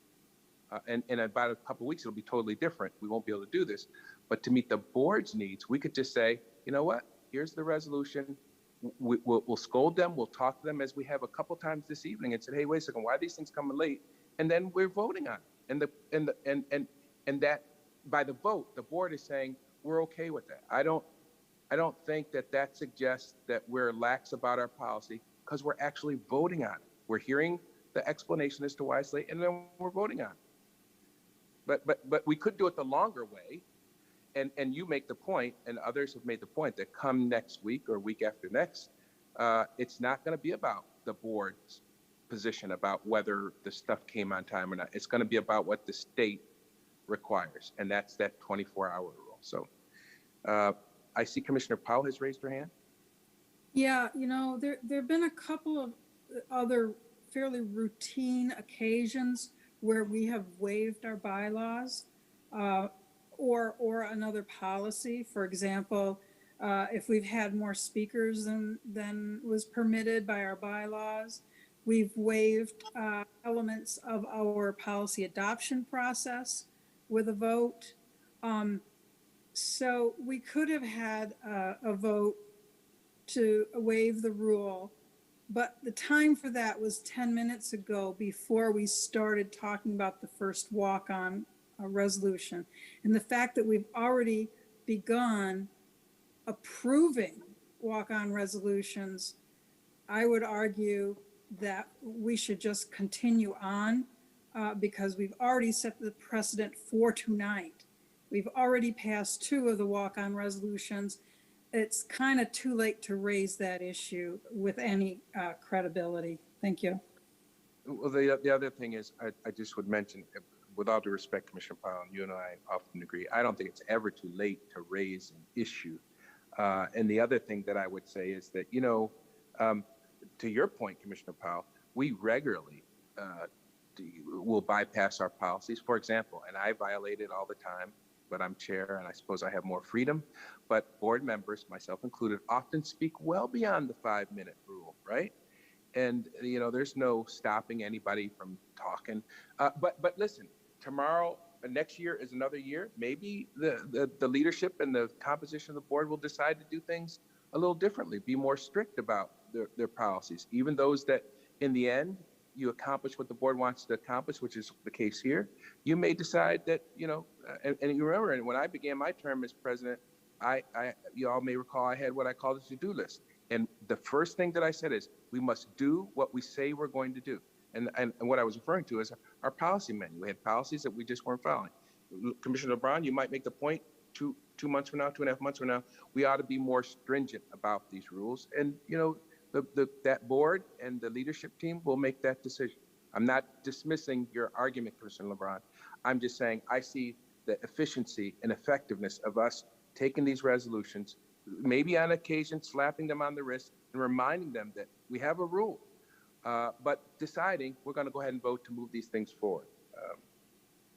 Okay, did we vote on 246? I don't think so.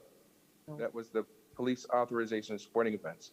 So unless there are any further comments, let's go ahead and vote on resolution 246. All those in favor of resolution 246 indicate by saying aye. Aye. Aye. Aye. Any opposition? Nay. All right, the ayes have it. Thank you very much. It was good dialogue, folks. Next, we got resolution 247, also involving the Rochester Police Department. Is there a motion? So moved. Thank you, Commissioner Malloy. Second, I think I heard Commissioner Adams. Well, again, that's how it's going to be recorded. Thank you, sir.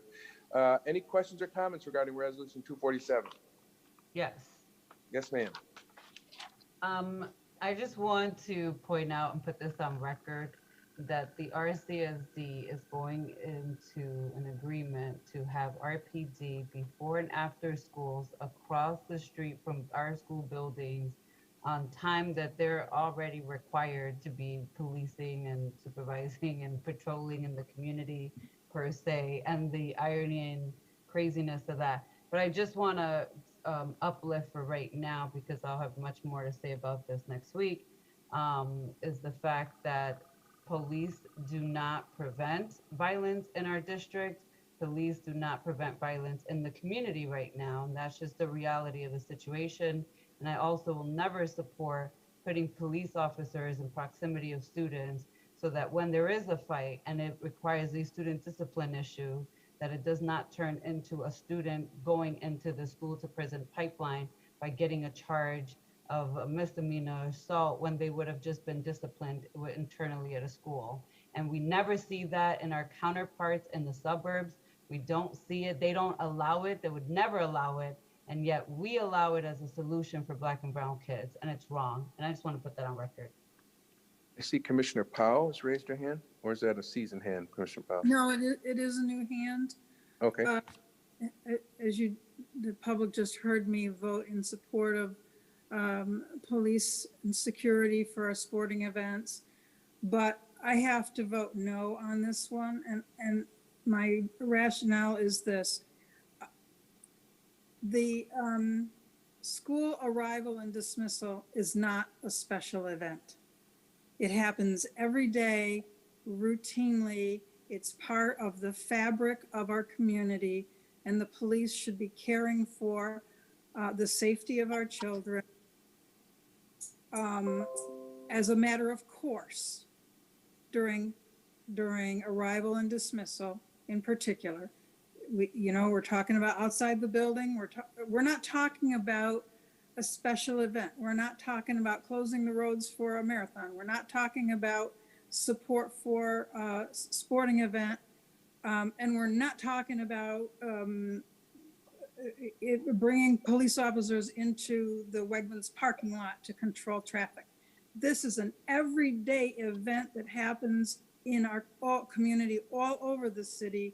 And it should be part and parcel of our police force's work.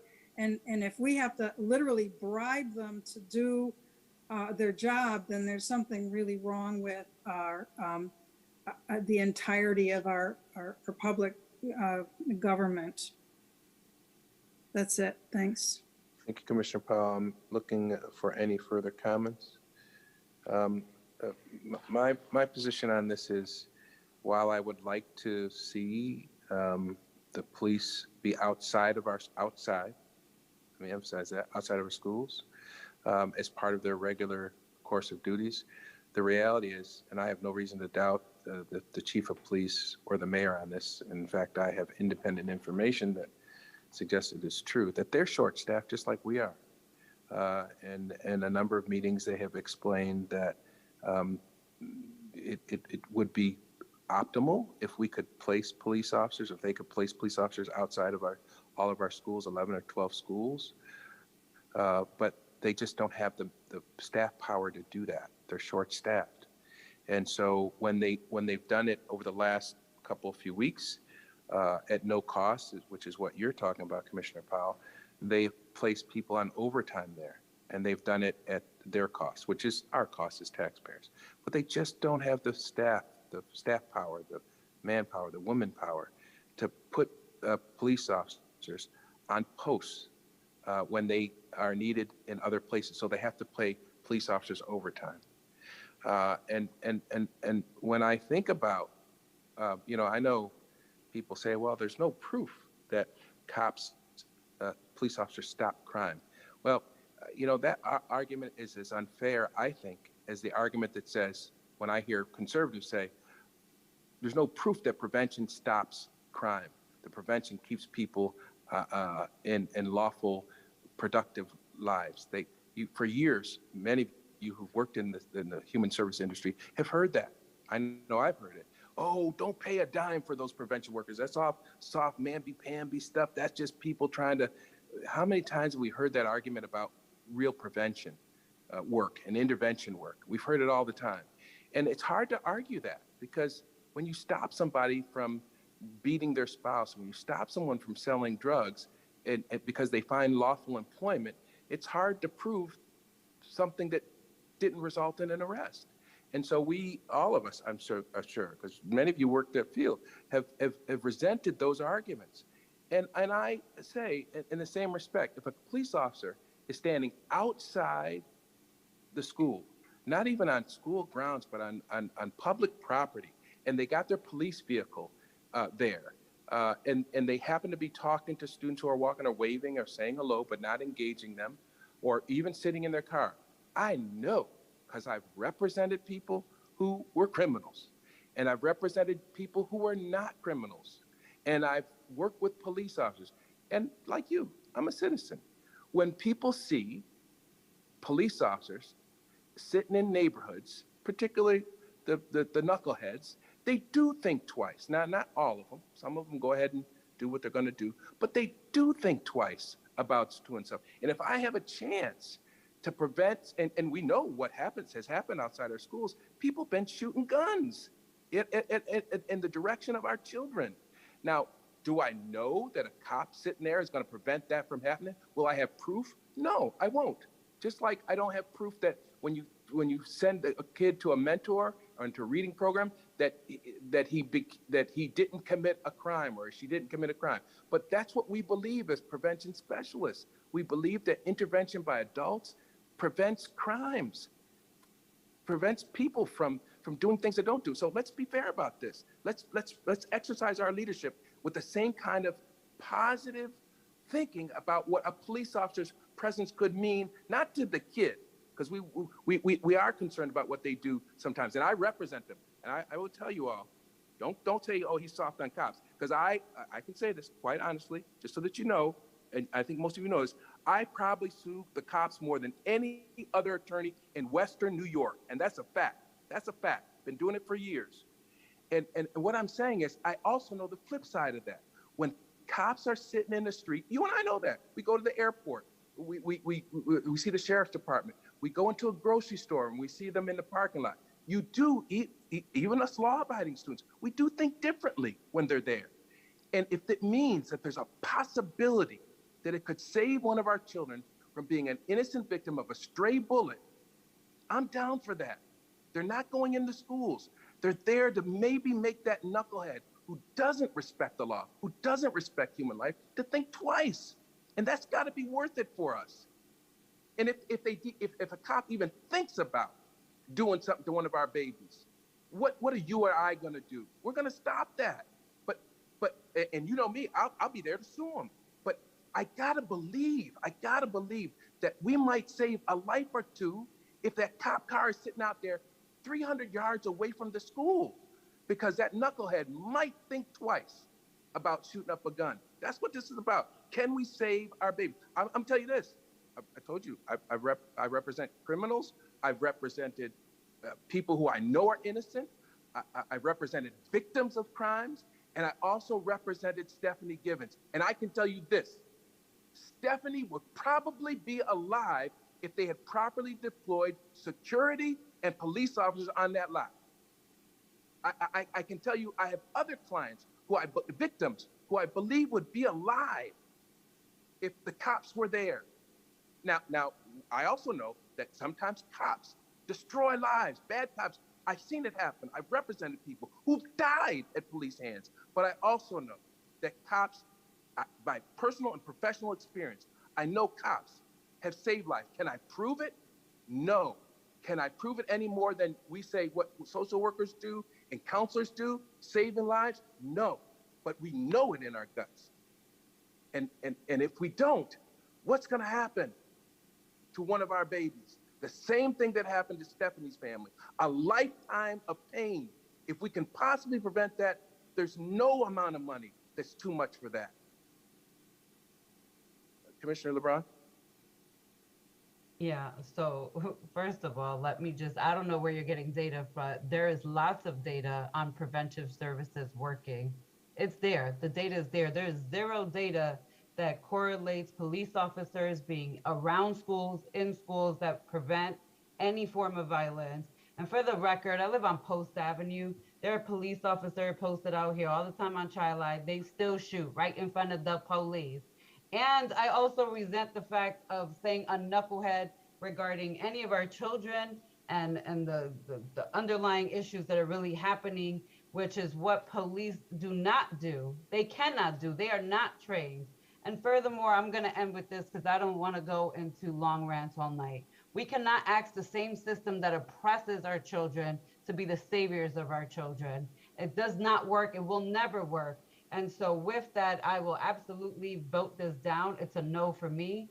And I would encourage our superintendent and our administration to continuously look at alternatives to address the core issues of why our babies are having the issues that they're having, including the behavioral issues, which has nothing to do whether law enforcement is outside or not. That's not going to stop those behaviors, and that's not going to address the needs that our schools have and that our staff are asking for. They're asking for additional staff. They're asking for social workers for our students. They're asking for counselors. They're asking for additional adult bodies in the building that's having cops outside and putting all this money ain't gonna fix none of those things. So I'm gonna end with that. Commissioner Clark? Yes, this is an issue that I have really struggled with for the last couple of weeks because I can see both sides of the equation. But what really concerns me is the fact that during this period, we've had numerous parents, numerous community people come on and indicate that they do not want the police presence. And also, even tonight, when Rebecca spoke for Plaque, she was indicating that she interviewed over 100 parents, and not one indicated that they wanted to have a police presence there. And while I understand both sides of the issue, I think this is something that we need to take to Plaque, we need to take to the parents. Let's get their input. They're begging to give us input. And I think this needs to be tabled for now. Get the input from the parents, and that way we can make an informed decision, because I mean, I'm torn. I mean, I want to protect our young scholars, but at the same point in time, I want to respect the wishes of the parents. All right, I'm looking at the list to see if I see anybody else. Oh, yeah, there's more. Let's see. Commissioner Braun, is that a seasoned hand? No. Yeah, you just took it down. All right. Commissioner Powell. I thought I heard a motion there, so if Commissioner Clark is making a motion to table, I will second it. All right, so now that it's been seconded, a motion to table goes directly to a vote without further conversation. All those in favor of tabling resolution 247. 247 indicate by saying aye. Wait. Hang on, I'm sorry. Till when? You got to have a date. Yeah. Say that. There is there is a policy and CIGR meeting on November 2nd. Following that, there's an ESA meeting on November 9th if there needs to be more time to consult with Plaque. November 9th. Commissioner Clark, since it's your motion, do you have a date? Yes, I would say November 9th. We need to get the input from Plaque. Thank you, Commissioner Clark.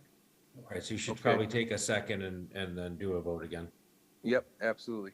So there is a motion on the floor, motion to table, moved by Commissioner Clark, seconded by Commissioner Powell, to table resolution 247 until November the 9th. All those in favor of that motion indicate by saying aye. Aye. Aye. Any opposed? Nay, I'm a nay. All right, the ayes have it. Commissioner Clark, that resolution 247 has been tabled until November the 9th. The administration has heard the directive of the board. Please make sure that Khadijah or somebody connects with Plaque to make sure that Plaque understands that it is being asked to serve in its advisory capacity. It's called the Parent Leadership Advisory Council. So this is what they're supposed to do. My only caution would be to the superintendent and her staff, make sure that when you say we want Plaque's opinion, if you're asking Commissioner Clark for Plaque's opinion, are you asking for their leadership, or are you asking for Plaque a parent opinion? I think there needs to be some. It doesn't have to be decided now, but there should be some guidance with respect to what you want from Plaque. Because I think if you say we want Plaque's opinion, I think you have it already. But Right. if you're talking about parent input, Yes. What does that mean? How do you quantify that? Is it? She said 100 people spoke against it. Who are those people? So please, the administration should seek to clarify where that opinion is coming from. Commissioner Clark, are you saying that you want the Plaque leadership to offer an opinion, or something broader than that? I really would like something broader. I would like for them to do a survey of the parents I mean, this is something that they can begin now because, I am concerned that not one person came and spoke up about a police presence in the schools, but we've had plenty of opposition. So I would say some type of a parent survey. And maybe there's something we could do at the administration. So you've heard, anybody else want to add to that to give the administration some guidance? Yes, please. Yes, Commissioner Powell. I don't know how quickly it could be done, but it occurred to me that some kind of a robocall survey that electronically gathers the responses would be appropriate use of our technology right now if it's available and can be deployed. Anybody else want to provide the administration some guidance about what? Yep, Commissioner LeBron. I raised my hand. As a parent of the district, I don't want a robocall. I'm actually kind of getting sick and tired of these robocalls that are coming in every week, and I tend to ignore them. So I just want to put that out there. However, I will say that, there are a number of parent groups, and Clark, those parent groups have been meeting around this SRO issue. And so you heard Chris Weidemeyer tonight talk about that. But then you also heard Rebecca mention it. But I do know that there are a number of organizations and parent organizations, including PLAC, the Bilingual Education Council, the Multiple Language, the MLL Parent Council that we have floating, who are adamantly against police officers in schools. Actually, I thought we were going to have a letter that they were working on, but I don't know if it ever made it through this way. But I do think that if we're going to be identifying in terms of parents, that I'm going to request that we also figure out who's on these committees that did the strategic planning, and that the superintendent often brings up, like, we still don't know who those folks are who give advice to us. So I just want to make sure that we're at equal information of exchange here. But there are a number of parent organizations that, like I said, have already been meeting around this issue and gathering. Parents were fired up about this, and I have no doubts that they will continue to express their non-support of having police officers in school. That does not mean that they're saying that there's no issues happening at the schools. They do want restorative practices. They do want us to up our staffing so that the schools have adequate supports in schools. So I just want to be clear about that. They're just saying that this particular piece of police, whether they're in or out the schools, is not the solution. With that, I'm done. Okay, let me look at this list to see if anybody else has raised their hand. Leslie, obviously you're listening, you're taking notes.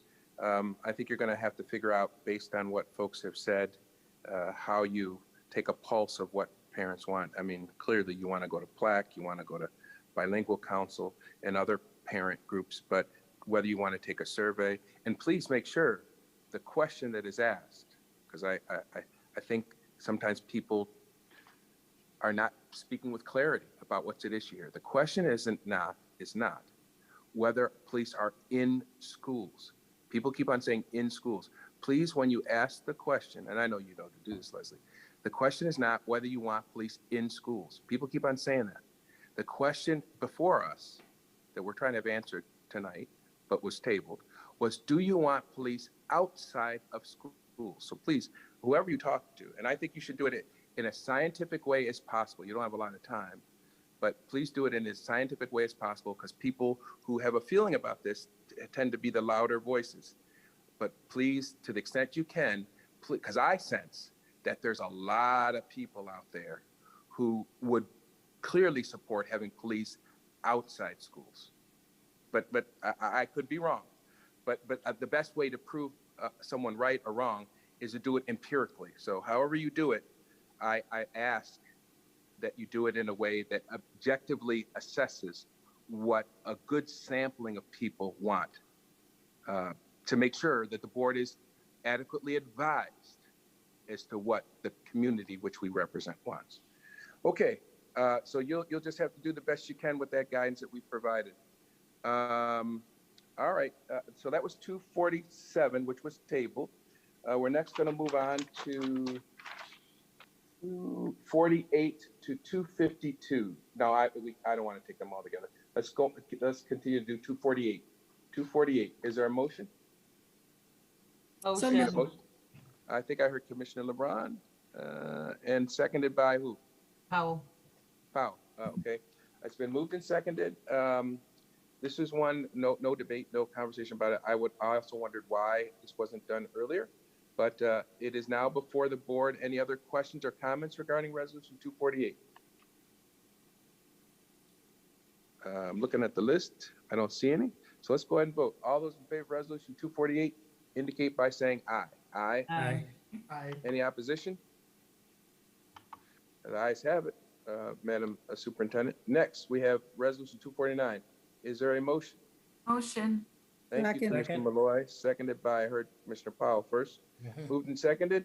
Any questions or comments regarding Resolution 249? Let me go through the list. I would say I also put a note by this, why wasn't this done earlier? But I think Superintendent, you probably answered that already in your mind, and I'm satisfied with that. Any other questions or comments regarding Resolution 249? There being none, let's go ahead and vote. All those in favor of Resolution 249 indicate by saying aye. Aye. Aye. Aye. Any opposition? The ayes have it. Next, Resolution 250. Is there a motion? Motion. Thank you, Commissioner Clark. Is there a second? Second. I think that was Commissioner Powell. Yeah. Yep, thank you. Any questions or comments regarding resolution number 250? Again, I put the note, why wasn't this done earlier or sooner? Beyond that, any other questions or comments? Let's go ahead and vote. All those in favor of resolution 250 indicate by saying aye. Aye. Aye. Any opposition? The ayes have it. Next. Oh, I think I did hear one no. Is that right? Yeah. All right. Yes. Next, resolution 251. Is there a motion? Thank you, Commissioner Malloy. Is there a second? Second. Come on. Thank you, Commissioner Clark. All right. Any other questions or comments regarding resolution 251? I don't see any, so let's go ahead and vote. All those in favor of resolution 251 indicate by saying aye. Aye. Any opposition? There are all ayes. The ayes have it. So let's move on to resolution 252. Is that Commissioner Adams? Somebody, it sounded like Commissioner Adams. moved it. I'll motion. Someone sneezed. Oh, someone. Yeah. I guess that was the motion, though. I'll second that. It could be me. Okay, Commissioner Adams moved it. Commissioner Malloy seconded it. Any questions or comments regarding resolution 252? Yes. Yes, ma'am. Okay, so, sorry, let me just pull some stuff up. Yeah, so I brought forth this resolution just per, the state monitor's corrective action plan. We need to implement racial bias training. We've been working on this for nearly 8 months, and for many months, our efforts to secure consultants was based on the belief that this process was governed by finance policies, particularly policy 6741 for professional services and contracting, and policy 6745, which is the authorization for contracts policy. I guess there's been a learning curve for me as governance chair and our board staff as we navigate these waters. And after further research and discussion with acting counsel and our policy chair, it's my belief that the controlling policy should be policy 2280, consultants to the board, which is, I can quote it, a written proposal shall be submitted to the board prior to engaging any consultant. The proposal shall identify, 1, the objectives to be achieved, the services to be provided by the consultant, consultant's fee for services and all other costs, the procedures to be followed, a target date for completion, and the method to be used to report results to the board. So we had a proposal shared with the board at our August retreat by a provider originally identified by Dr. Jallo. The revised proposal was forwarded to you at the beginning of September and then again this afternoon. I believe that we've met these policy requirements, and I'm anxious to have us move forward with this work. Any further delay puts us in violation of the corrective action plan. And I know that Commissioner Rosa highlighted these concerns to us recently, and this training was specifically brought up. I just want to acknowledge and elevate the concerns brought up in the past by Commissioner LeBron surrounding the potential community perception when securing board consultants. I want to reassure the board that I am committed to further separate discussions on revision or clarification of finance policies versus board policies moving forward, because transparency matters. And this is reflective of broader issues surrounding finance practices in our district. I am looking forward to further discussion on reconciling policies and past practice through consistent board discussion and consensus. However, I believe that we need to have our first year training in place so we can reflect as a board on the lessons learned and how we wish to proceed moving forward. It is clear that there are many issues at play here, and I remain committed to open discussion on peripheral issues of transparency moving forward. I am committed to my own racial bias training and am educating myself on a daily basis. I am committed to this work and self-reflection. You know, we are facing so many challenges. I'd like to adhere to our state monitor's guidelines and to the corrective action plan. The next governance meeting is not scheduled until January of 2021. And I believe that we simply cannot delay until that time, especially after receiving advisement from Commissioner Rosa on this matter.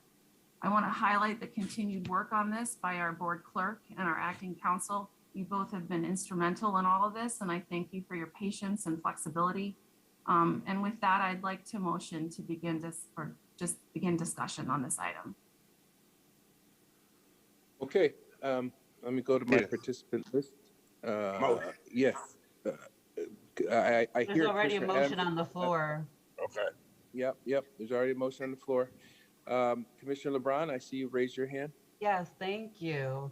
So I'm glad that my concern about transparency was raised because, yeah, there was a proposal, but there was one consultant brought before the board. And then there were conversations that were being had as if we already hired this consultant. There were no additional proposals or consultants brought before the board in a board retreat behind public view. So that is a huge lack, again, of transparency to this community on how we selected this vendor. And I just want to uplift that I met with Betty as well, with our Commissioner of Education, and she didn't even bring this up. And had she brought this up, I would have actually shared with her the internal auditor's audit that I had her do on this particular vendor's DBA, both name and contracts that they have existed within the district. I do believe that anti-racism work is absolutely the most critical and most important thing that this district and board should be doing. And we should be doing it with someone who is going to be just as effective with a strong board as someone who may not know how to work with this board. But we don't know that. We don't know what's out there because we were provided with a vendor that has been working in this district since 2006. And so we want to talk about results and outcomes. I don't know. I can't see them. I don't know because we were not presented with different options and different alternatives to the vendors that exist and their potential ability to actually train this board on actual anti-racism work. So what I would like to say for the record is based on this audit, we have spent a total lifetime for this vendor $471,083. Almost $500,000 has gone to this particular vendor. And here we are about to pay them. And it's under this guise of it's only $22,000 this year. This vendor also does other work within this district. And so just last year alone for the 2021 budget, we spent $48,000 and $248,299. The fact that it's coming before us now for less than $35,000 is a clear indication that there is another contract, obviously, for this school year as well with this particular vendor.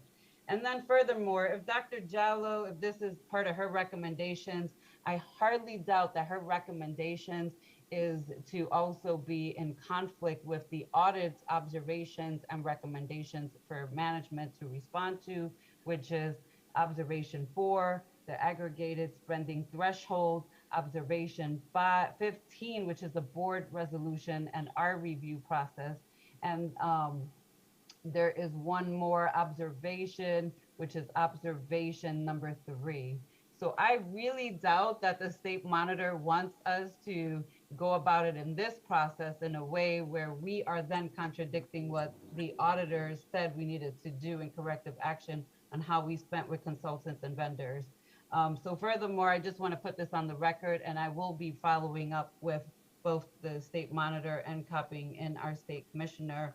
I will not be participating if this board moves forward with this vendor, and they did not do their due diligence in getting someone for this board that was going to be a strong and effective person for anti-racism training. And so I don't want to participate in farcery and BS when it comes to anti-racism. I am, however, participating with Interrupt Racism with the Urban League, and totally believe that that should have been an option for this board to consider because of its effectiveness and because of the way that that program operates with hundreds of other organizations and individuals, and the model that they're using. And with that, I'm done. Okay, I'm looking at our list and I don't see any other hands being raised. I do have a question. President White? Yes, yeah. I do want to say that in the session that we had with Commissioner Rosa, she did encourage us to get that, get the anti-racism work completed. So I did hear that in our session. So, you know, the question becomes, and to your point, I mean, you make some great points, Commissioner LeBron, but at the same time, it seems the monitor has indicated and the commissioner has indicated that we need to get this point done, that we're lagging on this. So are you still in disagreement with going with this particular vendor based on the fact that we need to get this accomplished? What's your thoughts on that? Yeah, I would like, and I would like this board to review other options that are out there. Yeah, we're not going to be complying with a couple of things, but that's our fault too, right? Like the fact that we only tried to go with one vendor in the first place, I haven't heard any discussion other than we brought this vendor to a board retreat and this wasn't had in public, any conversation or alternatives presented, and then we were told like, we're behind. We have to, Mr. Adams, can you mute your phone? So we were behind. We were told we have to hurry up and get it done. So I'm sure Betty had this conversation with you all. She did not mention it to me. I would love to have had the conversation with her. Like I said, I would have presented her with both this audit and the audit recommendations where we may be having some conflicts of information there. But the fact that we didn't get no other alternatives or options. So we're just saying we're going to comply and with potentially not the most effective person for this board because we have to comply. I would push back on that. And I would ask for an extension if we needed one. That's just all there is to it. We were only provided with one vendor in a board retreat. No other proposals have come through. We have no idea what else is out there. And I would say that the proposal that was presented to us too, I don't even think it was accomplishable or doable with this board in that time frame, and it was too long. Providing office space, support staff for them. That's not the level of training that didn't even have anything to do with training us. So I find a lot of issues and flaws with this, Cynthia, and I would push back on the state to say that we should be committed to this and doing it in the most effective way for this board, not to be rushing into it. And we should have had multiple proposals and options proposed to this board, not just one vendor that they're trying to shove down our throats. Thank you, Commissioner. Let me look at the list and see if anybody else has to comment. I would add, I was at the same meeting that Vice President Elliott was at, and the commissioner did emphasize we needed to move forward with this. And by the way, most of you, I think, have been in a meeting where the monitor, it's unfortunate she wasn't able to be here tonight, but the monitor has emphasized this point that we needed to do it. Now, that doesn't mean we should do something that we don't feel comfortable doing with a proposed vendor. I feel very comfortable. Bill, I don't think you were at, well, maybe you were at the retreat. I don't think you were, but the I was at the presentation. retreat. Oh, you were? Yes. The presentation was an exceptional presentation. I felt she really, with her approach, was going to be able to get at the challenges that we have as a board. And I got to tell you, Commissioner LeBron, I can't speak for my other colleagues, but you put us in a bad place. And I don't know if you did that intentionally when you say, I'm not going to be participating if you select this vendor. I mean, and this is not for you to respond. You can if you want, of course. But how do we make a decision, right? If one of our colleagues is not going to be participating, that's not going to affect me because I probably won't be around. But that's a tough spot to be in, to hear somebody say, if the body says, we think, even though you have rational arguments, we think this is the right thing, you say, I'm not going to participate. I mean, that's part of our struggle. We need to at least understand that when the body makes a decision, we're all going to try our best to work within the context of that decision. But again, this is a democracy. You can do what you want, but it does put us in a tough spot. But back to this issue of the vendor, I feel very comfortable. I know that the monitor has said we got to get move forward. The commissioner clearly said that.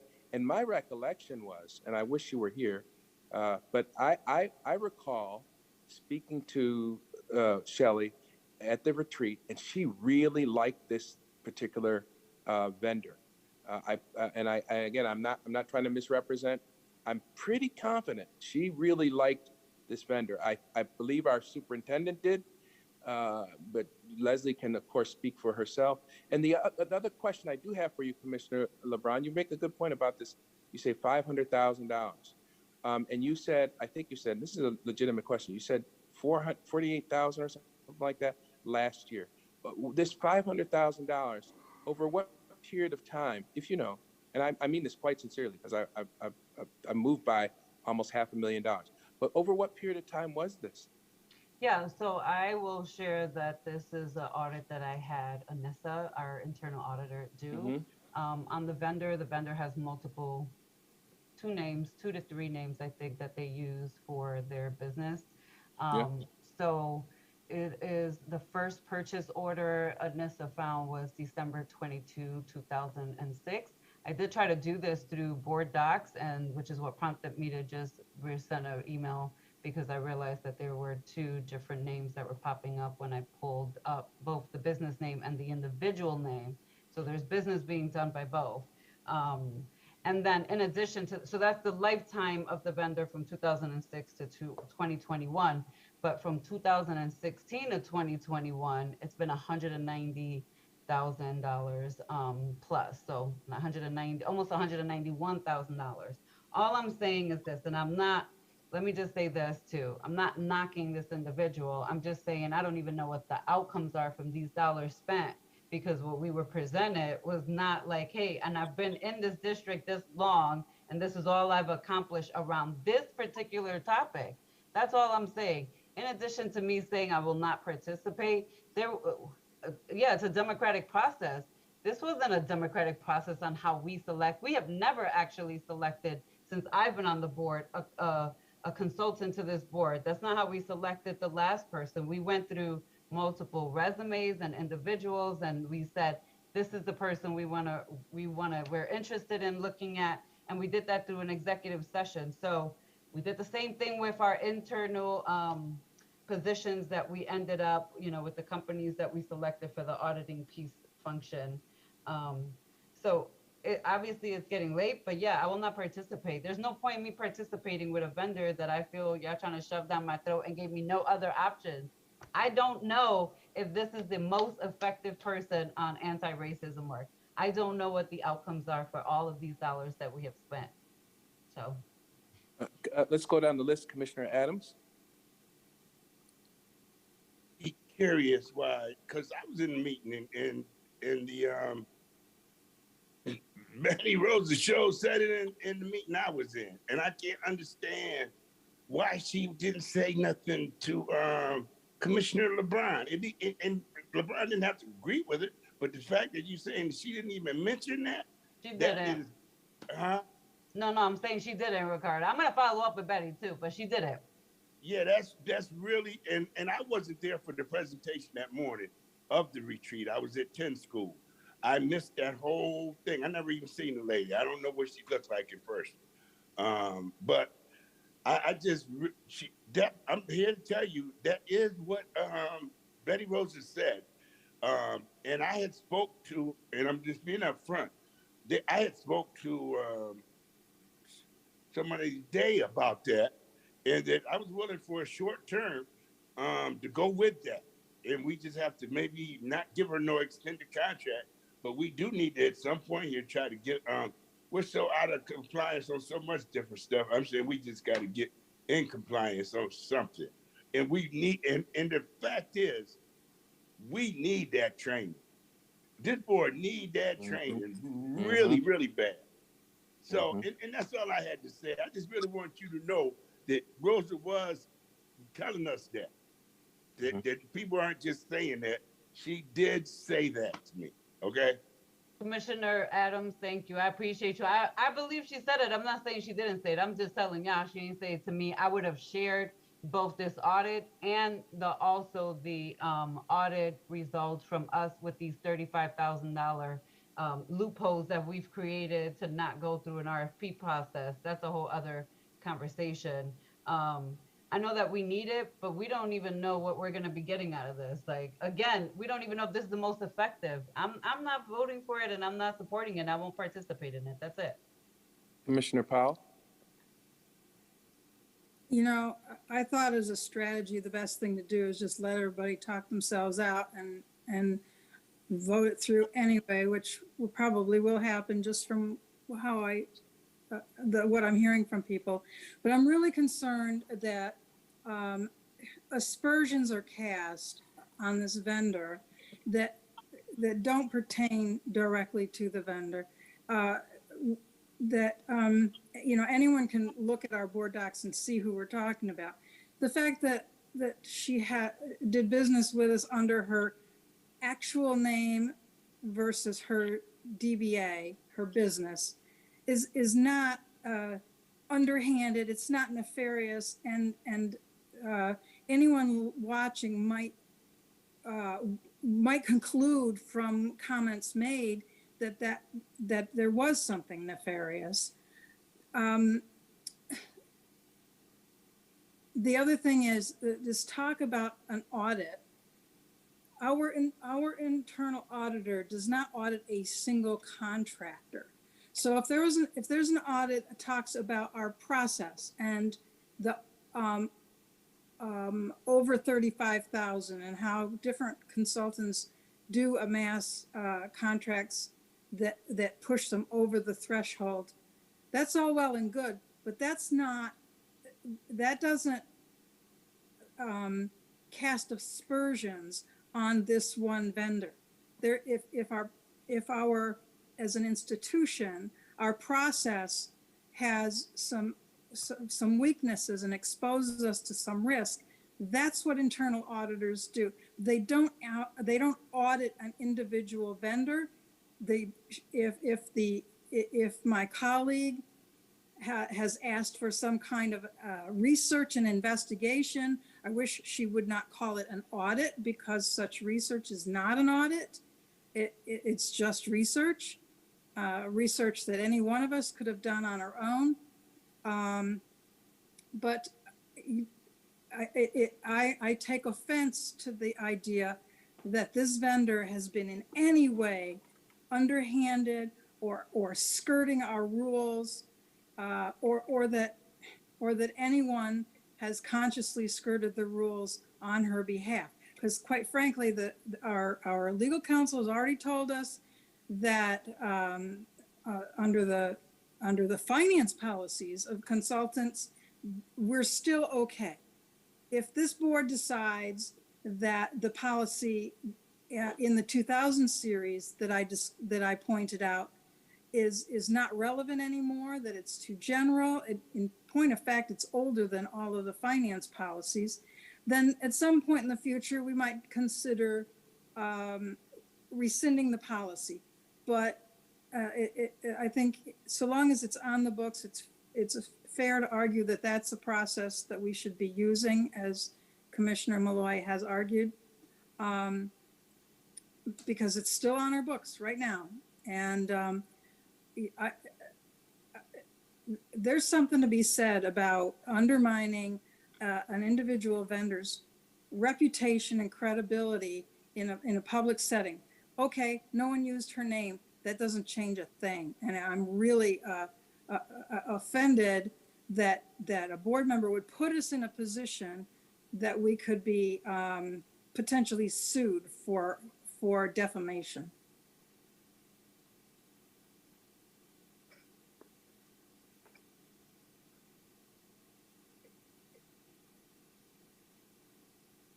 President White, you're muted. Thanks, Commissioner LeBron. Commissioner Clark? Yes. And then Commissioner LeBron. Okay, thank you. I did attend the retreat, and I did participate in listen to her presentation, and I have to say I was impressed. And when I look at the list of deliverables, the price seems to be a reasonable price for what she's going to be delivering to the board. And I do agree with you, President White. I think we should give this individual an opportunity to deliver this, because it's something that's needed. It's something that has been mandated. And how long are we going to wait before we get this kicked off? I know that you and I probably won't be around when this is rolled out, but I think we need to really start moving forward. And I really hope that we can get 100% participation from the new board members and our existing board members when this happens. Thank you, Commissioner Clark. Commissioner LeBron. Yeah, I just want to again uplift that I'm talking about an audit, and that I asked our internal auditor to pull up the previous contracts and lifetime contracts. So I'm not calling what Anissa did research an audit. There is an actual audit, though. You can read it and find those recommendations for yourself. But I do want to say this, because again, I will reiterate, this has nothing to do with this vendor. If we have spent this much money, and we have, and that's the facts, and that's public record too. People can research that on our board docs. That's what I started doing. Where are the outcomes for anti-racism across this district? That's all I'm saying. And no, I will not be participating. So I don't care what people's hopes are in the future, but I will not be participating in it. But I just want to speak to that you're offended. Let me just say for the record, because I was going to do this as a point of personal privilege, but since you're so offended, you know what's offensive? You telling our CFO that she was cooking the books. That's what you said to our CFO. That was offensive. And if it fell over your head, I have no idea. I didn't even understand why President White didn't check you. Maybe it went over his head at the moment, but that was offensive. That was offensive to our staff, to our CFO, to our mission. It's offensive to even us as a board. You was cooking the books, you and Barbara Dean. That ain't got nothing to do with Carlene, myself, this board, none of that. You guys were out there lollygagging and completely missing this huge, gigantic deficit. But you want the audacity to say it feels like you're cooking the books when they're trying to be financially responsible. That's offensive. So this is not to offend this vendor. I don't know what the outcomes are. Again, I will reiterate, I do not know if this is the most effective anti-racist training that there's out there and available for this particular board. But I'm not going to pay lip service to doing anti-racism and anti-racism training. So y'all can have it. Y'all gonna vote on this. I already knew y'all were gonna vote on it, but I want all this on record. And I will follow up with the state myself as well. I'm looking to see if there are any other comments. I don't see any further comments. I will just add on the issue of the $500,000. I'm glad you had the numbers there, Commissioner LeBron, because I really didn't know, because the number at first sounds very shocking. You said $500,000. I was like, oh my God, that's a lot of money. But, and I'm glad you did your due diligence. You determined that it went back to 2006. And the most recent period was 2016 to 2021. And you said, and I'm relying on your numbers, $191,000. That's a 5-year period for $191,000. And if you divide that further over a 15-year period, you're $500,000. It's really not the same thing as someone saying, oh, this person got $500,000, $500,000, I think is what you said. So I'm glad you had the data, because I'm comfortable. It doesn't sound like a person was gouging or taking a lot of money when you really break it down. I had no idea what you would say when I asked you, well, what's the period of time? And thankfully, you did your due diligence and you said 2006. And it might suggest that what I heard and what Commissioner Clark heard, and I think what I swear the independent monitor heard and other people know, is maybe people have gone back to that vendor because she does offer good services. And maybe it's something that you can't always measure. And you know, racism, sometimes it's hard to seminar that out of people. And you know, how do you, like, go back to the issue, how do you quantify whether it works or not? Particularly when you're dealing with people's institutional biases and their personal lives and their tragedies that are all back there, and you got to try to work through that with some people. Maybe you can't measure, does this sound familiar? Maybe you can't measure the effectiveness, but all I can tell you is, it sounds to me like that number might reflect over a 16-year period, a 15-year period. People keep on going back there because maybe they see some value in it. So, but in any event, I support it. I think it sounds like a number of people heard what, unfortunately, for some reason, the commissioner did not say to you. We need to move on this. We need to move on it quick. And if we didn't know that before now, when you say respectfully, Commissioner LeBron, I'm not participating in this, that goes to show you we need, and I'm not blaming you. You're at a point where you're not going to, that only proves that this group, not you, this group, because you're a part of this group needs some support. And it's more than just the commissioner saying we need to get busy on this. If this conversation alone should convince us, even the last 3 minutes should convince us that we need help. All right, I see Commissioner Adams. Commissioner Adams? I made it to work, and this is what I need to say. First of all, we just had earlier tonight, we just had something that we really should have came to a final decision on, and we ended up tabling it. Because the votes was short or whatever. I just need to say that I'm the one who can legitimately say not vote on this. I wasn't there. I had not seen her presentation. I was at 10 school that day. I missed everything. A lot of stuff went down that day. I wasn't there. But we should be able to look at and measure what was accomplished. But that's one side of the story. Another side of the story, maybe the work she's done, it wasn't, they didn't apply it, because Joy DeGroot came in and did good work, but we didn't follow through, and so there's like really no evidence of that left. So I can see all sides of this, but I also know that I did not see the presentation. I'm going to, I know that you're going to vote this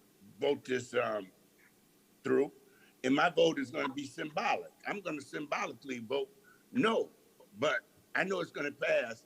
But I need you to understand that, because I didn't see a presentation, first of all. But I also need you to understand that if we're going to just be voting on stuff, we need to be able to see something measurable. And in this district, it's a lot of racism work need to be done. And we all know that too. And like I say, maybe we could still select her, same person. I just haven't seen the presentation. And to be, I don't care how you look at it, Beatrice laid out some very good things that make you go, damn, maybe we should table it. 1 week. We don't have to wait till the next policy meeting. We ain't waiting till the next such and such meeting for that police thing. We're doing that in 10 days or something like that.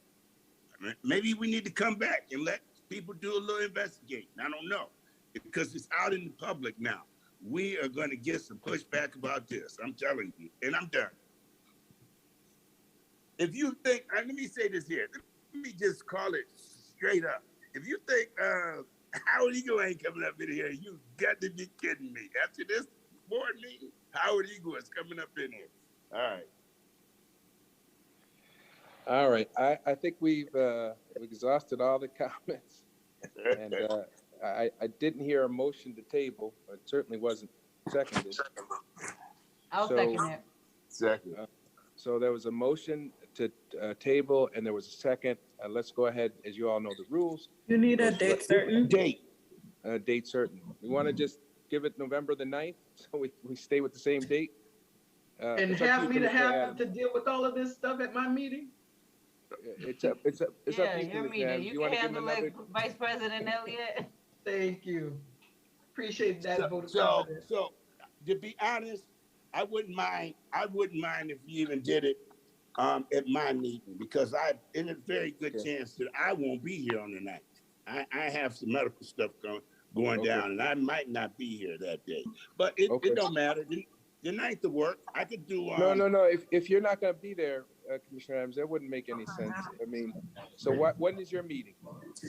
November 2nd. It's Tuesday. Oh, it's Tuesday. That's not enough.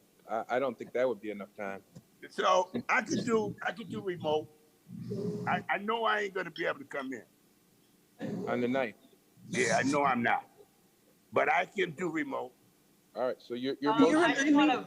I'm sorry. I'm sorry, President White. I just want to say this because Ricardo and I, Commissioner Adams and I, are both going to be out, and I do think I'm going to be zooming in, and I'm pretty sure we can set Commissioner Adams to zoom in as well. But we are both out for medical reasons. So.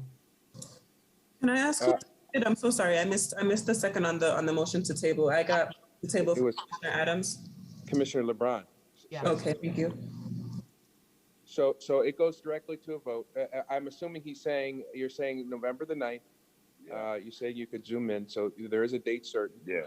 So let's go ahead and vote. All those in favor of this motion to table resolution 250, what was it? 252. 252, indicate by saying aye. Aye. Aye. How many votes were there? I heard 3. There were 3 votes of yes. All those Who do you opposed? have? Who's the 3 votes? I had Commissioner Adams, Commissioner LeBron, and I believe I heard yourself, Commissioner Elliott? Mm-hmm. Right, yes, that was my 3. Okay. All those opposed to tabling it indicate by saying no. No. No.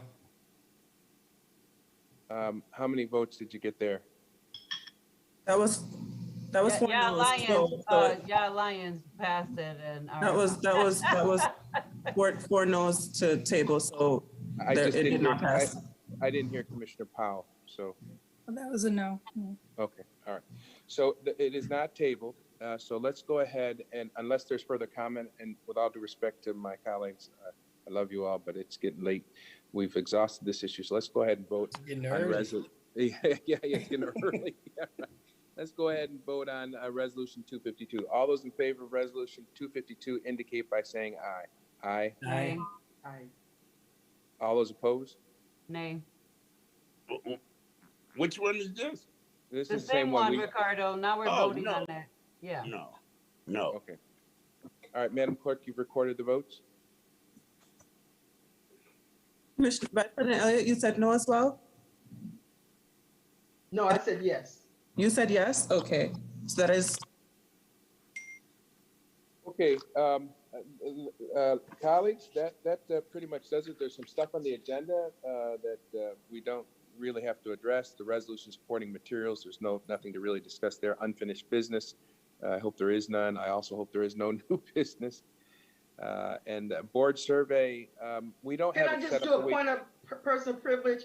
You know, we had someone to have a birthday in our group, and we never did say happy birthday to Commissioner LeBron. She was blown up on Facebook, but just to say happy birthday to her here. I think it's been a couple of weeks. I was gonna be bringing in a cake, but it Yeah. didn't work out that way, but just want to say happy birthday. Happy to you. I think it birthday. was a couple of weeks ago. Thank you, You Vice can- President You Elliott. can And bring no the cake cake for in me. Tuesday. No cake for me. I'm going under, so I'm trying Okay. to like. But thank you, Happy I birthday. appreciate it. Well, Thank you. more importantly to you and Ricardo, we all probably have had serious medical issues. We're praying for that the people who are attending to your care are skilled and capable of providing the services that you deserve and need. So we're prayerful. I feel very confident I can say this for everybody. While we have our disagreements, nothing is more important than our health, and that is because we belong to people like family members, and you have family. Commissioner LeBron, I know Commissioner Adams does too. So differences aside, I'm praying for you. I have no idea what you guys are undergoing, but you have my prayers, and I know you have the thoughts and prayers of everybody else. So if there's anything we can do, we are, because y'all know, in families, people argue and they disagree. Sometimes they hate each other. But when it comes to taking care of family and wanting them to do well, let me just be very real about this. I'm praying for the both of you. I have no idea what you're going through, but please get well and return to us the way you are. Feisty, argumentative, loving, and committed to the children. So, Thank you. I will. I'll be on Thank you. Zoom, man. Yeah. I just want to All right. uplift that Dr. Myers Smalls put in the chat. Happy birthday to Kalia. So I do want to uplift that it was Kalia's Happy birthday this birthday, weekend. Talia. So happy birthday to Kalia. I did bring her some treats, but she was not there. But hopefully she can get them tomorrow. Happy birthday. But happy birthday, happy Kalia. birthday, Thank you, everybody. everyone. All right, we need I guess we're not Motion. going to do the survey, right? Motion. We Have a don't- good night. we don't have The survey is available on the board docs. You can click on the Okay. link. Mhm. All right. Well, I need a motion. I LeBron gave that motion. and I second it. Commissioner LeBron, seconded by Commissioner Malloy. All those in favor indicate by saying good night. Good Good night. night. Everybody. Good morning. Great meeting. Good morning, yeah. Yeah. Good night, everybody. Good night.